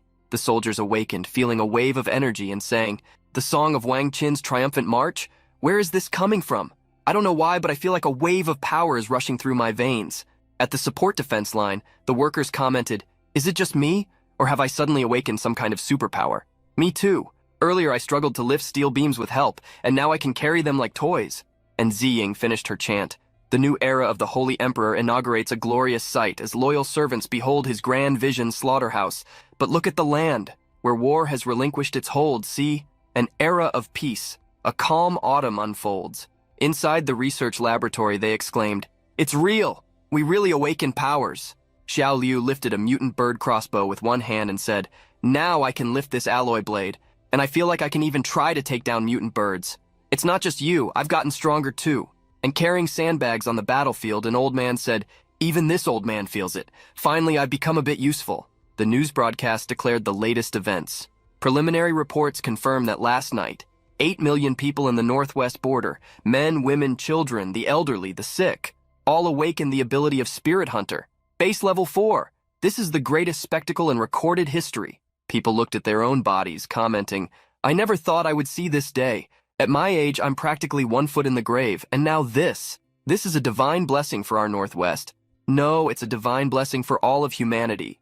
Now we have enough strength to integrate into the 5th defense line. Even if we don't join the army, our productivity will soar. More news was broadcasted. Last night, while the people of the Northwest gained abilities, the ancient sunken forests also transformed into a jungle of steel. Wood elementalists were sent to investigate. The area is highly dangerous, and the public is strongly advised not to enter recklessly. From the top of a mountain, Ziying was talking to Tian, who said, Brother Nan, you are amazing. Did you orchestrate the mutation in the ancient forests too? Our protagonist turned to her and replied, actually, no. This mutation is probably linked to the dimensional rifts that the Xenos have opened. Things are getting worse in the 7th defense line. We need to act fast. Since there has been a significant change in the ancient forests, let's go there. She agreed and activated her teleportation. In the ancient forests at dawn, a group encountered giant trees with glowing eyes on their trunks. As dust enveloped the scene, they commented, the situation is worse than we thought. These trees not only mutated, they can move now. It's like a wave of beasts. And the direction they're heading, are they going to attack the city? Should we retreat? A man stepped forward in the group, shouting, not before we understand their combat strength and tactics. Greedy vine, binding roots. It was Lily, the wood elemental. The vines rushed toward the tree but failed to wrap around its trunk. Lily was astonished, realizing it was futile. He couldn't control them. The trees approached, wrapping their roots around them and surrounding the group. He then understood that they not only had consciousness, but were also coordinating their movements. Lily formed a seal with his hands and ordered, attention, everyone, full strength, Forest Legion attack. A tremor ran through the ground. The trees surrounded them, and the largest mutant was uprooted, tearing itself apart. Frightened, they declared, these trees are at least level 7 or 8. We are completely at a disadvantage. We can't hold them. We must at least send this information back. The largest tree turned its gaze toward them, and they soon began to wonder if they would meet their end that day. The tree fixed its eye on his, which trembled, sweating with fear, until the three stopped and realized, "Huh?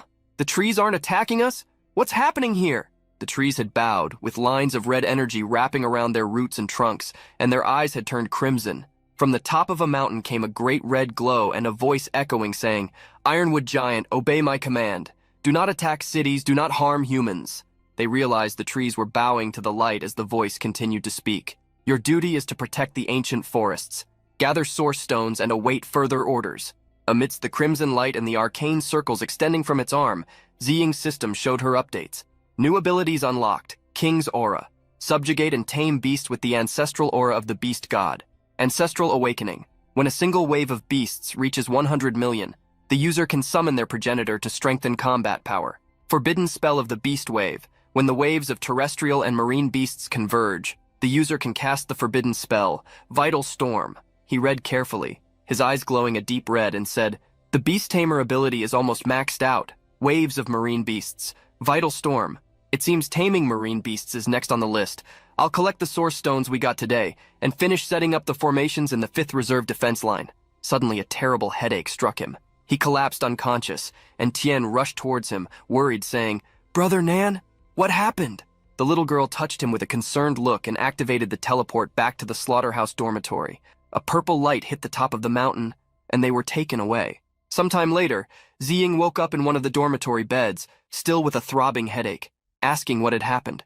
Tien, in another bed beside him, replied, worried, "Brother Nan, you're awake. You fainted back in the ancient forests. You scared me to death." He looked at her and said, "Damn, I was out for a whole day. At a time like this, Tien looked at him with concern and declared, "Don't blame yourself for this, Brother Nan. Among the front lines, summoning undead spirits and taming all those beasts, you didn't sleep a second. No matter how strong you are, you're still human." Ziying sat up in bed, facing her, and replied, "Yes, compared to those aliens, humanity is simply too weak." The girl dropped her shoulders with a sad look and commented, "Brother Nan, you always carry the weight of the world on your shoulders. Aren't you tired? I want to help you, but I'm too useless." Our protagonist stood up and walked over to her, stroking her head and saying, "I'm sorry for that. I didn't mean to worry our little chief. I'm not alone, you know? I have you, my family, your brother, and millions of others by our side. Besides, you've helped me more than you realize. I wouldn't have come this far without you." She closed her eyes, trying to dismiss it, and replied, "If you're going to call me chief, then this chief will stop overthinking. I don't need you comforting me like a child, too. We're going to the 5th defense line next, right? This chief will take you there." Without giving much time to rest, they headed to the 5th defense line.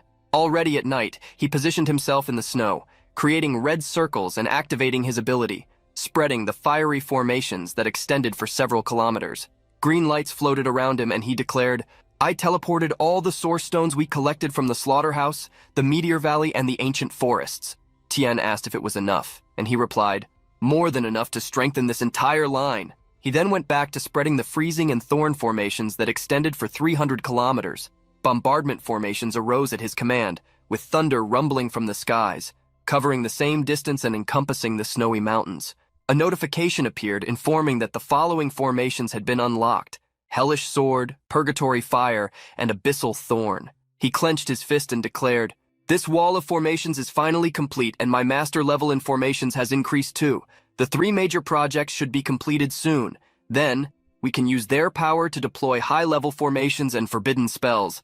As for the mountain of source stones provided by the nation, I'll save those for when the 5th defense line is under attack." In the broadcasts, breaking news emerged.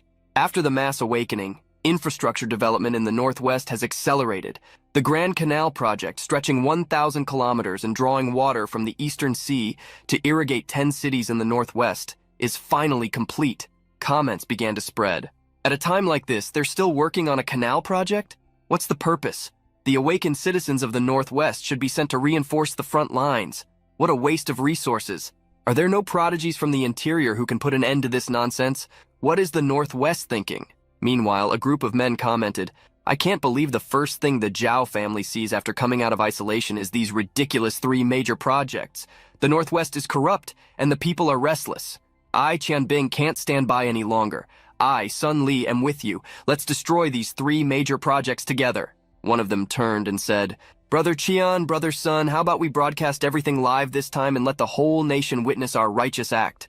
The other replied, Brilliant idea, brother Zhao. The three boys set off, and a photo of them flying through the skies made the breaking news. Comments immediately began. Finally, some prodigies from the interior are stepping up to question the projects of the Northwest. Amazing. But what level are these prodigies? They claim to be at the Sovereign King level. Those fools in the Northwest will be in for a surprise when the Sovereign Kings arrive.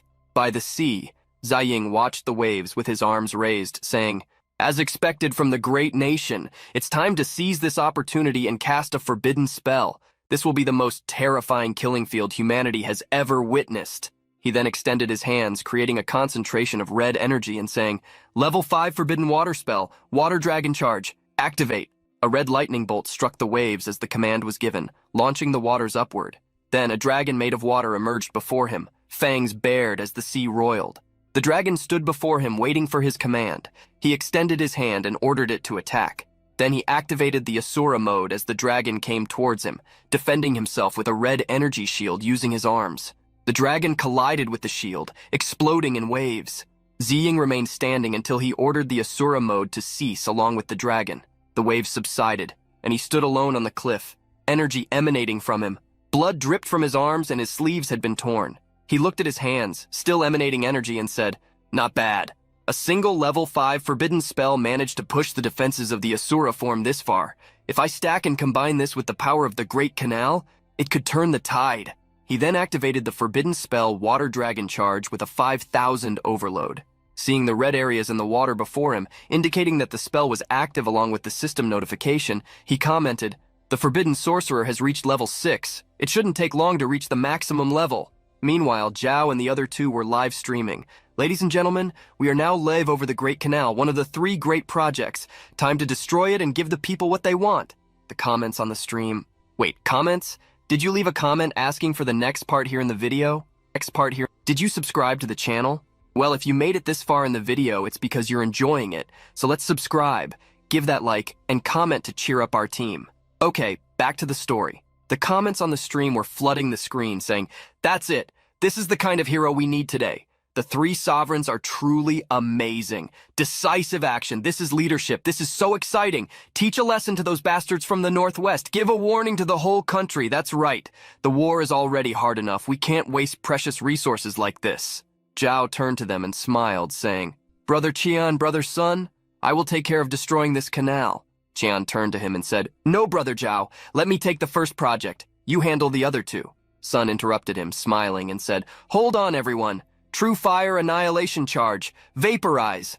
Red fire descended from his hands, and the 2 dodged. Zhao asked what that was, but Qian was quick enough to realize that Sun wanted to play dirty and said, Well, if everyone wants to join in, let's do this together. The 2 attacked, using the skills Breaker Army / Chain Reversal and Earth Divider Mountain. A giant crystalline sword plunged into the ground, surrounded by red lightning, bringing thunder and stirring the waves of the sea. More comments flooded in as people watched the stream. Wow, this is epic. No wonder they are Sovereign King level prodigies. Is this what peak human strength looks like? I'm about to cry. Is it just me or does this seem exaggerated? It's almost like one canal isn't enough for the 3 of them. Meanwhile, on Tangmodao Mountain, Ziying observed the night with Tian as he said, As expected, with the power of the spiritual mountains, the energy of the dead spirits is growing. Snow fell from the sky and Tian approached, saying, Brother Nan, the people in the city who are awakening, their abilities will also get stronger, right? Ziying replied, Yes, pointing to stars on the horizon, saying, Were those 4 shooting stars curving in the air? Ziying looked at the star with concern and said, This is bad. That familiar feeling, it must be an A-class Xeno. Don't tell me they sent more assassins. The headache returned, but he couldn't stop questioning. And the water spells from the canal are out of control? Did those aliens find out what I planned? Are they trying to attack us first? If they came all the way here, there's no reason to hide. Our protagonist activated the forbidden spell of the canal and ordered the water dragon to attack. Back at the Great Canal, the 3 boys floated above the churning water. Sun complained, This insignificant canal, whether we evaporate, repress, or completely bury it, it's child's play for us. Qian then commented, Such a simple task. It's no fun at all. Wait, until something caught their attention and they exclaimed, Are you seeing this? The water is changing. What is that? The water stirred. Waves crashed against each other, and the water dragon danced in the air towards them, this time accompanied by 2 more. The 3 watched the dragons approach and shouted, "A forbidden spell! Run!" Through the stream, people watched as the waves engulfed the 3 and continued commenting. The 3 sovereigns were swallowed by a water beast? Does the Northwest Project really hold some hidden power? Did anyone else hear something about a spell just now? My screen went black. Was the live stream cut off? What the hell just happened? The 3 hit the ground with water droplets falling on them. When they looked up, they could see the dragon watching them with a murderous gaze. They began to crawl, trying to escape while calling for help. Our protagonist appeared before them, saying, "Aren't you one of those aliens? Cease!" And at his command, the water dragons dissipated, returning to the canal. Ziying asked who they were and why they were causing so much destruction. Zhao turned to him and replied, "We are the prodigies of the 3 great families from the interior. We are here to—" Ziying interrupted him with a judging look, saying, "Ah, I see. Ignorant fools." The 3 stood up, facing Ziying, and Zhao declared, "Indeed, but seeing you here, senior, we finally understand." Ziying thought, "Those 3 are sovereign king-level prodigies, just out of isolation. The alien assassins must be heading to their headquarters." He then declared, "Take me to your clans now." The 3 looked at him confused, but Ziying surprised them by saying, "Unless you want to see your clans exterminated, you better hurry." They became anxious upon hearing the word exterminated, and obeyed. Upon arriving at Skycrest Mountain that same night, what they found was a place engulfed in flames. Zhao fell to his knees on the ground, lamenting, "Father, clan leader, second uncle." Qian looked around and said, "The Zhao family was annihilated? What's happening?" Ziying remained calm and said, "This is exactly what I feared. The work of an A-class Xeno. Now is not the time to mourn. If you want revenge, come with me, Chu Tian, to the Qian family estate." Tian led them to the Qian family estate in the Phoenix mountain range. There they found the same thing, flames and destruction. Ziying ordered Tian to take them to the Sun family. Upon arriving at Jadapass Mountain, the Sun family estate, they encountered a large blackbird that spat fire, destroying everything. It was the A-class Xenoblazing Sky Eagle. A man jumped on the bird, his body emanating flames. His hair transformed into fire and burning intensely. He grabbed the bird and shouted, "You exterminated my family. I will take you down with me. Let's go to hell together, you damn alien. Extreme fire self-detonation." Sun Li cried out in despair, watching the scene. "Clan leader, damn alien, you won't get away with this." The bird turned towards them, unscathed even after the explosion, and said with a tone of disdain, "Humans are small, weak, and powerless creatures. You are nothing but corpses waiting to happen." Our protagonist drew his sword and leaped towards the Xeno with a sharp gaze, saying, "Oh really? Then today I will show you what humans are truly capable of." The 3 prodigies, Zhao, Qian, and Sun, advanced with determination, each invoking their abilities. Army-breaking slash, earth-splitting mountain, true annihilating fire. The red flames danced in the air. A long sword of fire descended from the sky, while the stones of the mountains fragmented under the force of the attack. The bird, with its enormous wings, struck the air forcefully, sending feathers toward the flames and hurling the youths away. They fell, rolling on the ground, and Ziying shouted, "You 3 are injured. Stand aside for now and just watch." In the next moment, a red lightning bolt cut through the sky and struck the bird. Ziying activated the ability Asura's Deathfall and followed with Asura's Berserker, delivering a powerful punch to the creature that pushed it to the ground. The prodigies watched, perplexed, and exclaimed, "What a potent Asura's killing aura! He must be the Asura of the Northwest, not a forbidden sorcerer." The bird, enraged, exhaled fire, concentrating all its breath and launching a tunnel of flames towards Ziying. However, Tian, quick and alert, touched him and activated her teleportation ability, taking him to a safe spot. Ziying turned to her, smiling. "Good job, boss." However, the bird was now focusing its fierce gaze in his direction. It drew its sword, the blade shining brightly in a crimson hue, and activated the ability Asura, Demon Slayer, attacking the bird with a flaming slash. The Xeno turned to him disdainful. "Not bad. You are worthy, not of death but of slavery." Ziying, filled with hatred, retorted, "Slavery? I'll make you swallow those words." With determination, Ziying activated Asura, Dragon Slayer. A colossal red dragon emerged above him, diving toward the bird as Ziying brandished his sword and said, "Do you think you can heal from anything? Let's see if you can test your healing powers when you're in pieces." The dragon collided with the bird, but the creature closed itself into a sphere, declaring, "Humans, ignorant, arrogant, die." Ziying, without hesitation, approached and shouted, "Enough of this nonsense, Asura! Hell on earth!" He pierced the bird with a crimson slash. The bird wounded mocked, "Useless! As long as the spark remains." But Ziying didn't let it finish and shouted, "Freezing formation! 50,000 overload! Damn your spark!" Red arcane circles spread across the sky, and the bird became frozen in the air, causing astonishment among the prodigies watching from the ground. The flame eagle of the sky was frozen in pieces. This Asura knows formations too? Ziying turned to them and, using amplification, unleashed his power on their foreheads. The prodigies screamed, falling to their knees. As ice fragments fell from the sky, Ziying floated above them. "You have seen your combat power, your strengths and weaknesses. This ice will only hold it for a while. Now is your chance. Avenge yourselves with your own hands." Zhao stood up, ready to speak, but Ziying landed and turned to Tian. "Don't ask. After you avenge your clans, head to the 5th line of defense and prepare for war. A greater enemy awaits you there, an enemy of all humanity." Immediately, a news report spread. 4 Class A Xeno assassins have been sighted in the inner territories. The ancient and prestigious clans Zhao, Qian, Sun Sen, and Wang have been exterminated. Zhao Yang, Qian Bing, and Sun Li, with the help of the Asura, took down the flame eagle of the sky. In the city, the citizens stirred. "Those damn aliens! They are not satisfied with fighting on the front lines. Now they attack our promising youths in the rear. We need the divine-level prodigies of the Northwest to deal with them soon." Ziying, watching the city from the top of a mountain with Tian, declared, "Chutian, let's gather a batch of source stones and head to the Eastern Sea. Let's tame some beasts and eliminate these assassins once and for all." She agreed and teleported him to a point above the Eastern Sea. Floating in the air with a crimson circle opened, he declared, "To the east I gaze upon the height of Jishi, where the endless ocean meets my sight. Sun and moon, your journeys begin. As if from the depths they emerge and then depart. Starry skies above, a brilliant arrangement seeming to rise from the deep tide of the ocean where secrets are hidden. Powerful sea beasts, heed my decree. You will all bow and serve only me." The beasts emerged from the tumultuous sea, leaping toward him. Ziying continued, "With a sound that shakes the heavens and a force that eclipses the moon, I summon your sharpening stones." A colossal tornado descended from the heavens, striking the water and growing to great proportions. He observed the tornado spinning and commented, "Even I might not escape this easily." Tian, by his side, said, "I'm sure Brother Nan can handle it. Now we just need to see if these assassins dare to come."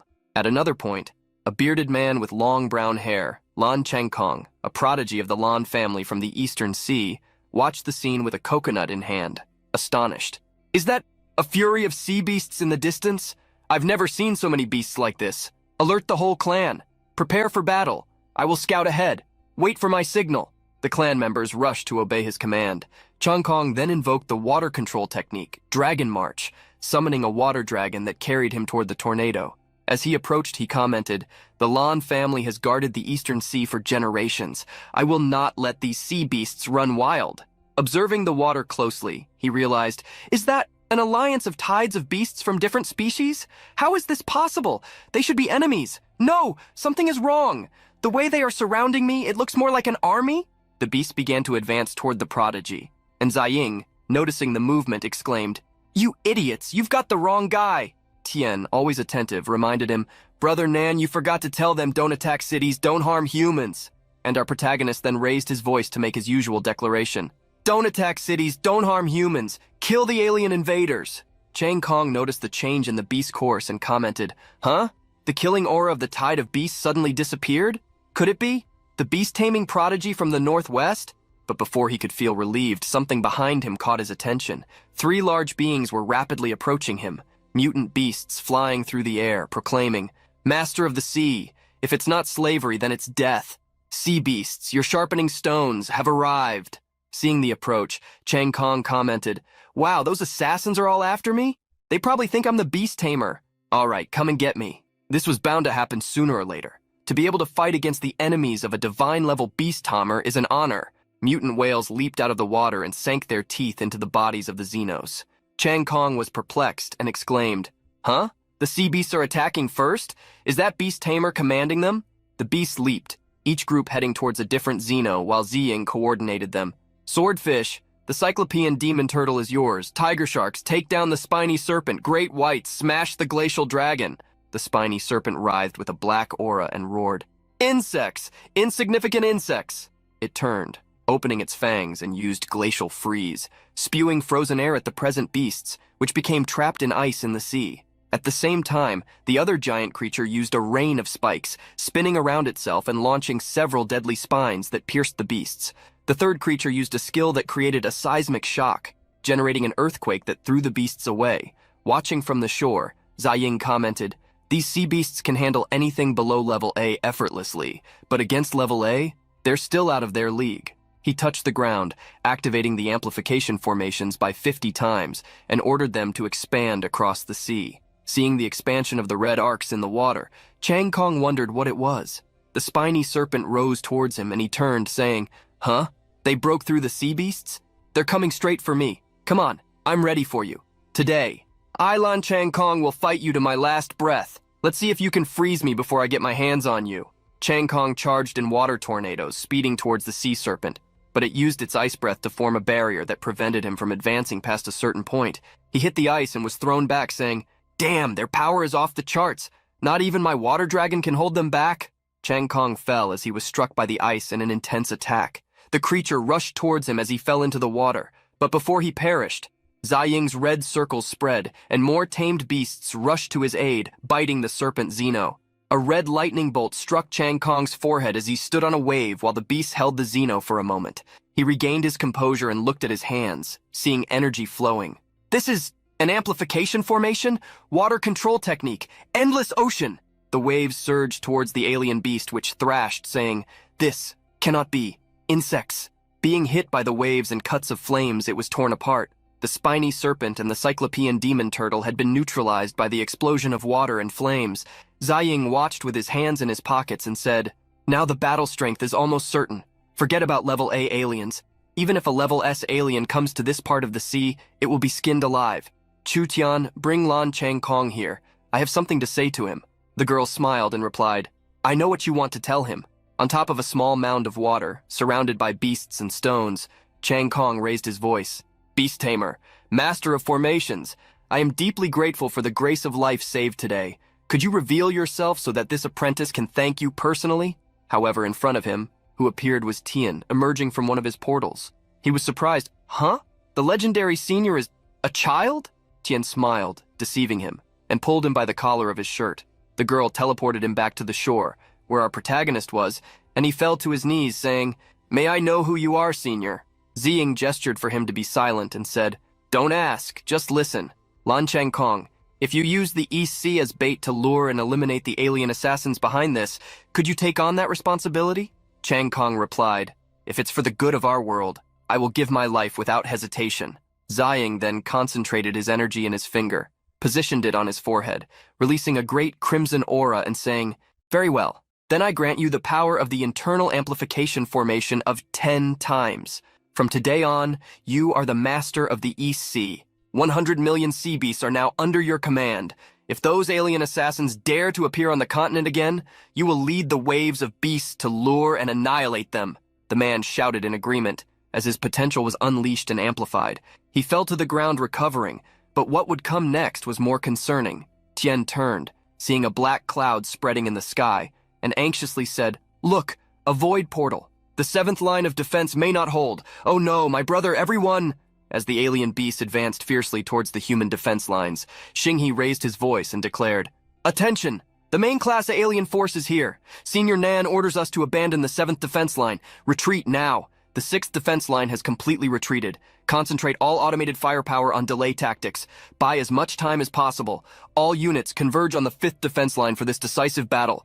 Wang Zai raised his voice behind him and ordered, "Total withdrawal, conserve your strength. We will defend at the 5th line." Xinghe gritted his teeth, starting to concentrate his energy, and declared, "Commander Wang, you lead the main force back. We will hold the line and buy time for you. Supreme amplification formation, activate. We must hold out long enough for the main force to retreat." The Cayenne energy circle expanded in front of them, blocking the Xenos and shining brightly. The Jade Army positioned themselves at the front and said, "You kids should go too. The 5th defense line still needs you. Leave the rear defense to us veterans." As he said, "We swear that even if only one soldier remains, we will not let these aliens pass." Xinghe tried to protest, but Su Chang'e declared, "The veterans have noble intentions, and as a wise person you should understand the bigger picture." The tamed beasts appeared around them, and Xinghe commented, "For the sacrifices our ancestors and the waves of beasts are willing to make, We will not falter in this battle for our survival. Su Chang's looked up at the soldiers of the Jade Army and said, "This young man bids farewell to our ancestors and the noble spirits of the waves of beasts." News headlines ran with the words, "Complete withdrawal from the 7th defense line, leaving only the immortal spirit army and the waves of beasts to fight to the death. The 6th defense line relies solely on intelligent strike forces to buy time for the 5th defense line. With 300 million soldiers, the 5th defense line prepares for impact. Among them, 80 million espers. The true god of the Lan clan of the East Sea defeats a Class A alien assassin. All 4 major projects in the Northwest are now completed." In the streets of the cities, people stood under a twisted sky, all ready to fight, with determined looks, raising their voices. God has gifted us these brave spirits for this decisive battle. For this moment, the people of the Northwest are united. We will defend the 5th line with our lives.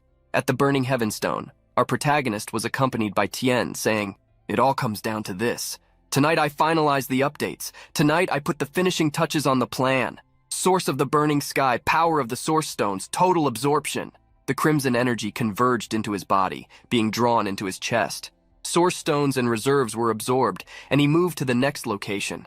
In the steel forest, he touched the steel stones using a golden forbidden spell, which melted the stone, turning it into water. Waves exploded, and he declared, "With tempered water, swallow the steel and bind steel with steel. 100,000 forbidden spells of steel implant." The next location was the heart of the volcano, where he raised his hands and declared, "Awaken, my lava dragons, embrace the land and sea, devour the sky and extinguish everything.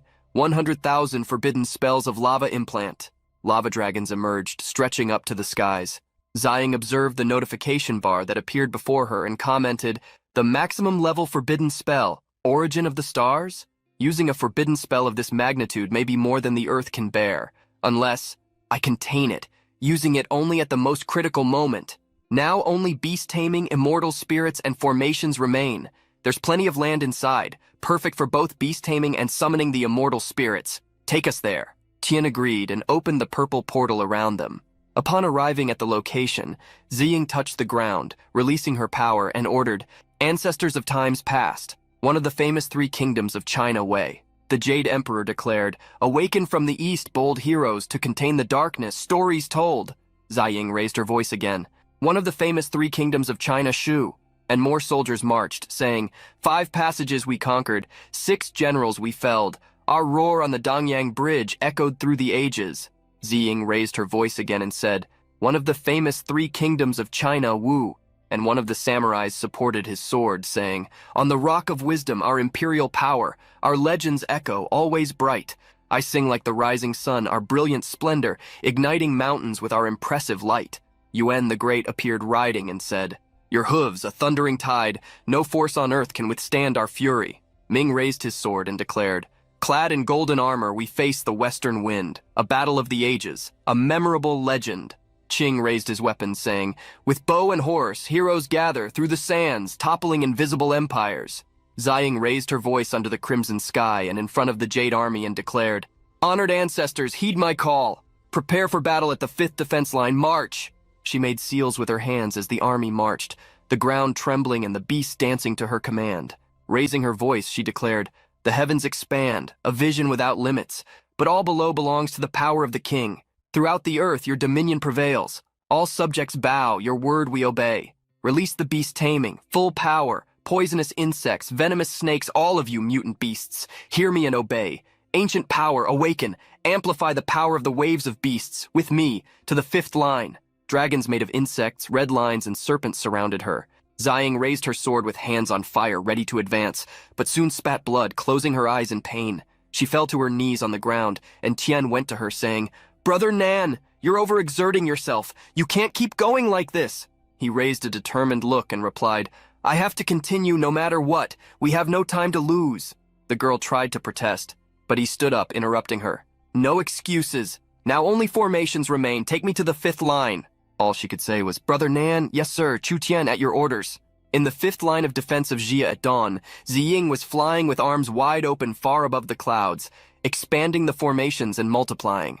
Within a translucent and spectral formation, he raised his voice and declared, "Layers upon layers of lethal formations, protect our homeland." And at that moment, through all the exhaustion, the system reported, Master of Formation God Genesis, skill level, maximum, ability, heaven and earth, humans, beasts, all great and small creatures can deploy formations. The 5 supreme abilities have been unified and mastered as one. Ziying shouted like never before, and an orb of energy emanated from him as if an explosion were occurring. He fell to the ground, and the orb expanded, his aura burning and expanding like cores. Tian shouted for him, unable to approach the orb. Ziying's muscles contracted as the energy in the ground beneath him shattered. He was about to break or evolve. Sometime later in the city, Tian and Ziying received the Prodigies announcing their return.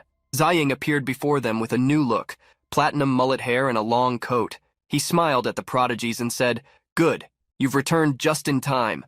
Tian ran towards his brother Xinghe, shouting, "Big brother! Big brother!" Mr. Nan's hair turned white. He then hugged him while the girl buried her face in his stomach and said, "It's all right. You did well. Now your big brother is here." Qin Ying approached Ziying and asked what had happened to him. Our protagonist replied that this was the result of all his battle preparations. Change questioned, "So you're finally ready to lay your cards on the table?" Ziying gave a slight smile, tilted his head, and replied, "Exactly." Announcements were broadcast throughout the nation, informing about the situation. The alien forces have breached the final defense lines in the southern and northern glaciers. Both the northern and southern glaciers have fallen. The alien forces have broken the last line of defense in Kawasaki. Kawasaki has fallen. The alien forces have breached the last line of defense in Trikistan. Trikistan has fallen. The U.S. defense line is still holding, but with the emergence of an S-level Xeno, 1,000,000 Espers have deserted. The alien forces have breached. Ziying stood before the united fighters and citizens of the region and began his speech. "Soldiers and citizens of the 5th Defense Line, the aliens are approaching. Before the final battle, I have something important to say. The so-called 5 divine prodigies of the Northwest, they are all me." People began to murmur among themselves, commenting, "What? How is that possible? Who is this guy?" Trying to sow chaos and break morale in the midst of all this. But Ziying didn't give them time to talk, and removing the mask from his face, declared, "It's me. All the elderly, children, sick and injured, evacuate to the cities of the Northwest. Secure the supplies. Only if the line breaks should you enter the fight. The formations will lead, followed by forbidden spells. Waves of beasts will go ahead, and spirits of the dead will be in the rear. Espers will cover any gaps, with civilians as the last line of defense." Along with the logistics team, Xiaolu commented that he always knew Ziying was special, their savior. Some agreed, while others pointed out that this wasn't what the girl usually said, but there were more important things at the moment. "So it was him all along." Ziying continued his speech. "All our military strength is concentrated on the 5th defense line. If it falls, there's no turning back. I made all preparations, but it's still not enough to win this battle, especially with those S-level aliens in the rear, or even SS level, SSS level. That's why I'm forming a suicide squad of Espers to accompany me through the Void Portal and launch a counteroffensive. I don't need many, maybe 10, but they must be strong, ideally with complementary abilities." Surprising everyone, Tian was the first to step forward, declaring loudly, "I, Chu Tian, 9 years old, ancestral divine-level space Esper. Once inside the Void Portal, finding a place for Brother Nan to rest will be my job." Then her brother said, "I, Chu Xinghe, 23 years old, prodigy of the 130th generation of the Chu clan. Maximum ancestral divine-level domain Esper. I volunteer for the suicide squad." And so the volunteers followed. "Count on me. Su Changjae, 25 divine-level ancestral puppet master. If nothing else, I've practically mastered the art of voodoo. I can probably curse some aliens to death. I'm Qin Sui. I'm Qin Ying, 18, ancestral divine-level plant spirit summoners, ready and willing. Me too. Lan Changkong, 23, ancestral divine-level water esper. My clan is handling things in the Eastern Sea. Nan Ziying, I hope this time you don't pass the blame to me. I'm Zhang Yuan, 22. I'll handle the supplies. My esper ability is, well, cooking. It's like divine level. Nan Ziying, don't forget you still owe me one. Take me along and we're even." Ziying looked at Zhang Yuan, the last to volunteer, and said, "For that ability of yours, I'm more than happy to have you on board." A red car stopped nearby, and 2 new volunteers got out. The blonde declared, "I'm Su Lang, 23, level 10 perception esper, essential for detecting dangers." And the pink-haired one said, "First, I'd like to apologize for my harsh words earlier. Zhao Keir, I'm also vital for reconnaissance. 20 years, level 10 time reversal esper. It may only be 15 seconds now, but I'm sure I'll get stronger." Ziying's sister approached him and said, "Brother, Dad didn't want to let you go alone, so I'm coming with you. Recently, I awakened some healing abilities on the battlefield. I'm practically Huatuo reborn." Behind her, two girls leaned against a large car and said, "And we, Chen Liani and Su Xiaonan. One healer isn't enough for such a dangerous mission, you know. Chief Nan, give us a chance to redeem ourselves for our past misunderstandings." Ziying smiled and, closing his eyes, responded while raising his voice. "I thank you all. In that case, I officially declare the formation of the counteroffensive Suicide Squad." At the moment the aliens approached, Ziying announced and ordered everyone to prepare for battle. The Xenos leaped in to attack, and immediately the spells began to activate. Ziying raised his voice, activating formations, forbidden spells, and ordering waves of beasts to advance. The Jade Army's dead marched, joining the battle. Wang Zai jumped alongside his soldiers, shouting, "We have a 50-fold increase here. There's nowhere to run, you damn fugitives." The battle intensified until Ziying gave the order. "Suicide Squad, march!" The group advanced as Tian created a portal in front of them. Ziying took the lead, shouting, "Follow me, let's destroy this void portal and end this reign of evil." And so the first season of 10,000 Races Guardian of the Rear ends here. When they passed through the portal, they arrived in a small dimension where there was only a modest cabin. The place was a pocket dimension created by Chu Tian, specially prepared for everyone. There, time flowed the same way as outside. Like a wise person, the little girl explained how the place worked. "This is perfect for resting, cooking, eating, healing, making medicine, storing things, and everything else. Think of this place as a mini-universe completely separate from the outside world. I call this place the cozy cabin." Ziying, with a cold look, reminded Tian that the mission they had, the duty they needed to fulfill, did not allow comfort. Change placed his hand on Ziying's shoulder, warning him, "Brother, you're human, right? Not some spirit or alien who breathes air and feeds on dew? Even if you're strong, how long will you last without eating, drinking, or sleeping? 3 days, 5, a week? Do you think that will be enough to deal with all the aliens?" Su Changje's words did not cease, and he gave Ziying a lesson. "You're way too tense. Who said we can't rest in the middle of a war? Don't forget, we've been awake for 2 or 3 days straight. Your hair has turned white from so much stress." Change asked him at least to let everyone look around and recognize the good intentions behind that refuge. Xinghe agreed with him, reminding Ziying that facing the end of the world, they couldn't disappoint the children. As they approached the cabin, Lan Changkong glowed with excitement. "This is the house of my dreams." Seeing the posture and expression of the brute, the protagonist's sister, Nan Ziying, felt much more masculine in comparison. Chen Liani and Su Xiaonan clicked their tongues. They still couldn't get used to the old man with a childlike soul and effeminate features. Seeing how everyone was enjoying the place, Ziying looked at Qin Sui and Qin Ying. "Aren't you curious? Aren't you going to take a look?" But the two kept stern looks. "We, brother and sister, swear to follow our benefactor to the end." Realizing he wouldn't easily convince them, Ziying decided to take them inside the house. Su Changje was one of the first to pass through the door, but upon seeing the interior of the cabin, he was surprised. Lan Changkong couldn't believe it. His dream house was a nightmare inside. Even Zhao Keir couldn't resist asking if the little girl who created that world was going through an existential crisis. Inside the house, there were several beds that looked more like coffins side by side.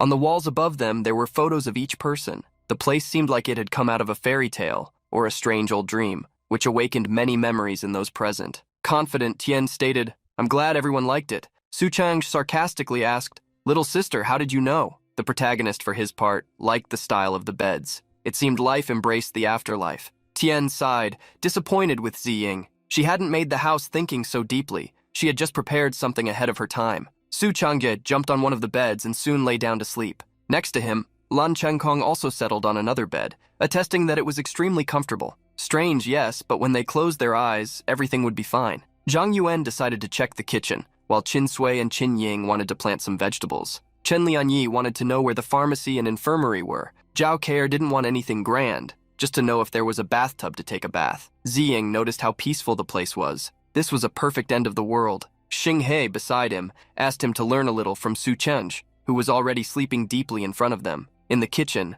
Zhang Yuan stirred a pot vigorously. "This is practically our opening meal. I need to make a feast. We have enough food and meat stocked to last a year, but after today, maybe we won't be able to eat all together like this anymore." Then Qin Sui entered the kitchen, bringing Yuan some fresh vegetables that had been planted by her brother. Yuan was surprised by the fast growth, but soon remembered that they cultivated with summoned spirits. Still, she was curious why they bothered to plant if they could just summon vegetables. Qin Sui revealed her brother's wish. "He always says vegetables need to grow from the soil, especially with a bit of earth. It seems more real that way, even if we can't be together in the future." Before Chin Sui could continue with something sad, Yuan interrupted her. Don't say things like that. Just give me the vegetables and go away. All this oil and smoke are bad for your eyes. In the pharmacy, Chen Lianyi and Su Xiaonan were impressed. They couldn't believe the equipment brought by Chu Tian, but they put aside the question of how all that material was transported there. Instead, they wanted to focus on creating potions that would increase everyone's power in battles.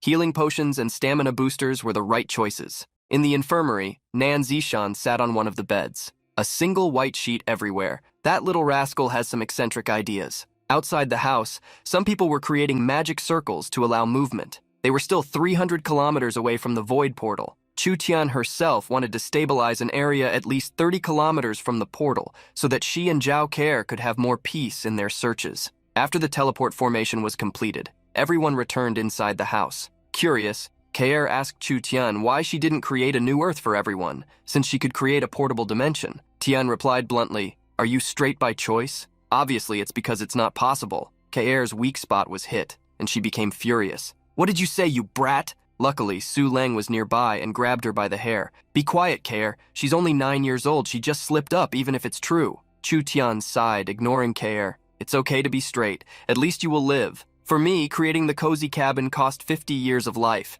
Maybe I won't even live long enough to be called a plank." With a heavy heart, Zhao Care apologized deeply. What she didn't notice was Tian's mocking sigh, as she had completely deceived her. At that moment, Zhang Yuan began placing dishes on the table. Not knowing everyone's preferences, she prepared a bit of everything. The smell of the food was amazing, and the aroma was so strong, it even managed to wake Su Chang. Sitting at the head of the table, Ziying wanted to formulate a plan since everyone was awake. Lan Changkong couldn't believe he would do that at that moment. He wasn't even going to eat. Instead of talking about plans, Xinghe wanted to deliver some information to everyone. Now, both the front and back portals were active. The front portal led to the 5th defense line, while the back portal led directly to the void portal. There was also a side portal. Once activated, it teleported a person to the reconnaissance point, 30 kilometers from the void portal. Xinghe warned that Su Leng and Zhao Care would be responsible for maintaining the reconnaissance point when they weren't resting. Zhang Yuan, Chen Lianyi, Su Xiaonan, and Nan Ziying,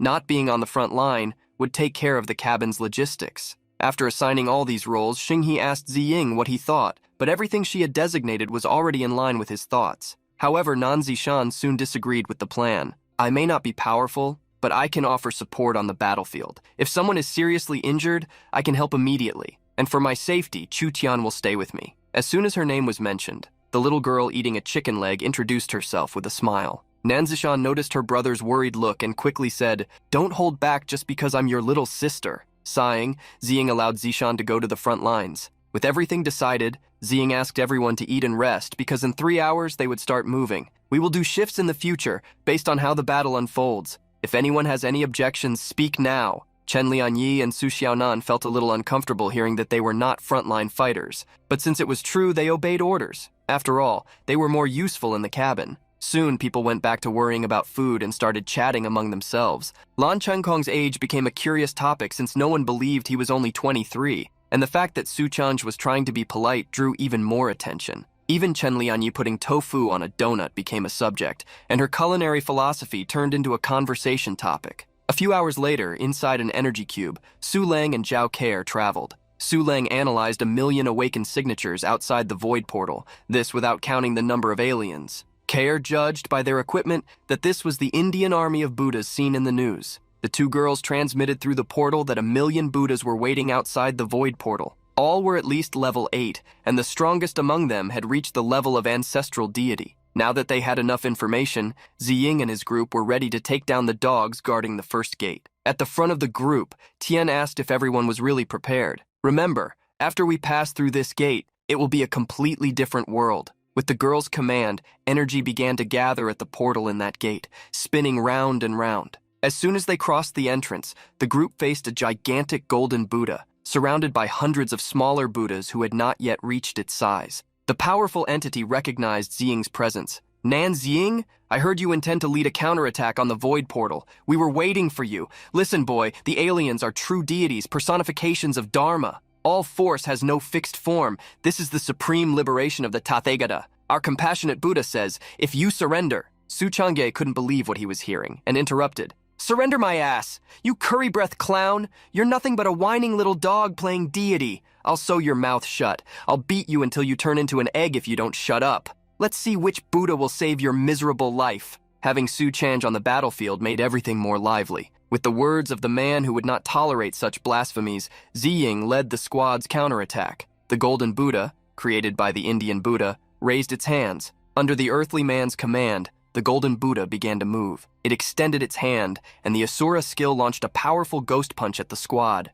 However, a crimson energy enveloped Nan Ziying. With his scythe in hand, he would make even the Buddha tremble before the fall of deities. The Buddha's attack was broken by the swing of Ziying's scythe, shattering into countless golden fragments. However, the Buddha controlling that golden entity declared, "The Golden Buddha's body is immortal and indestructible." Contradicting this claim, Xinghe used a skill, the shield manifestation. Immediately, barriers appeared around the group, preventing the golden fragments from falling on them. From a distance, Sulang warned that the million Buddhas were combined in a formation. Thanks to this, the Golden Buddha would continue to regroup no matter how many times it was destroyed. Ziying stared at the Buddha with his red eyes. "We can't drag this battle out. We need to break their formation." At that moment, 10,000 golden fists appeared around the group. Watching the battle from afar, Nan Ziying was extremely worried. The group couldn't even get close to the Golden Buddha, much less hit it. However, Chu Tian beside her disagreed. "You really underestimate your brother and the others. Getting close to them will be a piece of cake." At that moment,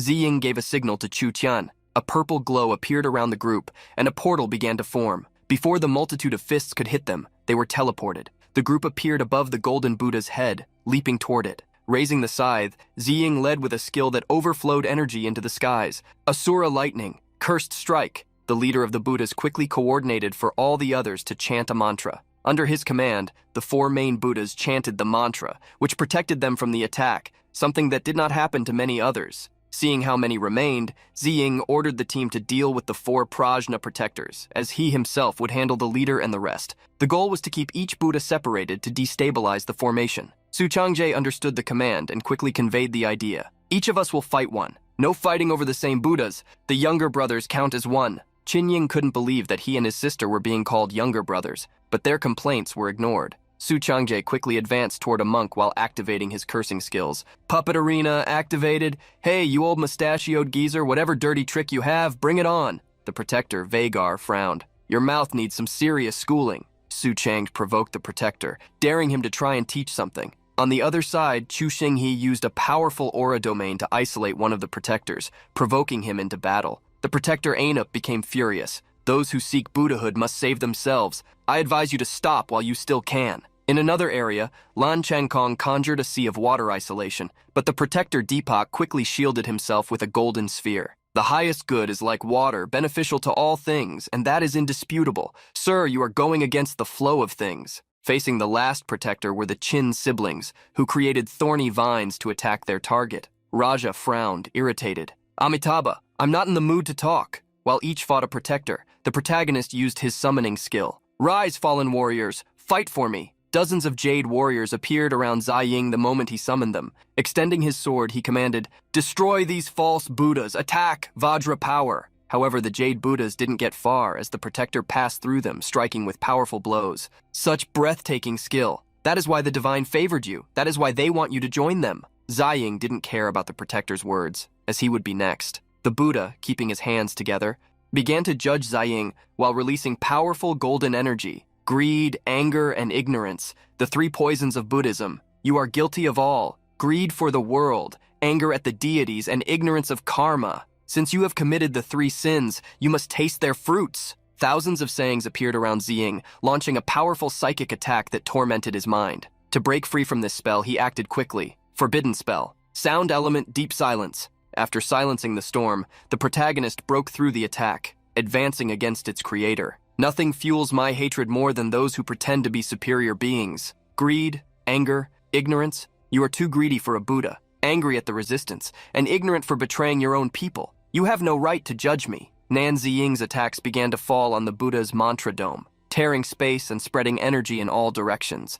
While attacking, he vented his indignation. "I'm trying to become an Asura for humanity, but what about you? You didn't even hesitate to abandon your people for false purposes. Who is the true Buddha here, and who is the evil entity?" Before the mantra shield, Nan Ziying used another forbidden spell. the enraged flames of Asura. Gradually, he tore down the shield, as well as the Buddha's false mask. Furious at facing such blasphemy, the old man revealed his true golden Buddha form, Vairocana. Ziying couldn't help but mock him. True Buddha form? Given to you by the aliens, wasn't it? You say all forms have no fixed form? Seeing you so attached to a true form only shows how weak you are. Sakya became furious when confronted with the facts. He, who swore to be the reincarnation of Tathagata, did not want to hear such insults. However, his words only made Ziying mock him even more. I have never seen such a fragile Tathagata. You think that just because your name is Sakya, you are the Buddha Sakyamuni? You're more like a little pest with yellow eyebrows from some forgotten temple. Tired of Ziying's provocations, Sakya made his golden Buddha gather an absurd amount of energy, as bright and golden as the sun itself. With that powerful attack created, he returned the mockery, "You are full of sins. I will cast upon you a Vici, one of the terrible 6 paths of reincarnation." A shower of light attacks fell upon the protagonist, destroying all the ground around him. Despite the danger, he remained standing, snorting. "Avicii, I am already living in a decrepit place. You won't show me a worse one." Ziying held Sakya's attack with all his resistance. Then he decided to launch a counterattack. "You think this is a formation? Let me show you what true afterlife is. 5 elements formation. Activate!" As soon as Ziying activated his formation, Sakya's attack shattered into countless pieces. Still incredulous that his divine-level formation was broken so easily, Sakya saw Ziying leap toward him like a wild beast. Raising his sword, the protagonist jumped on Sakya while mocking, "You are nothing and your formation is a joke. If you have nothing more to show, then now it's my turn." Sakya quickly conjured a cloud movement technique, but a powerful molten rock serpent appeared under Ziying's conjuration. To protect himself from the dragon, the Buddha created a golden shield, but a new Asura ice serpent appeared, charging toward him. As the serpents advanced against the Buddha, Ziying activated a golden formation, the sealing formation. From its power, countless chains were created, wrapping the sphere, protecting Sakya like a shield. In an instant, the protective shield was destroyed and the false entity was bound. Desperate, Sakya tried to scream, calling for help from the aliens who had given him such power before. Then, answering his call, he disappeared, swept away like sand in the wind. Seeing the Buddha vanish, Ziying was confused, but soon guessed it must have been the work of some Class S alien. In Nan Ziying's past life, such beings had appeared suddenly, and after their arrival, humanity did not last long. Since Ziying had not seen many of them in his life, he did not have much information about their races or powers. At that moment, Ziying heard a voice he knew very well. "Son, help me." Hearing his father's voice, he turned his head, eyes sharp. That Buddha had captured Nan Ziying's father. With a malicious smile, he shouted,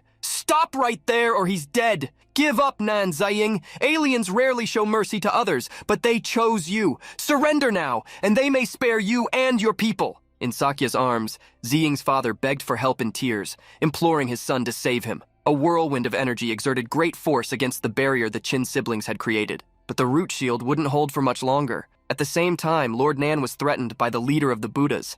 "Stop right now or I'll kill him!" The Qin siblings realized the big problem they were facing. "Damn, that's our benefactor's father!" At that moment, their barrier gave way, exploding quickly and throwing them backward. That was the cue for little Tian to use her teleportation. The magic enveloped them in a purple whirlwind, dropping them exactly where she and Ziying's sister were. Nan Zishan quickly ran to them, wanting to heal them with his sacred light. Tian still commented, "All right, I'll delay that protector. Then I'll think about how to help Brother Nan save him." As she prepared to use spatial teleportation, an imposing voice interrupted her. "I don't have time for this." A large hand extended toward them as the voice commanded, "Now disappear! Go 100 miles away from here." Meanwhile, Su Chang'e and another ally faced the apparition of the great golden Buddha. With a firm gaze, a companion told everyone to keep focus and concentrate on the fight. They all needed to trust Nan Ziying. One of the Buddha's arms wielded a whip, but Chang'e tried to control it with the threads of his skill. "I don't need you telling me what to do. Don't expect me to get distracted by some old black devil.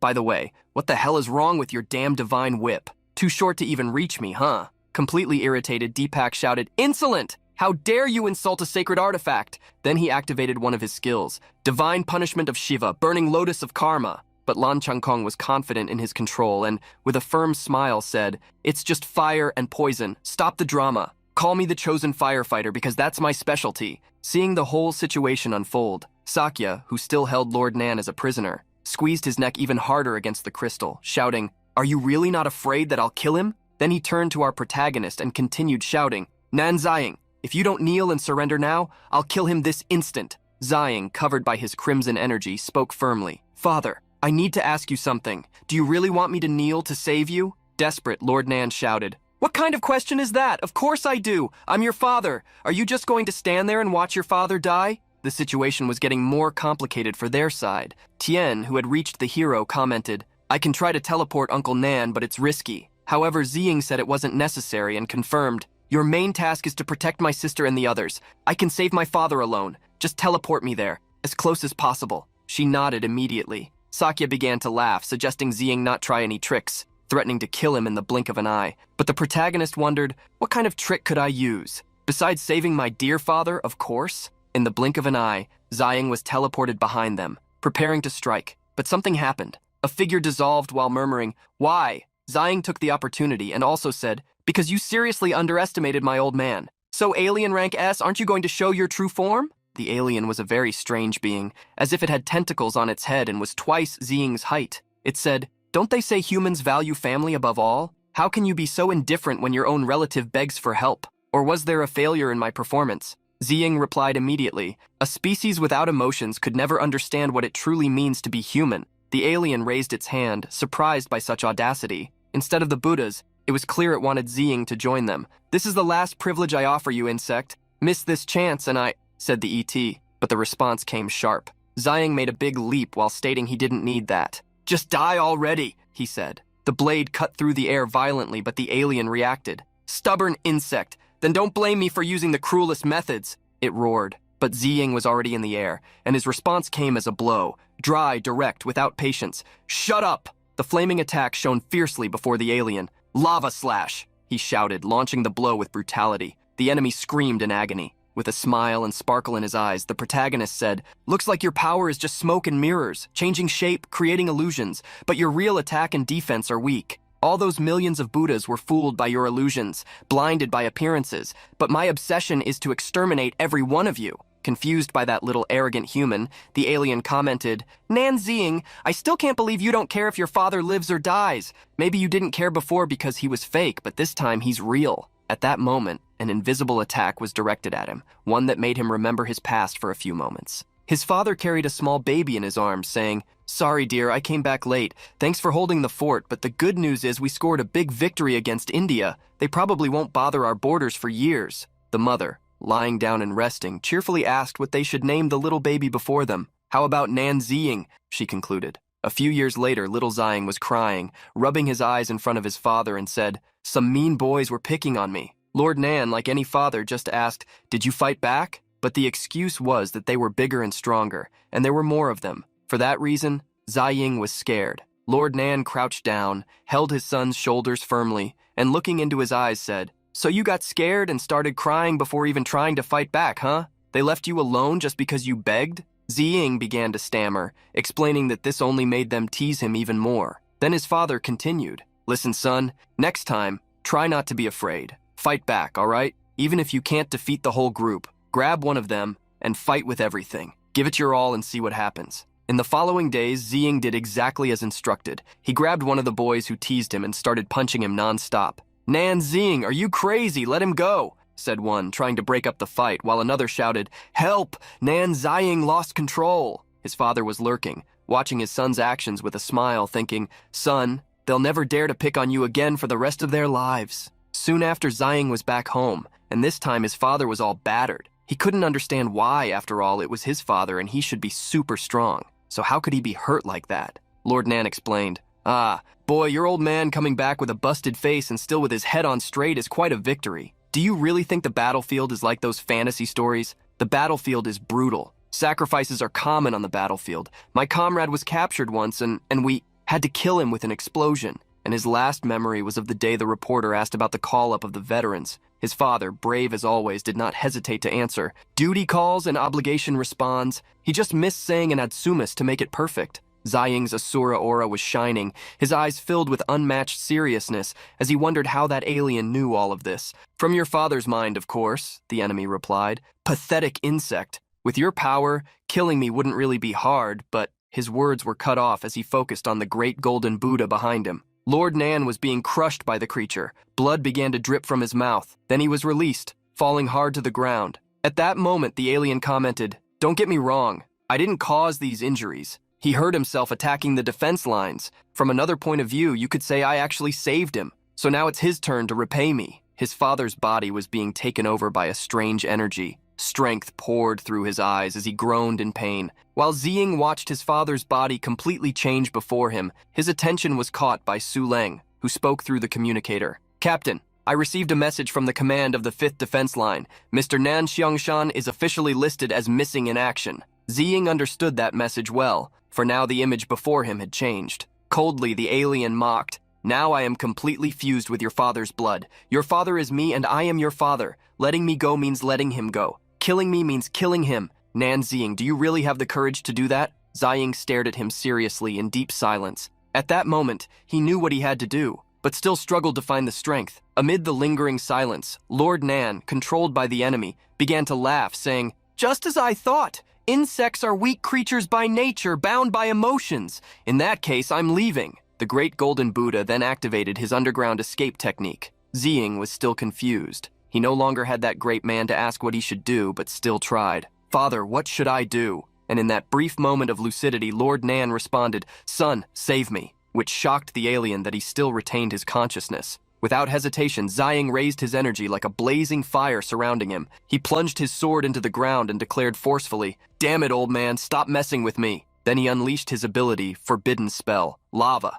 The fire began to consume everything around, and the enemy, confused, wondered, "He said exactly the same thing I said when I was imitating him. But now, for sure, this is the real one. What the hell are humans after all?" Both the alien and Lord Nan laughed together as one entity. Ziying's father said that he wouldn't understand even if it were explained, but that this was the very reason humanity persisted. From above, Ziying apologized as he was consumed by the flames caused by his own power. Lord Nan simply replied, "Your old man will be waiting to see you again, you brat." Ziying was already on the ground, surrounded by glowing embers, swearing that the day would come. Crying and sobbing, he shouted his promise, "I swear that day will come, but for now, please just rest a little. As soon as I finish this mess, I'll take you home so you can make something delicious for us to eat." It seemed everything was dissipating as Ziying's sister exclaimed, "Get out of here, you damn parasites!" The Qin siblings lamented and apologized to Uncle Nan, blaming themselves for delaying everyone. However, Nan Ziying, though shaken, replied that it wasn't their fault but a decision made by both of them together. Finally, she added,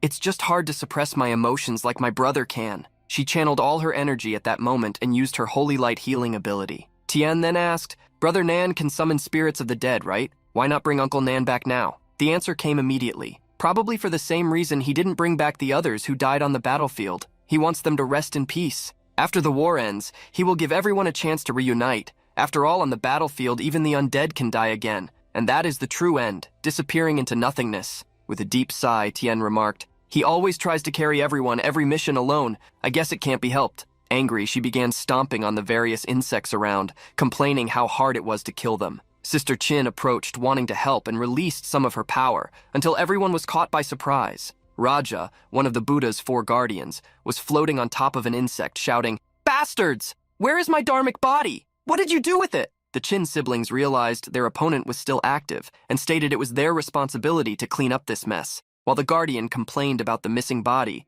the siblings leapt toward him, saying those dharmic bodies were nothing but illusions created by the alien. Then they shouted, "Wake up! Your false gods are all dead!" To them, this seemed impossible, but now that the bodies had disappeared, they felt at a disadvantage. Lan Changkong commented, "Strange, isn't it? The moment your dharmic bodies disappeared, it was as if you all became completely different people. You were so arrogant before. How did you suddenly become such cowards?" Su Changge, who also controlled one of the guardians, replied, "It's because you were blinded by those stupid illusions. You thought you were some kind of cursed gods. You completely forgot that all their powers came from their own potential. So when the illusion broke, their entire belief system collapsed, and bam! Suddenly they think they're weak and vulnerable. They got scared. Basically, they're idiots." Suddenly, with their strength lost, Nan's team's power penetrated, defeating one by one the 4 guardians and destroying them completely. Our hero then used another skill called Inferno on Earth, and a great tornado swept across the entire territory,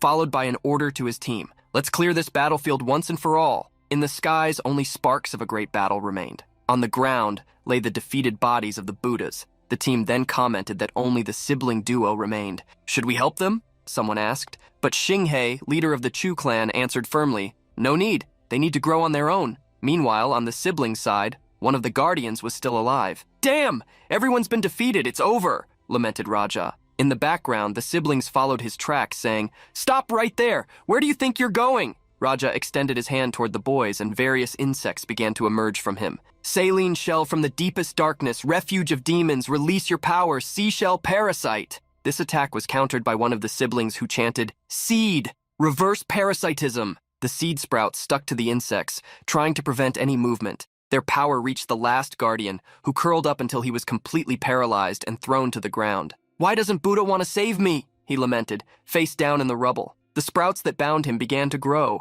forming a large and majestic tree. One of the siblings approached and said, "I think it's because Buddha only helps those who help themselves." Ziying raised his sword to the skies and began to summon his powers, invoking the dead. "If you truly seek liberation, I'll give you a chance. All of you, rise. Go to the 5th defense line. Atone for your sins with your service as the undead." The resurrected bodies marched toward the next line. With everything calmer, Zhang Yuan emerged from the teleportation portal, bringing an incredible breakfast for her battle companions. As the day had dawned, Su Changja approached, trying to help carry the boxes, asking if she had prepared everything alone. Finding it very dedicated of her, the answer came immediately. "Hey, this is all I know how to do. If I don't work hard, do you think I want to be fired?" Everyone began gathering near the tree created by the Qin siblings' power. Upon hearing Yuan call, "Everyone, come get food. Chu Tian, teleport Su Lang and Zhao Ke too." The Qin siblings, along with Ziying and the Chu clan leader, watched silently as the dust settled from that great battle. Looking around, Ziying turned to Ying and said,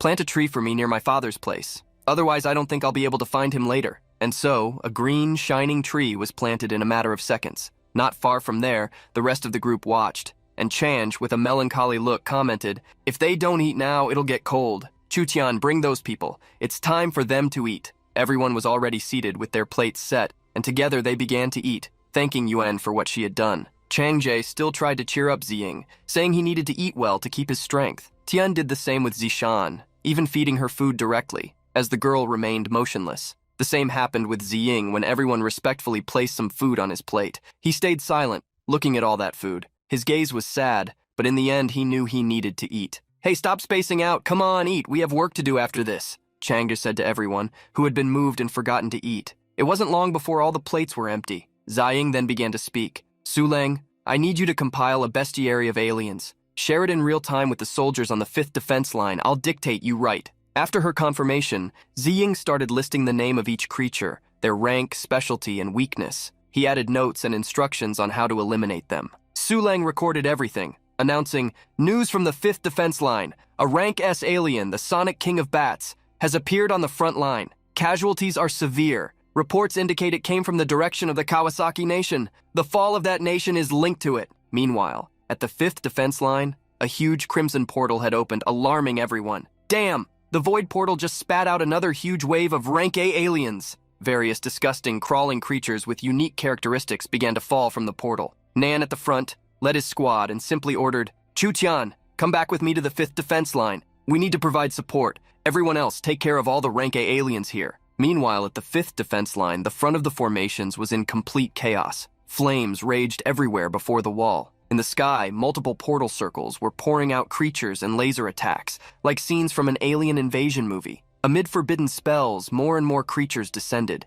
each with unique shapes and powers. Some were hit by energy bursts coming directly from the battlefield. At the front of the beast tide, the beasts roared desperately for a good fight. The undead spirit line resisted at all costs and encouraged the others to advance. Many used techniques like the lone blade or wielded 18 spears with one hand, standing firm against the forming horde. Suddenly, a huge whirlwind of energy descended from the sky, drawing everyone's attention. The soldiers present wondered what it could be. Soon many began to scream, crouching and twisting. "I can't see any attackers nor hear anything. What kind of attack is this? It feels like all my energy is about to explode." One soldier struggled to stay calm and guide the others. He tried to use the Crimson Abyss silent breath technique. He pointed his hand forcefully upward, where he saw creatures emerging from the black clouds, and shouted, "Judging by the attack's trajectory, it must be coming from those dark clouds up there." Noticing the shape of the creatures, he exclaimed, "A sound humans can't hear. Don't tell me it's a sonic attack." They were using sound waves to destabilize the internal energy of humans until self-destruction. They were rank S creatures, and the soldiers still didn't understand how lethal they could be. Staggering side to side, one soldier ordered, All espers on the field. Retreat immediately to the underground bunkers. Conserve your strength. Notify Nan Ziying urgently. Meanwhile, in the sector known as the Slaughterhouse, the fight was also tough. The necromancers were commenting among themselves that since awakening their abilities, they were annihilating enemies like never before. "Not even in my wildest dreams did I think I'd be this strong," said one. "Yeah, I guess we're old but valuable, ha-ha," replied another. However, the sonic attack spread, hitting all humans present. They covered their ears and staggered on the ground, trying to resist the unbearable pain. Screams echoed throughout the battlefield. Ziying managed to arrive just in time thanks to Chu Tian's teleport portal. Seeing one of the bats attacking the city, he commented, "Sonic attacks? This is getting really bad. I need to figure out how to acoustically isolate this city and protect our forces." Then he positioned his hands and intoned, "Forbidden spell, sound element, deep silence." With over 1 billion overdrive, he created a sound barrier covering 500 kilometers. The spell cost more than 100 trillion origin stones, leaving him with only 500 trillion. People began to notice the attack had ceased and attributed it to the hero. It wasn't long before one of the soldiers ordered the warriors to return to fighting and take advantage of the opportunity. The necromancers, still recovering, commented, "What was that just now? It felt like I was going to explode." Another replied, surprised, "That can only be a really strong monster coming from the 5th front." Curious, they decided to check the live transmission from the front line to better understand what was happening. Irritated by the whole situation, Ziying firmly ordered Tian to teleport him and demanded she stay in the rear. After nodding, she did as requested. The portal opened and launched Ziying directly in front of the creatures, who noticed his presence immediately. One of them made a swift swooping attack, dodging Ziying, who cursed, "Damn, it's fast! I think I have no choice but to use lightning." He combined 2 forbidden spells, one of wood and another of electric cutting. Ziying maneuvered with agility,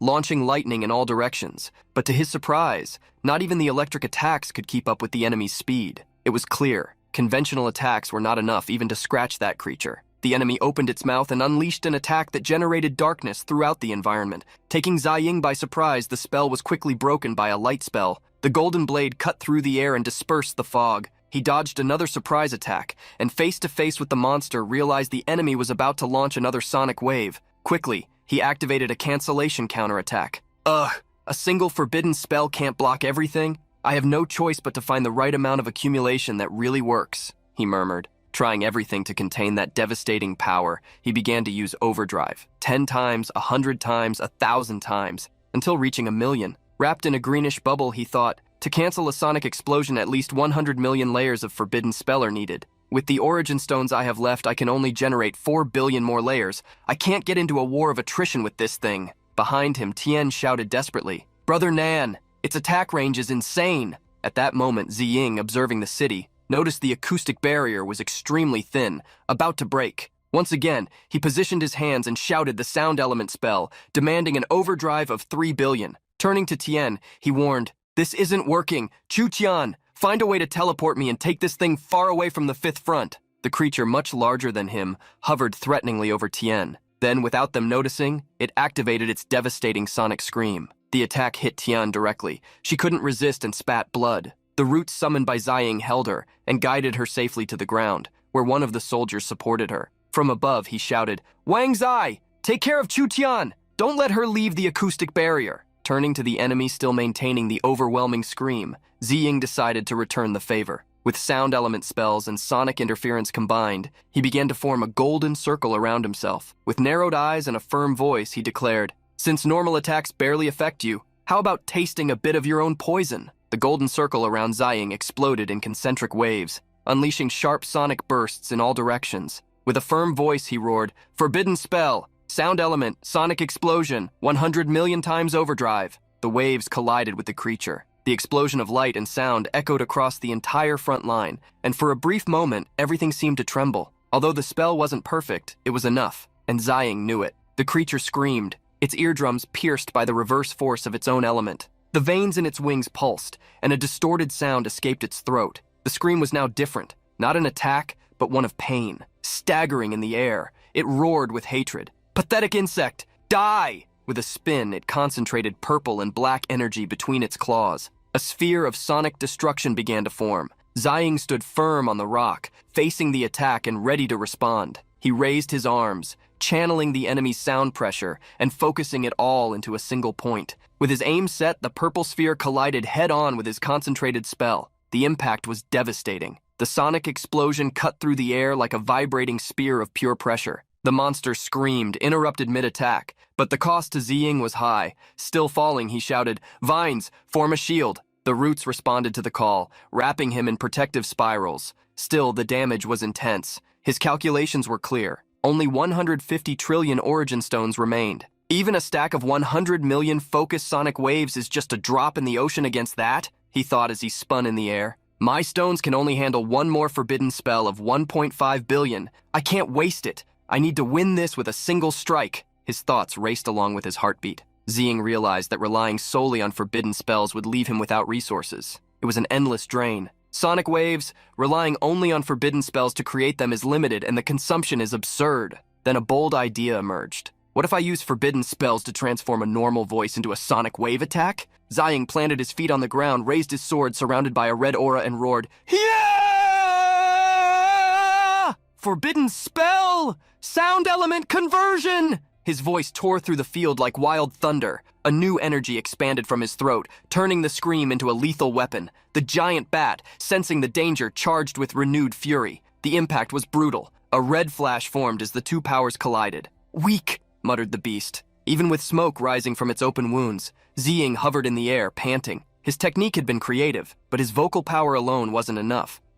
True. Just my voice isn't much, he admitted. But what if it's the voices of hundreds of millions of people from Solaria? His vision extended over the city below, where civilians and soldiers still resisted. Above, the beast roared again, preparing one last charge. Ziying raised his hand forcefully. Another explosion echoed, cutting the fiery sky. The growing pressure spread despair across the ground. One soldier shouted, staring at the destruction above. "Nan Ziying, are we going to lose this?" Ziying turned with a determined look. Though tired, he was still the front line of this world. Landing, he intoned his cancellation spell, turned to the soldier and said, "The sound isolation barrier will only last 10 more seconds. Give the order now. Make the entire city scream in unison." The officer didn't hesitate. He immediately nodded. The communication spread through emergency channels to the command center's loudspeakers. There, a figure appeared on the screens. "Cathay is on the brink of collapse. Everyone in the city scream with me." The orders spread like lightning. "Cathay will prevail," first echoed from the screens, led by a blindfolded officer. Then civilians in the underground bases raised their voices in unison.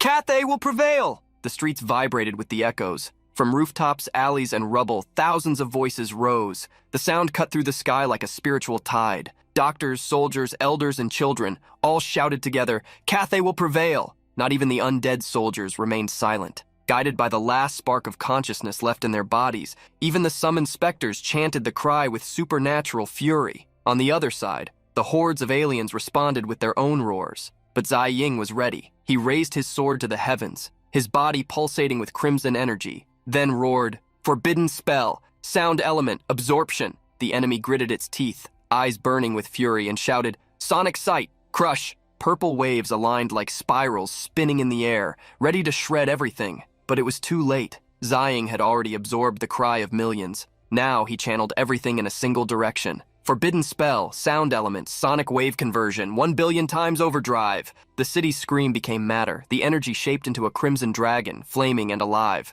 a creature forged by Cathay's collective will. The enemy beast, still trying to concentrate its attack, roared one last time, but the response came like thunder. Ziying's sonic dragon advanced, tearing the sky like a comet. The creature barely had time to react. "Cathay will prevail!" roared the dragon, the voice of millions vibrating in every scale of energy. The beast was hit head-on. The impact was brutal. The dragon coiled around it like a flaming serpent, roaring with absolute force. The entire city echoed that name. The will to resist was now sound, weapon, shield, and promise. Ziying locked his eyes on the enemy and shouted, "Hear the roar of Cathay's dragon! Repent for your arrogance against humanity!" The creature tried to respond with its own scream, but it was useless. The impact was final. The crimson dragon pierced its body, exploding it into fragments. The sky opened with thunder sounds breaking the firmament. Fragments of the creature fell like ashes. Silence. Ziying remained on the ground, watching. "I need to return immediately to the Void Gate before more members of the Bat King's army appear," he said. He turned to the officer holding Chu Tian.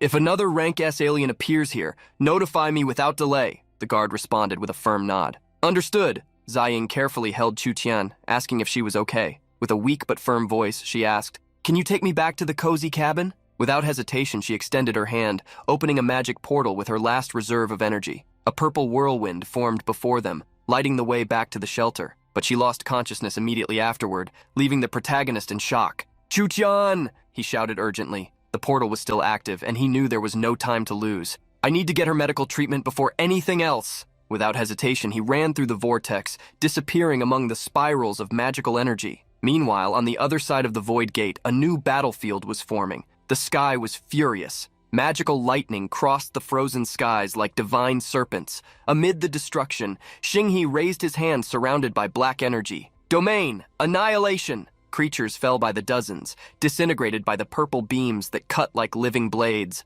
Further ahead, another warrior fought with sarcasm and precision. "Only a few of those bastards left. Too bad none are high rank. If they were, I'd make soup out of them." Lan Changkong was also present. He appeared among the rubble, spinning a huge tornado of water energy. "I learned my lesson the last time you cornered me, worms, but now, I'm not the same idiot from that day." The Qin brothers were present. With a fierce movement, one activated his ability. "Thorn, Whirlwind, Hell, strangle them!" The green vines cut through the air, winding among the monsters with relentless violence. On the battlefield, the warriors briefly celebrated the relief of victory. "Phew, finally over. Now we can breathe. Looks like I even burned my breakfast. I'm hungry again." The group gathered over the still smoking debris, but one's mind wandered elsewhere. "Is Nan Ziying okay on the other side?" Chang Kong turned and replied, "On days like today, no news is good news." There, everyone knew it was true. Then one of them raised his gaze to the sky and commented, "Hey, did you notice the Void Gate hasn't sent more Rank A aliens since the last wave? Maybe there's a pattern in the timing and type of their teleportation." Chang reacted to the observation. "Damn, bro, I think you're onto something big." The Chan clan leader, Xinghe, immediately took control, saying into the earpiece, "Suleng, take charge of recording every alien wave teleported from now on. Note the time, type, and rank of each arrival." She responded firmly, touching the communicator. "Understood." But before the group could reorganize their ranks, the sky trembled. Spatial rifts opened like cosmic wounds. From them, blue eyes began blinking among the liquid darkness of the vortex. "Damn," murmured one of the soldiers, seeing the darkness take shape above them. "What the hell is that thing?" From the skies, a living red mass descended, accompanied by a horde of blue eyes. It was not just a new enemy, it was an entity, something even the Void Gate didn't seem to control.